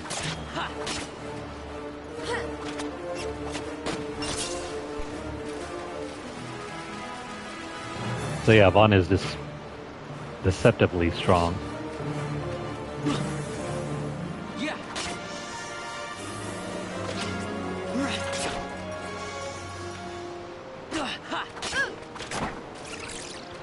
I think Vaughn's like tied for number 2 strongest character in the game.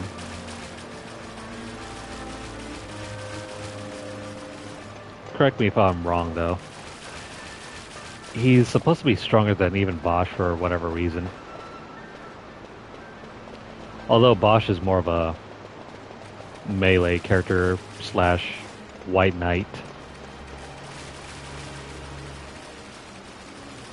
Though if you make him into a Knight Bushi, you can pretty much own every single enemy in this game with him.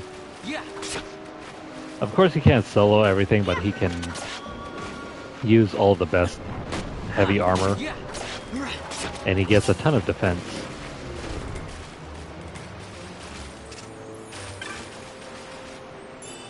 Just gonna grab these here. I think there are only 4 chests you do not want to interact with the exception of a couple, I think. I'll have to point them out later. Because this is not explained in the game, but there's one spear where if you somehow manage to avoid opening 4 specific chests, you will get what used to be the game's ultimate weapon without needing to go through the long process of farming it out through chests.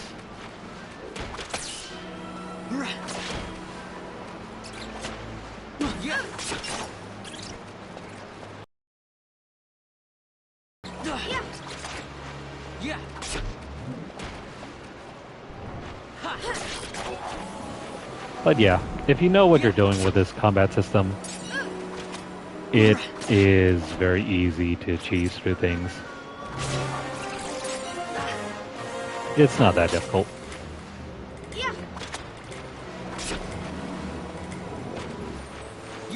I would venture to say even Final Fantasy X's combat is more difficult.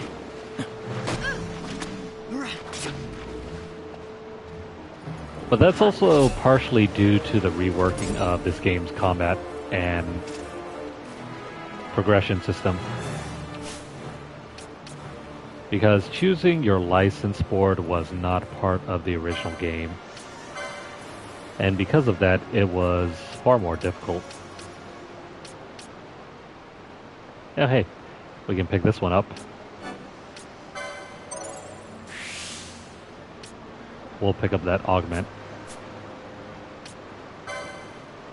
As for... yeah, so in order to get additional gambit slots and additional commands for your character, you need to pick up these tiles from the license board. Trying to see what's a good part that we need to start with.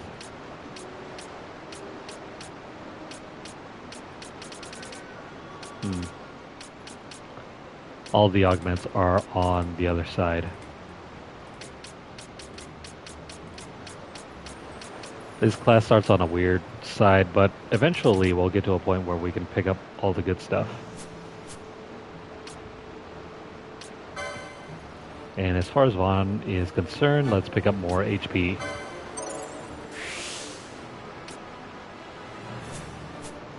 No idea why, but the ninja in this game is very tanky.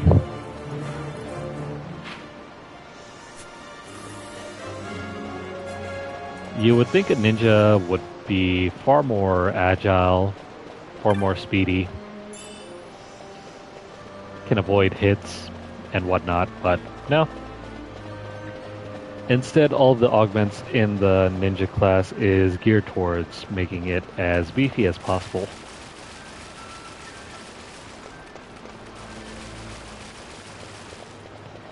It becomes a real menace in the hands of Vaughn.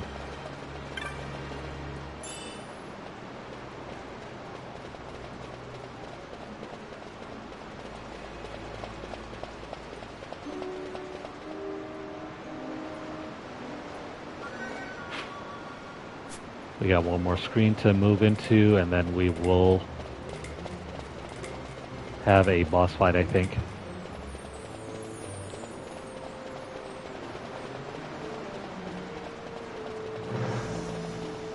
There we go, there's a save crystal.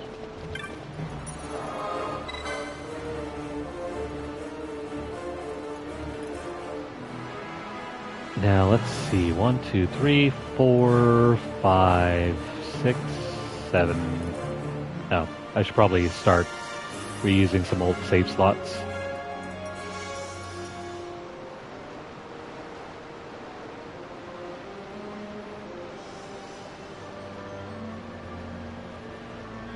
Alright, so we're going to complete this boss battle, and then we are going to call this session. Now we have it! Getting away! Who would be next? Close ranks, bring her down! Jump down! Hurry!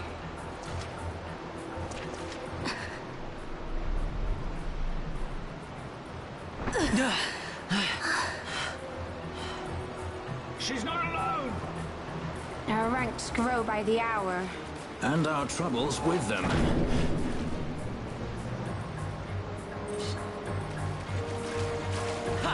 Vaughn has the strength of 3 men.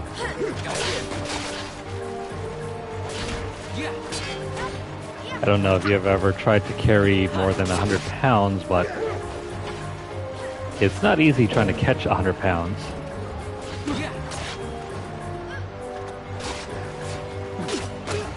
Anyways, let's let our characters make quick work of these Imperial soldiers.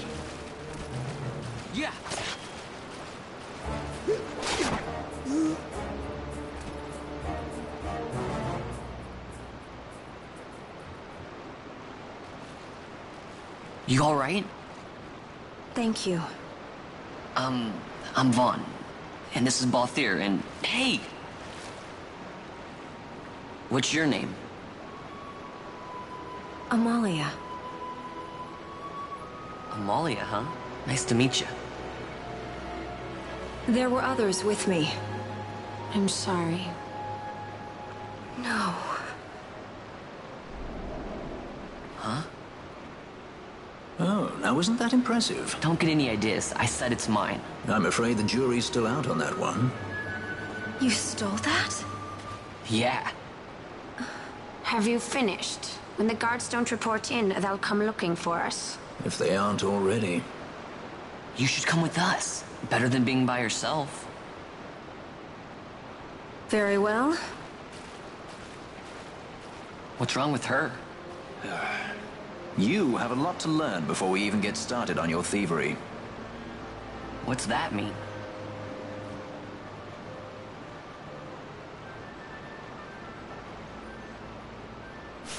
Alright, so now we get Amalia as part of our team. I don't think we need to make a save yet, but we're gonna go back and just heal up.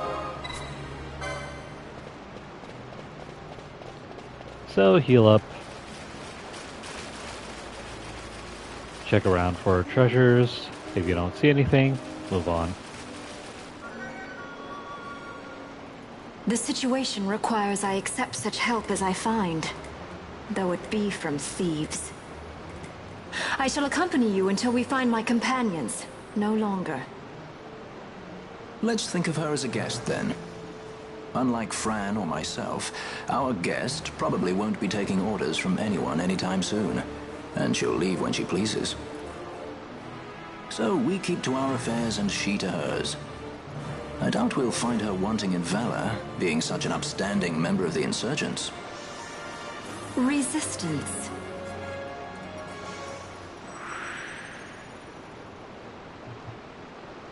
Alright, pleased to have her. Well, what are we waiting for?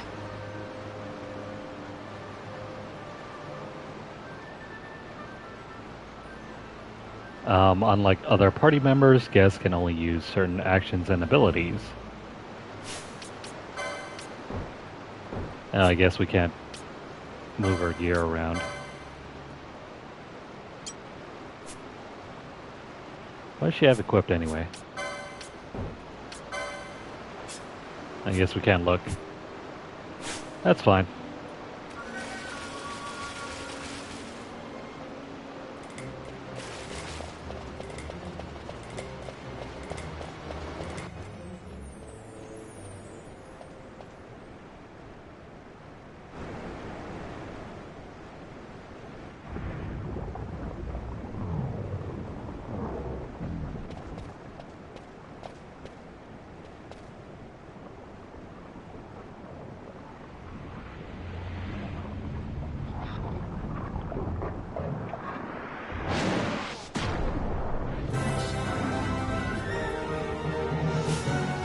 Yummy flan. Alright, so we do have black magic. I'm just gonna have Fran cast black magic while the others attack. It's not too hard, as long as you understand this.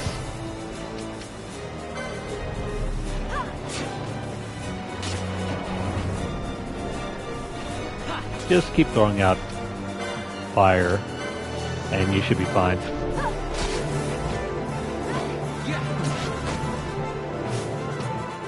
Also, try to concentrate all your fire on one character.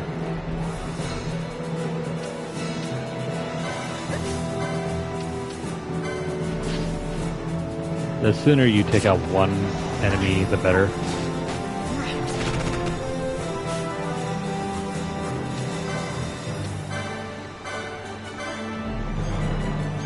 Oh wait, come on, Vaughn, attack this one.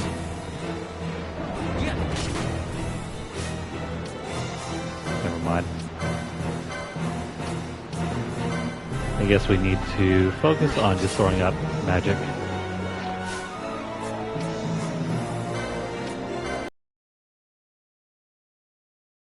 Having trouble here too, you can also switch up the gambits.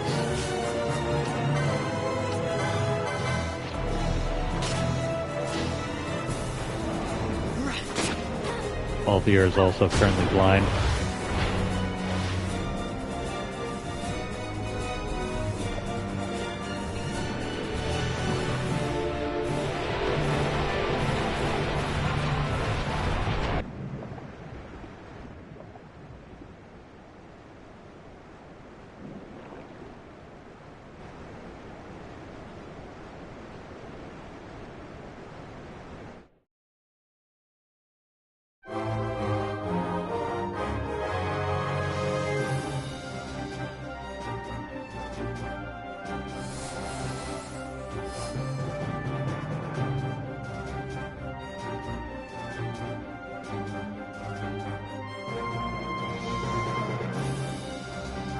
Alright, so your typical Final Fantasy battle poses for whenever you win, victory poses, those are always saved for after you complete a boss fight or something. Also, there are unique animations as well, depending on which items you have equipped. So if you want to see your favorite, victory pose, you can equip certain items. Now, let me see here. Do we have anything that can cure? No. I have to use eye drops, and I don't really want to do that. So we'll just head back really quickly. There's a save crystal right here that will take care of any side effects. And then we can run all the way back.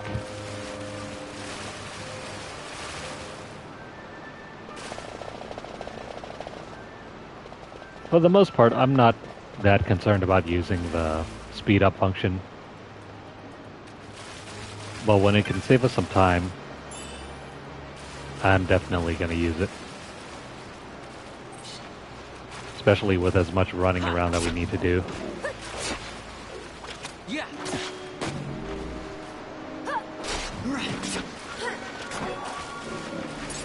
I wish the camera allowed us to zoom out even further. As it is, it's not bad. It's just sometimes the walls can get in the way.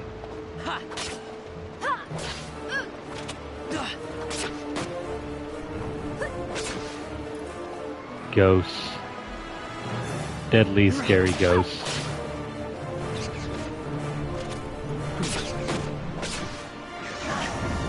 I don't even know how to pronounce this name. Garchi... Garki, I don't know, what the hell. Oh, hey, we got some armor.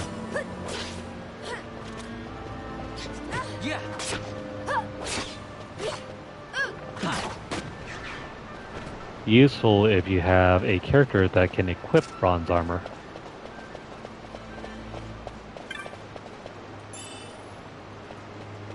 We will pick up that fang over there. I don't think there's anything else here.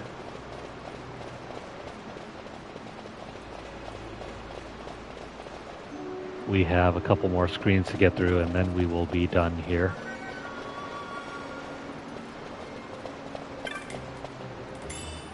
It's not a long segment. Or a very tough one either.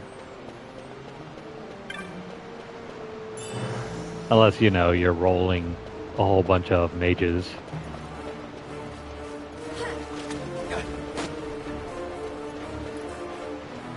But you're free to build your characters however you want. Whether you want to complete the entire game just using white mages, black mages, red battle mages. The world's your oyster, really, in this game.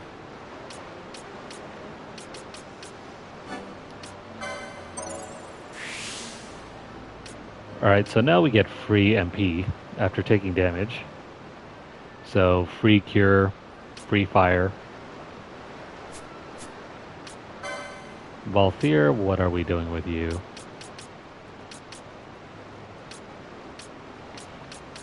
I can't remember if this is the case, but battle lore should also apply to your bows. I don't think it applies to guns. Guns have a very different damage calculation. Either way, it's nice to have more damage.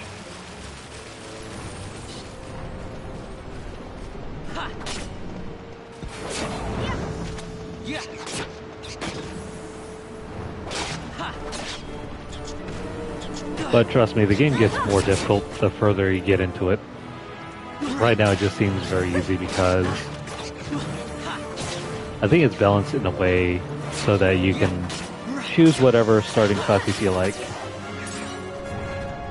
and still have a fun time.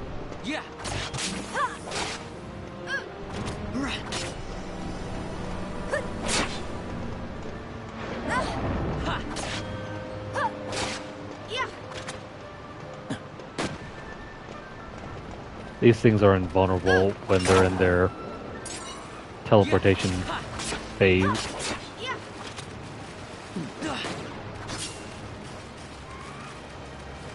That's fine. Let us keep going.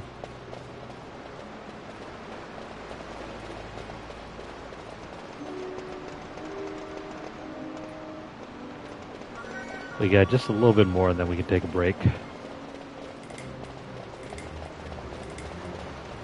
I think we're coming up on a boss battle, so be aware of that. Let me see. I wonder if there's anything we can steal from it.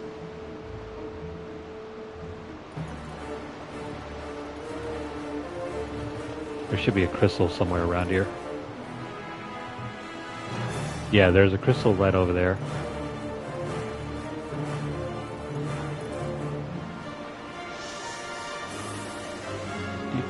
Let's see here.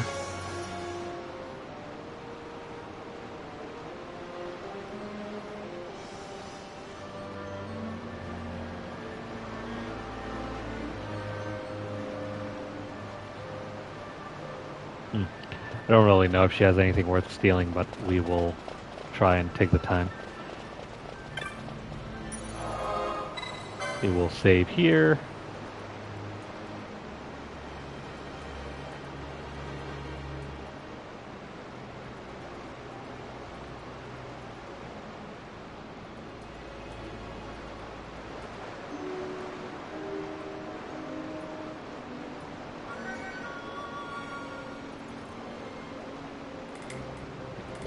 Alright, let's do this fight.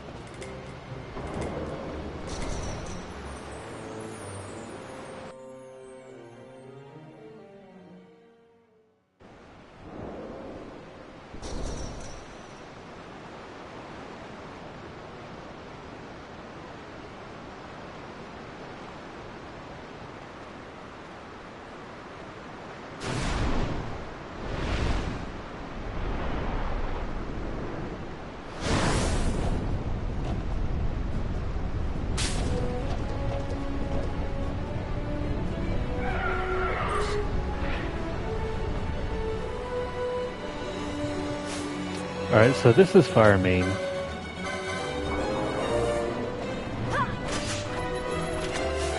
We got some sort of grimoire.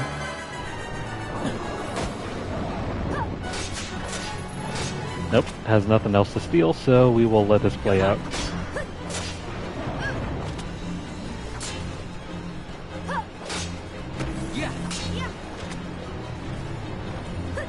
So as long as you have your characters at an appropriate level, this is not a difficult fight.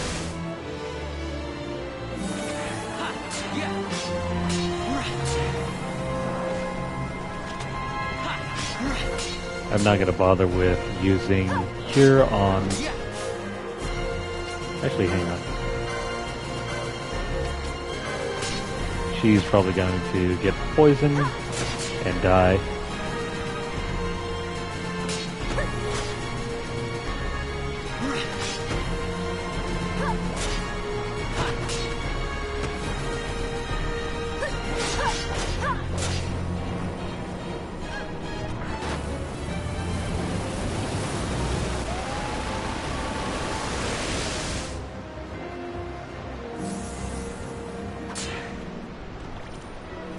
Vaughn may become poisoned through that.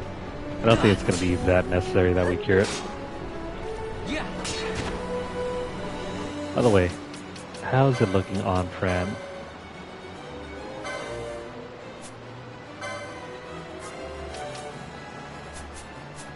Why is she not healing?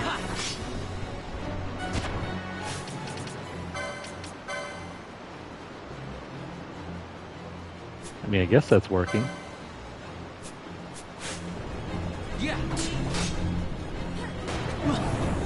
Maybe it's not that big of an issue. That's why Fran's not doing any healing.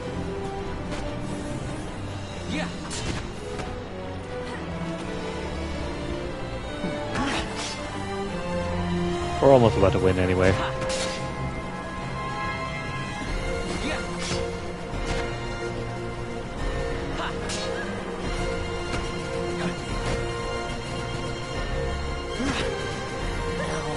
Ah, crap.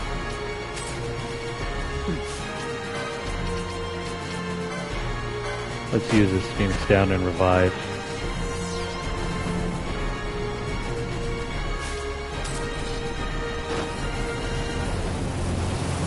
Oh no. This will probably take out Vaughn again. No, never mind.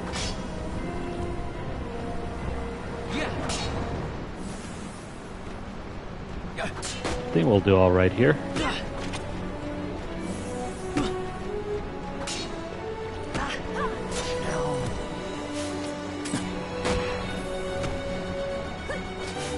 Without swiftness, our characters are rather slow.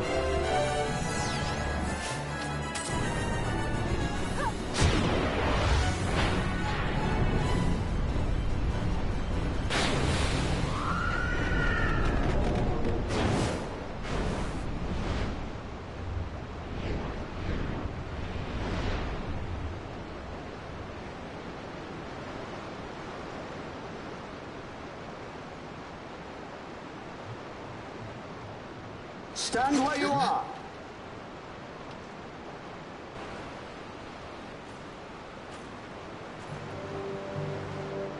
Now's not the time.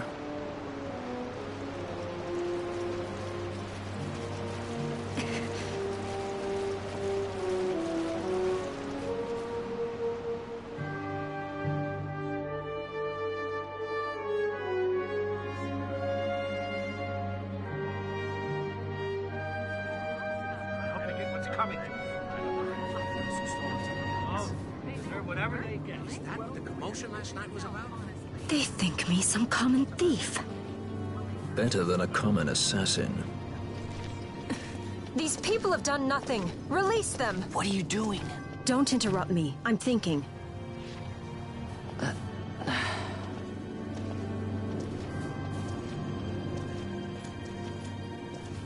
Wait! Where'd He didn't know what he was doing! You have to let him go! You have to! Pinello! Sorry. That dinner will have to wait. I told you. That's enough! Leave him alone! Hold on to this for me, would you? Just until I bring Vaughn back. On your feet, you, over here. All right. Itchy, aren't we? It's Balthier, my brother. What does that philanderer think he's doing? I was to kill Balthier, not those addle-pated Imperials.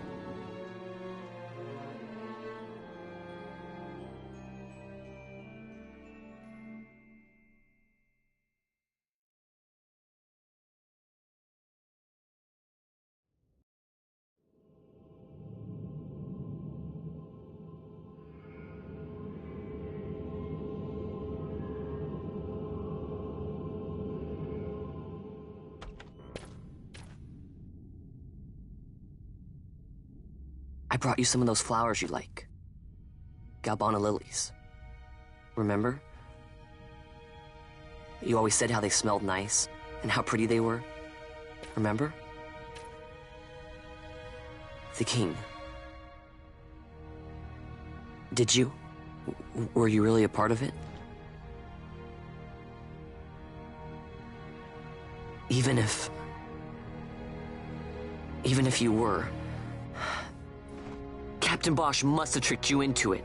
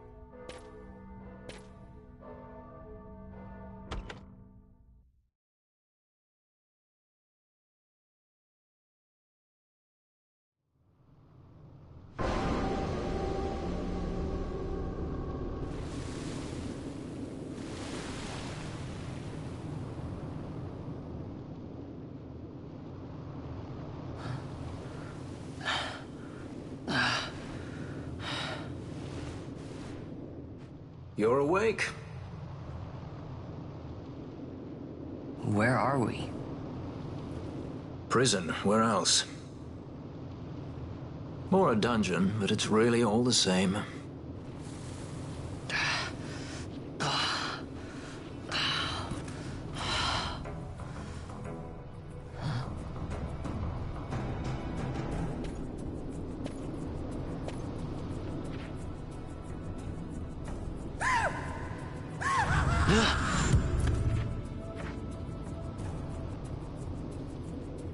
Relax, it's just a corpse. Jump at every little thing down here and you'll wear yourself out. It's not even a proper dungeon. They just sealed off the bottom level of the fortress. Take a look around. We're not the first they've thrown down here. Where's Fran? She's off trying to find us a way out.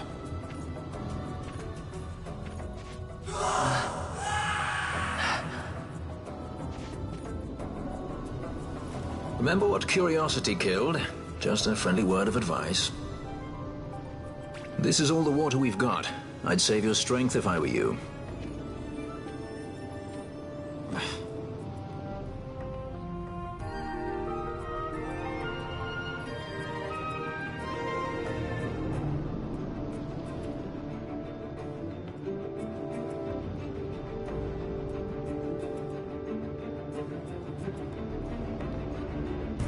Alright, new dungeon, new place to explore.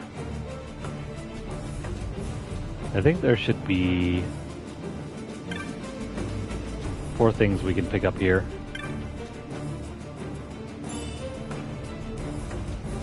There should be 4 knots of rust somewhere. That's 2.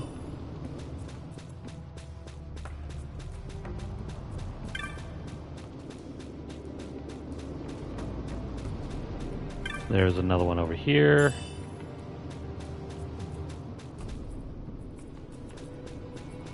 A lot of miserable folks here.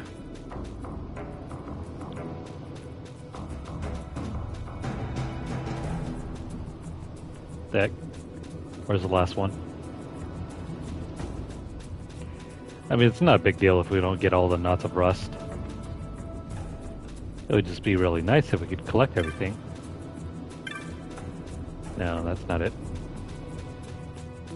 Maybe down back here? No. Well, I don't see where it should be.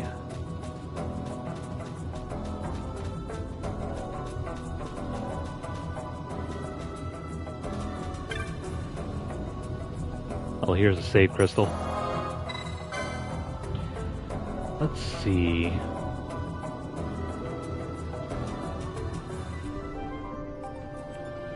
Just gonna make a save here and let me see about that knot of rust.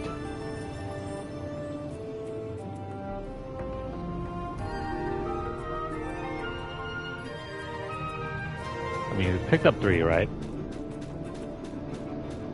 Where's that last one? So it's not in here.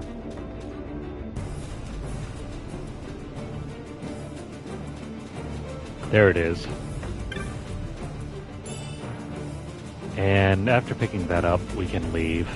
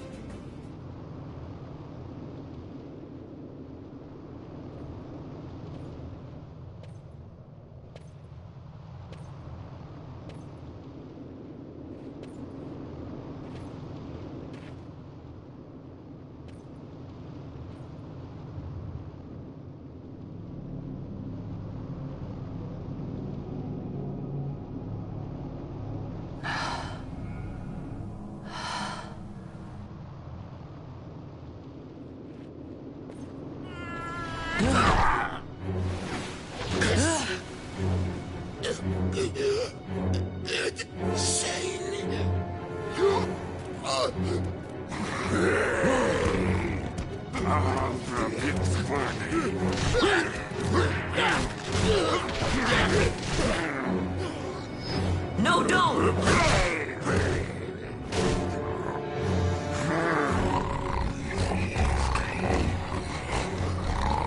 He was defenseless. You are kidding.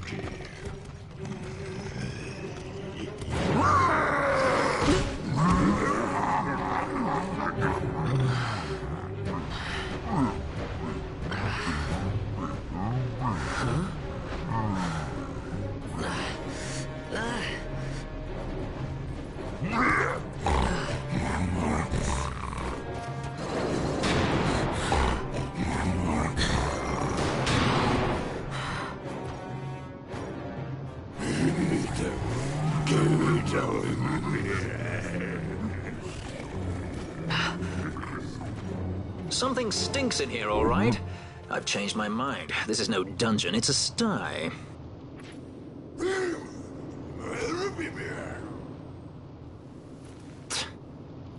I said you're the one that stinks, Hamshanks. Hear me now?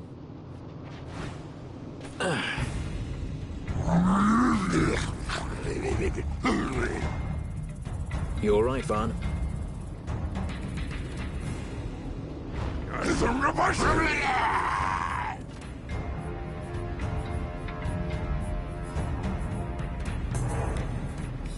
So even though we may not have any weapons, we can still use our techniques and our magic.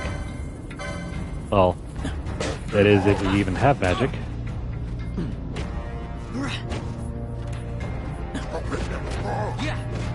I would suggest concentrating on one character.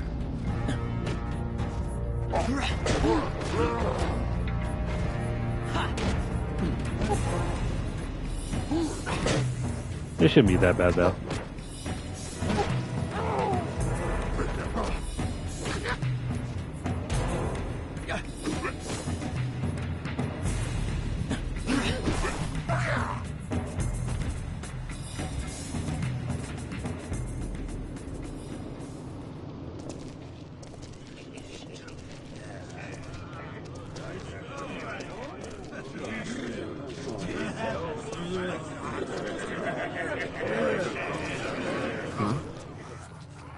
That's a fresh one, that. Not faces I'd seen before.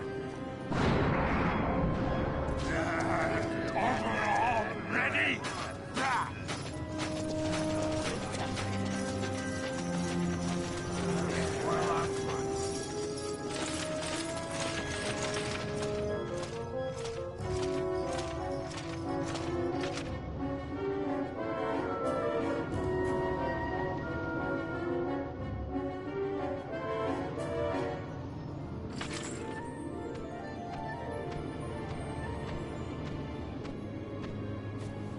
Great.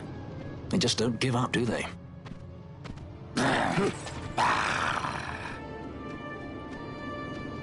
Now is looking like a good time for us to leave.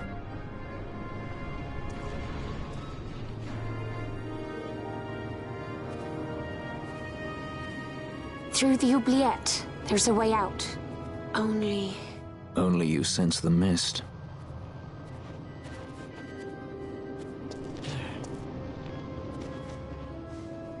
Then we'll need weapons. What did you call me? Say that again. What? You couldn't hear? I merely said that a lot of you are incompetent fools.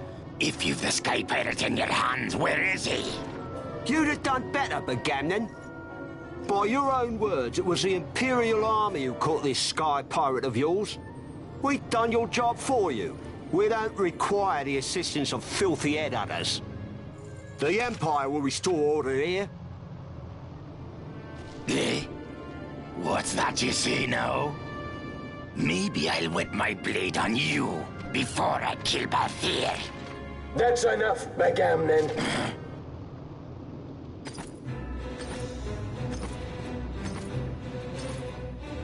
a judge. Judge? The self-proclaimed guardians of law and order in Arcadia. They're the elite guard of House Solidor, which effectively makes them the commanders of the Imperial Army. If you ask me, they're more executioners than judges. Not a friendly lot, at any rate. What are they doing here?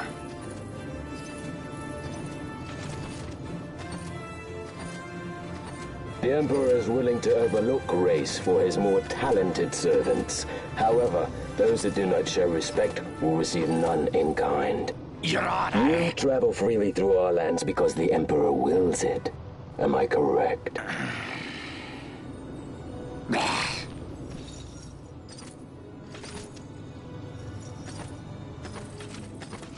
Where is the captain? We have him in solitary, Your Honor. We're ready to begin our interrogation. This does not concern you, bounty hunter. He's He's in here somewhere. Find him. Wedgie, that way. What's going this way? What's that? Time for the hare to follow the fox. Huh?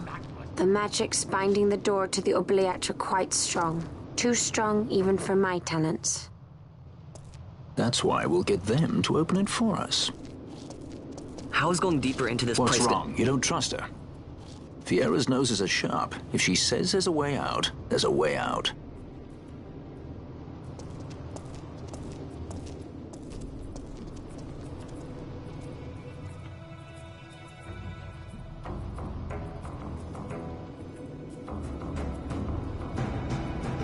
All right.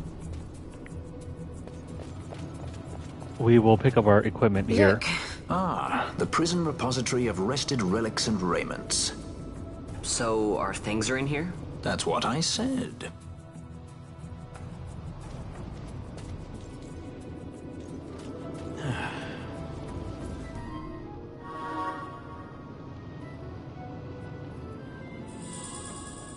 All right, we have our equipment and a map.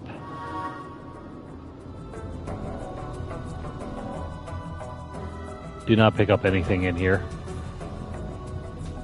Avoid grabbing anything in there because you can risk screwing up the Zodiac sphere later. Instead, re-equip your armlet if need be. And I guess if you have any leftover license points, throw those in wherever you can. I think I'll wait for this one here. Yeah, we'll wait for... I only have like one more point to pick up this one.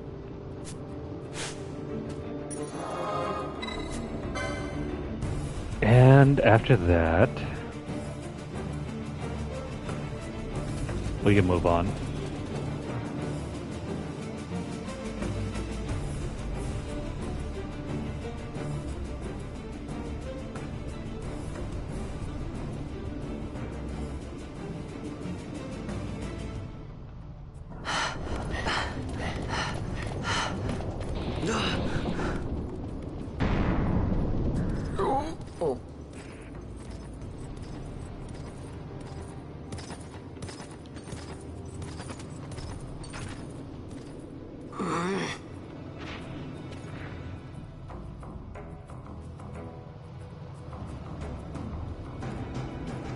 There are more turnkeys than cut purses down here.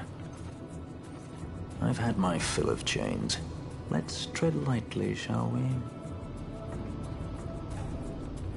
I mean, you can sneak around if you want to, but there's not much difficulty to these fights. Hell, you can gain more XP and LP at the same time, so let's kill them all.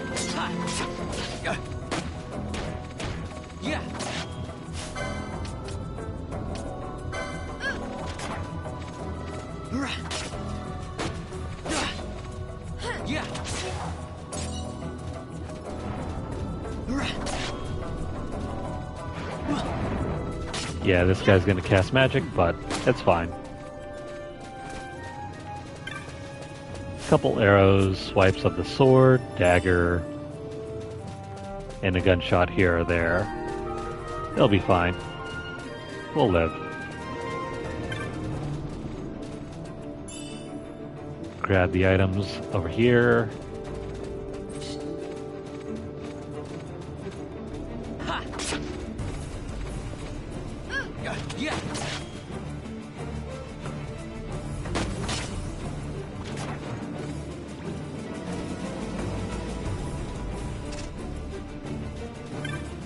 There's nothing extremely valuable here.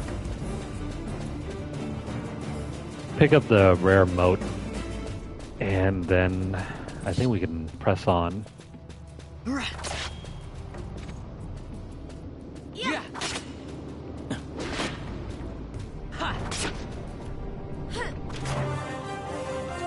Remember, teamwork makes the dream work.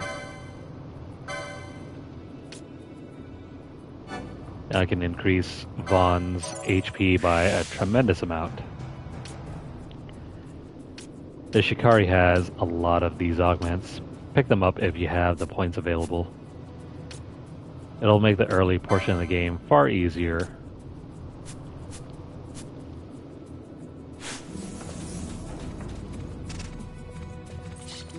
Like seriously, you don't even need the high level equipment yet at this stage. Just having a ton of HP makes everything so much easier.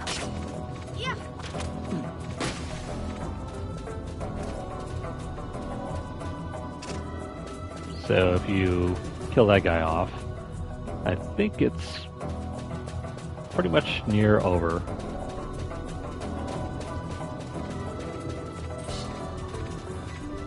And there's still a whole bunch of stuff to explore around here, but nothing all that important.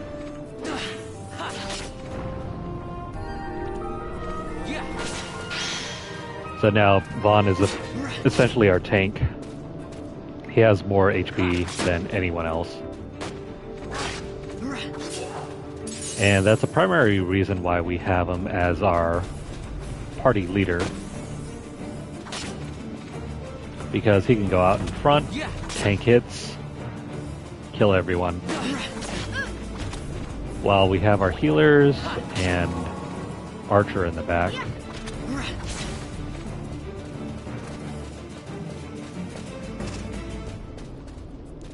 Can't really do anything over there.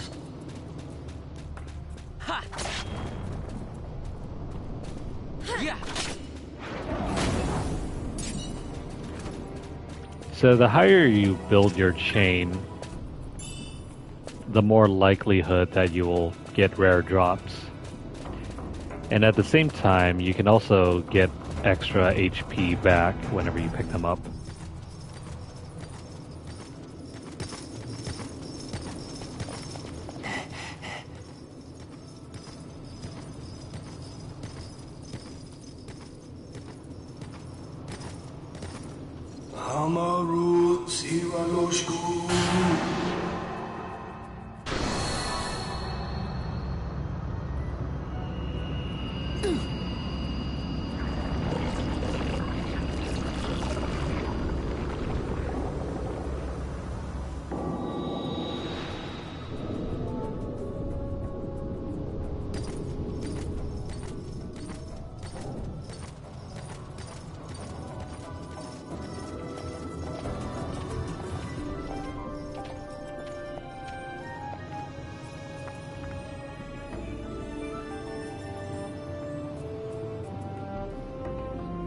Before we go down there, though, let's keep exploring, see if there's anything left over that we can pick up and or kill.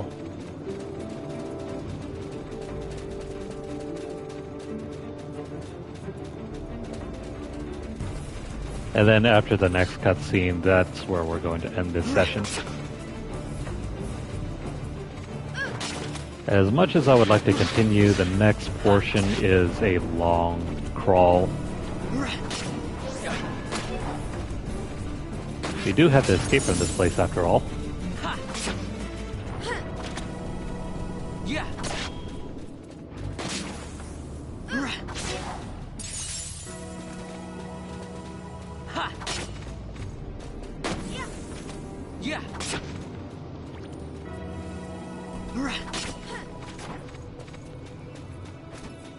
Using Vaughn to draw aggro is the best choice here.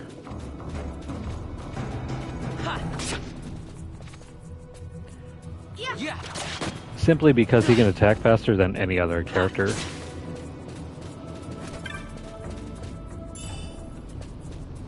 Might as well have your speediest, tankiest, strongest character in the lead if you can.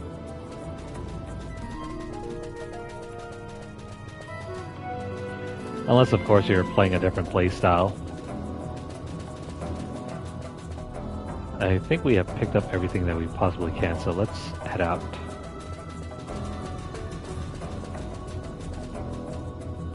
If you're unsure, you can also check your map, see if there's any grayed out areas that you have not run into.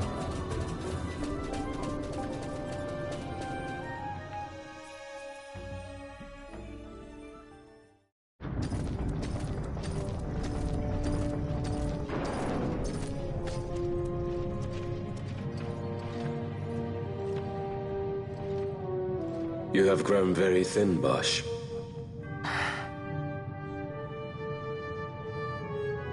Less than a shadow, less than a man. Sentenced to death, and yet you live? Why? To silence Hondor. How many times must I say it?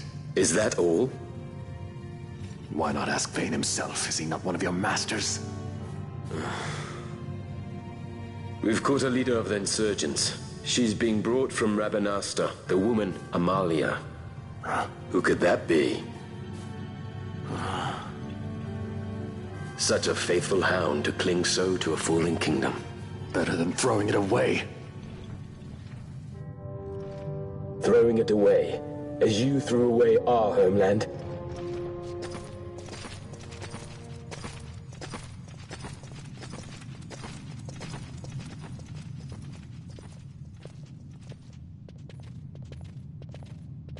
Who's there? This the place? The mist is flowing through this room. It must be going somewhere. You know Imperials. Please, you must get me out. It's against my policy to speak with the dead, especially when they happen to be Kingslayers. I did not kill him. Is that so? Huh. Glad to hear it. Please, get me out. For the sake of Dalmasca. Dalmasca? What do you care about Dalmasca? Everything that's happened is because of you! Everyone that's died, every single one. Even my brother. You killed my brother! Quiet! The guards will hear. I'm dropping it. Pirates without a sky.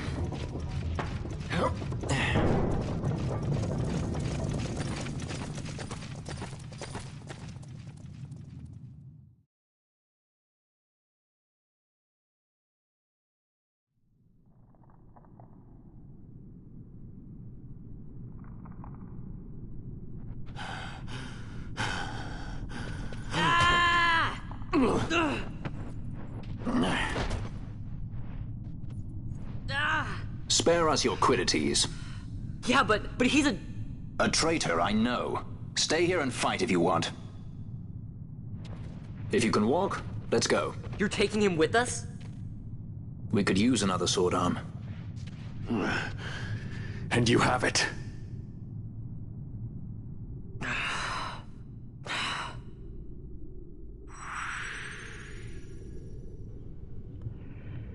Sweet. Bosch joins the party as a guest.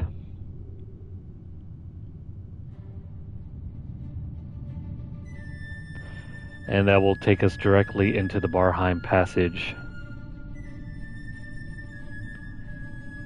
But if I can just find out where the next crystal is, it's right over there. Is there anything over here? Pick up the money, I guess. So this is one of the few times where we can have up to 4 characters at once.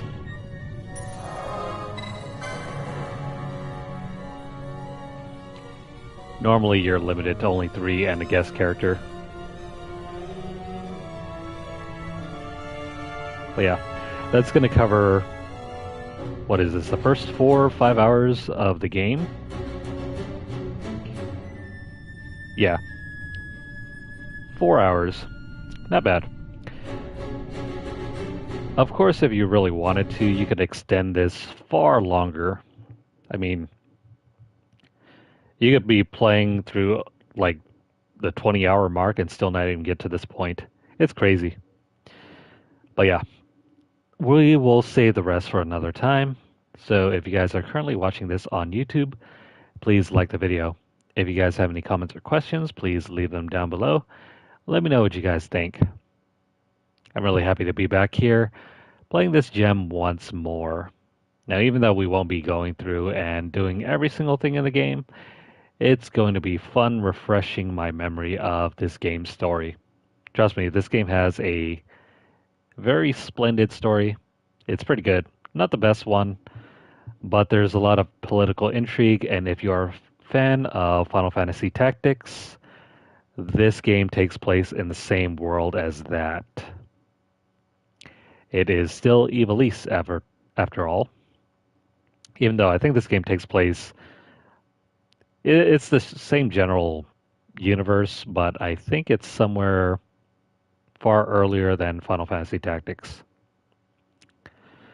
But anywho, if you guys are a fan of Tactics Ogre and the writing of Yasumi Matsuno, that's also another reason to play through this as well, and to check out the story. But yeah, share this video out wherever you guys can, and also subscribe to the channel if you haven't done so already. We will be posting a full playlist of this game and its playthrough, so stay tuned for that.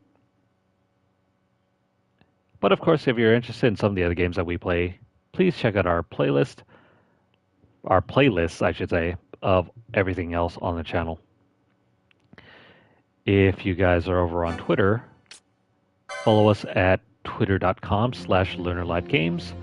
Over there you'll find deals, discounts, as well as news stories about the gaming world, as well as the odd giveaway we run from time to time. Check out the pinned post for more information, or have a look at our hashtag Lunarlight Vault.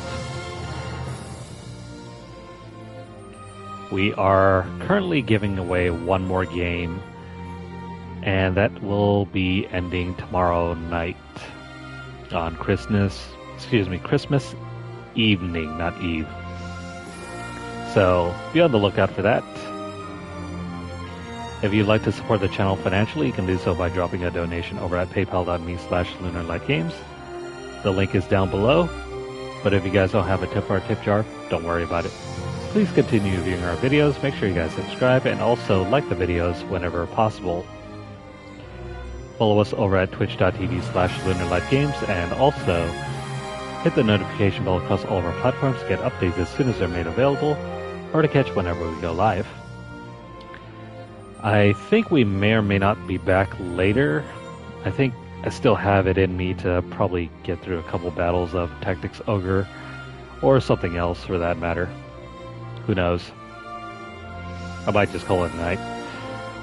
It is Christmas after all in a few more hours, so I don't know if we'll be streaming tomorrow, but we will be back sometime later. For now, take care, have a great night, have a great Christmas, and we will see you guys all again soon in the next session. Take care, and good night.